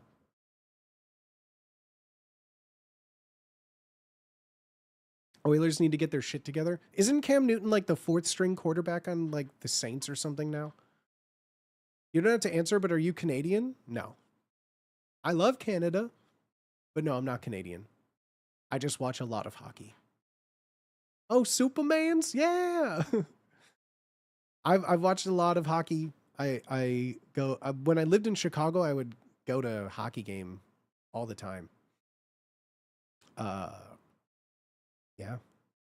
I've osmosisly learned the Canadian national anthem through the amount of hockey that I consume. Do you wish you were Canadian? No, I'm good. I'm good. Nothing against being Canadian. I mean, like, now being an American is embarrassing on a world stage, but like, let's be real. What country hasn't gone through that? But no, I'm happy to be from Chicago. If you're saying that in the sense of like, do I want a green card marriage to emigrate to Canada? I don't know. Depends on where. You know, I ain't trying to go to fucking like Nunavut or some shit, you know? I ain't trying to go and live in an Arctic Circle. I ain't trying to go and live in like Calgary or nothing. Winnipeg's pretty cool. Yeah, Winnipeg's pretty chill. Winnipeg's chill. I mean, of the provinces, I would probably live in like either British Columbia, Ontario, or like depending on where in Manitoba. Calgary is great skiing. Yeah, but it's like the Texas of Canada. I don't know if I could deal with that.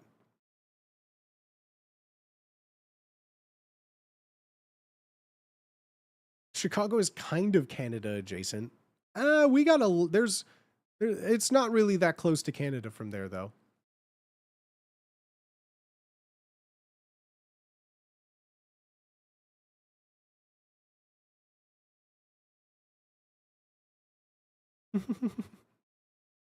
I do want to go how about Halifax? Sure. I mean, I've never been. I'd love to. Used to live in Halifax. I've never really lived. Here's the thing. I can't contribute to like, from what I know though, I tend to prefer like the West Coast of North America as opposed to East Coast living.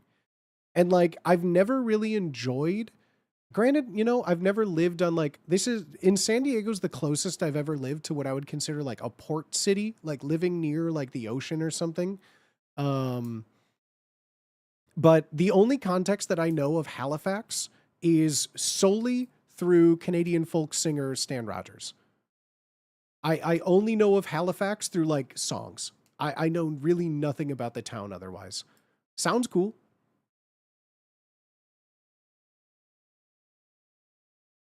Six-hour drive to Toronto from Chicago?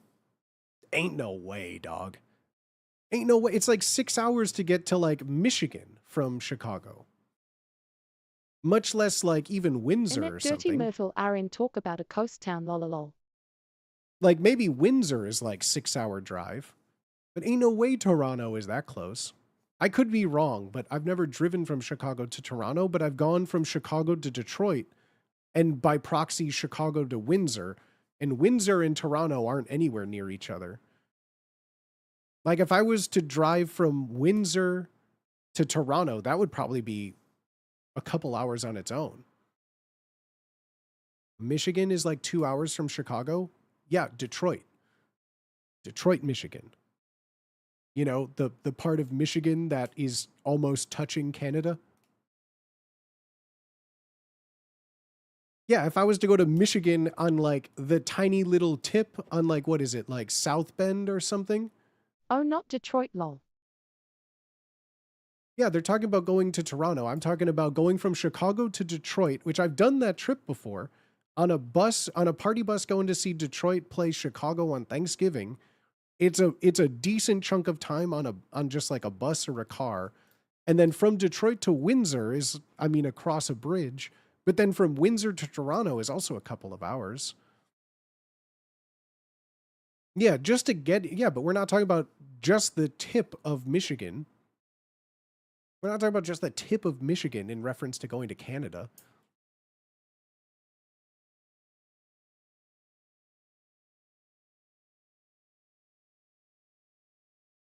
Are we not doing phrasing anymore? Toronto is like 2 hours from Toronto. It also depends on, yeah, like where in Chicago are you driving to go to Toronto? Because like you could be driving in East Chicago, which is technically Indiana, and I'm sure it's closer to Toronto as opposed to if you're in like Edgewater. You tripping. I was thinking about the second leg of that journey from Toronto east to where my sister used to live. Yeah, I mean, like driving from Chicago to New York is like 13 hours. It's like, or 10 to 13 hours. And like, I would consider Toronto and New York City closer together, but there's no way that Toronto is halfway between like New York City and Chicago. Youpers, baby. Yeah, those Youpers can party.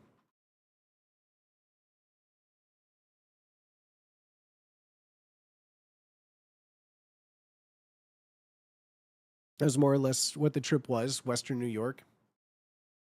Yarp. Oh, you mean upstate New York? My favorite part of geographically identifying New York. It's either New York City or Long Island, and everything else, just call it upstate. Fuck New York. Dumbest shit I've ever heard. Like, I can't comprehend of like, oh, you're from Chicago? Where from? Oh, I'm from upstate, meaning the rest of the state. I went to school like you drive 4 hours west from Chicago and you're still in Illinois. Be like, oh yeah, that's upstate. Or you go to U of I, 4 hours south. Oh yeah, that's upstate. Is there a next foreign country you want to visit? South Korea has always been up on my list. I would love to go to South Korea. Mainly for the context of like food, drinking. I don't know. Just sounds fun. Just sounds fun. Never been. Play like a country that I've never been to. Yeah, like South Korea is up there. Actually, you know what? Also, like I would say too, I've never been to like the UK proper. I would love to do like a UK tour, and visit like Scotland, Ireland, Wales. I honestly, of the UK, England is probably like, I don't know, the one I guess I'm least interested in, mainly because I've had a lot of people visit England. But I don't know many people that have gone to like Scotland, Ireland, or Wales to live vicariously through. And so I'd love to see those. I'd love to see those. So yeah, I'd say like South Korea, or on the like closer side of things. I'd say if I have to pick three, it would be in no particular order. It would be South Korea. I would say of those, probably Scotland, and New Zealand. I think are the three countries that I've never been, that I would like to visit next. And if I were to pick any of those three and go, I would be incredibly happy with my trip. Scotland, South Korea, or New Zealand. I've done Scotland and Ireland. They're nice. I recommend them. Absolutely. I would love to visit them. I am like, part of my heritage as an American is claiming my identity of European countries. And I technically am a large majority Scottish and Irish. So technically, according to my Scottish ancestry, the clan that my heritage descends from owns a giant castle that if you can determine your heritage back to them, you can stay in their castle as like a part of a vacation package and learn about the history of your family tree and all the descendants that went from there.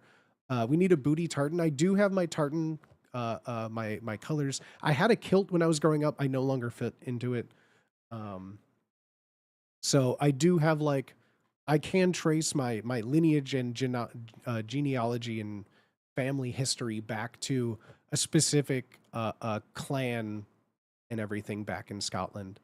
I used to go to like the Highland Games Fest all the time with my dad as a kid. There'd like a giant field of like a big Scottish games thing, a big Highland Games festival with like sword dancing and bagpipes and Scottish terriers and all sorts of fun stuff. So I was big on like my Scottish heritage for a little bit. Death by Tartan would go hard. That would be kind of sick. That would be kind of sick.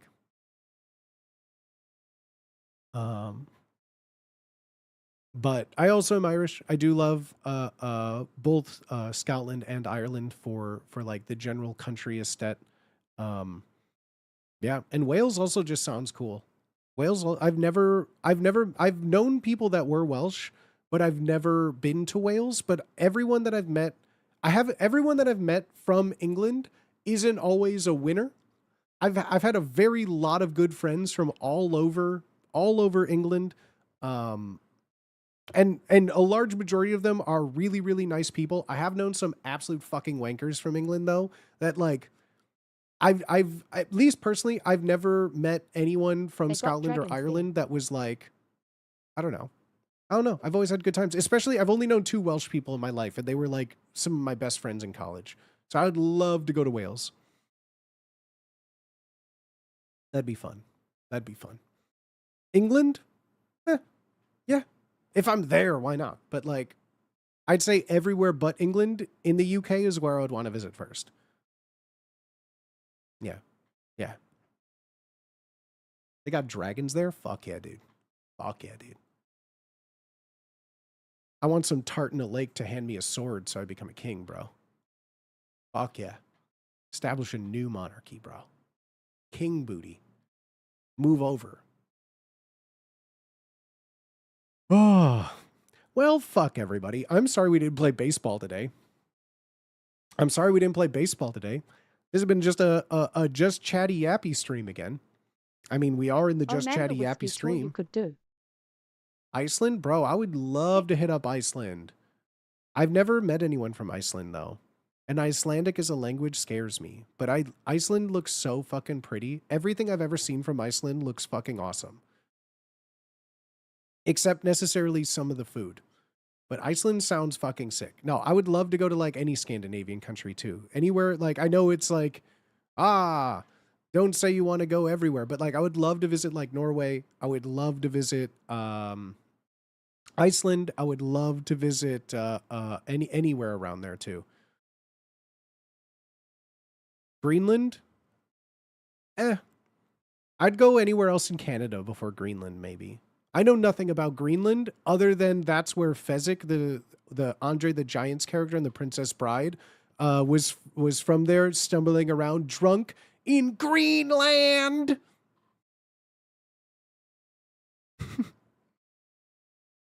I love Iceland. Get a camper, go hiking for a bit, right? Ireland is great, but the people are more fun in Scotland. I've only known some of the funniest people from Scotland. I've never had a bad experience with a Scottish person. Again, it has been a very, very small sample size, completely anecdotal. But anyone I've ever met from Scotland, including my own family members, are a hoot.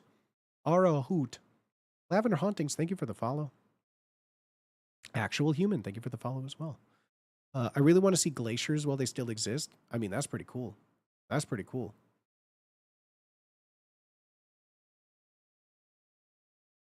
Yes. Oh, man. My last name in Norwegian means the victorious people. I'm Google translating the victorious people into Norwegian to dox you right now. No. I just realized everything I've referred to as the Baltics, I've met the Balkans. Baltics, like the Boston Baltics, the basketball team, Larry Bird. Fucking autocorrect. Yeah, you know, sometimes if like I get like sit on my bike funny, I get some ball ticks, where it just feels like one of them spasms over the other, you know? Yeah, sometimes my ball ticks just like it really hurts down there. Like I got some like sort of like testicular torsion going on, you know? Yeah, you know, I went camping once and I ended up walking through the brush completely nude while I was drunk. And well, when I woke up, long story short, I had a whole handful of ball ticks. Worst camping trip ever. Running through the woods hunting. Got some. Yes, Fitzy. Yes, Fitzy. Yes, dude. Yeah, you know, I didn't catch my ball ticks in time. Now I got them Lyme disease on my crotch. I got them Lyme disease on my peener. Rocky Mountain spotted ball fever? Yeah, that's ball ticks for you. Ball ticks, man. Damn. Oh, shit. All right, my friends. I've been streaming for 4.5 hours. But it is time. I am going to call our stream here today on this fine Thursday. I will be live again on Saturday, I think, right? What's Saturday? Saturday. I don't think I have anything going on Saturday. What's going on Saturday?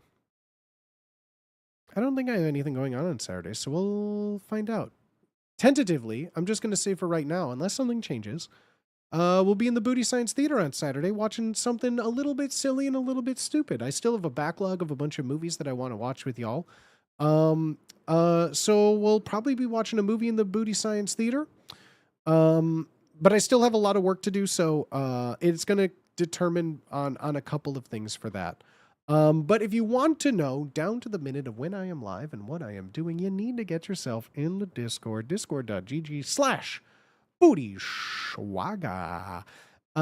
Or !Discord on whatever streaming platform you are watching me on. That'll take you to the link right there, which will, I have one channel only called Going Live, and that channel is only used when I am currently live. I do not abuse it. I do not post updates. That is another channel entirely. If you want to know down to the second because you don't like alerts on Twitch socials. or your phone or your email, or it's always so scattered and you want to know down to the minute, I manually type it into Discord myself with links to every single platform that I am streaming on. So if you want the absolute best place to find out when I am live, go to the Discord. And there, I got a whole bunch of channels. You can hang out and just chatting and talking there. I got art channels if you do art. If you paint miniatures, I'd love to see them. If you like reading, we got a book channel where you could discuss mostly Brandon Sanderson things like Mistborn or Stormlight Archives, and I will not argue with anyone doing that. If you like fan fiction, we got channels for that, movie discussions, magic discussions, all sorts of fun things where you can hang out in there. Otherwise, like all the links you see in your chat, all the socials where you can find funny memes on Twitter or videos on YouTube. All my VODs are there. TikTok, I have things. And if you ever try Malort and you're saying, take a video and post yourself doing a shot of Malort, and I'll do one with you in the Discord. My friends, thank you all for being here. I know I say it every stream, but there are a lot of places you can be on the internet. There are a lot of places you can be on Twitch.tv. So just thank you for being here, whether you're lurking or chatting or stop by for just a brief moment and you no longer hear my voice. I am still thanking you anyways. Thank you for being here. Thank you for your attention. Thank you for the support. Thank you for chatting, for lurking, for subbing, for not subbing, for following. Whatever platform you're watching on, thank you for being here. I appreciate it. All I ask is that, you watch. That's it. That's what this whole channel is about. Just, making something for you to watch and hopefully maybe laugh at. I don't know. But thank you so much, everybody. I hope you have a wonderful rest of your week.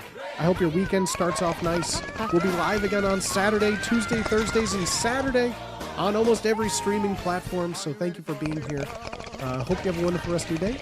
And go do something nice for yourself. Go do something nice for someone else. Say please and thank you to someone.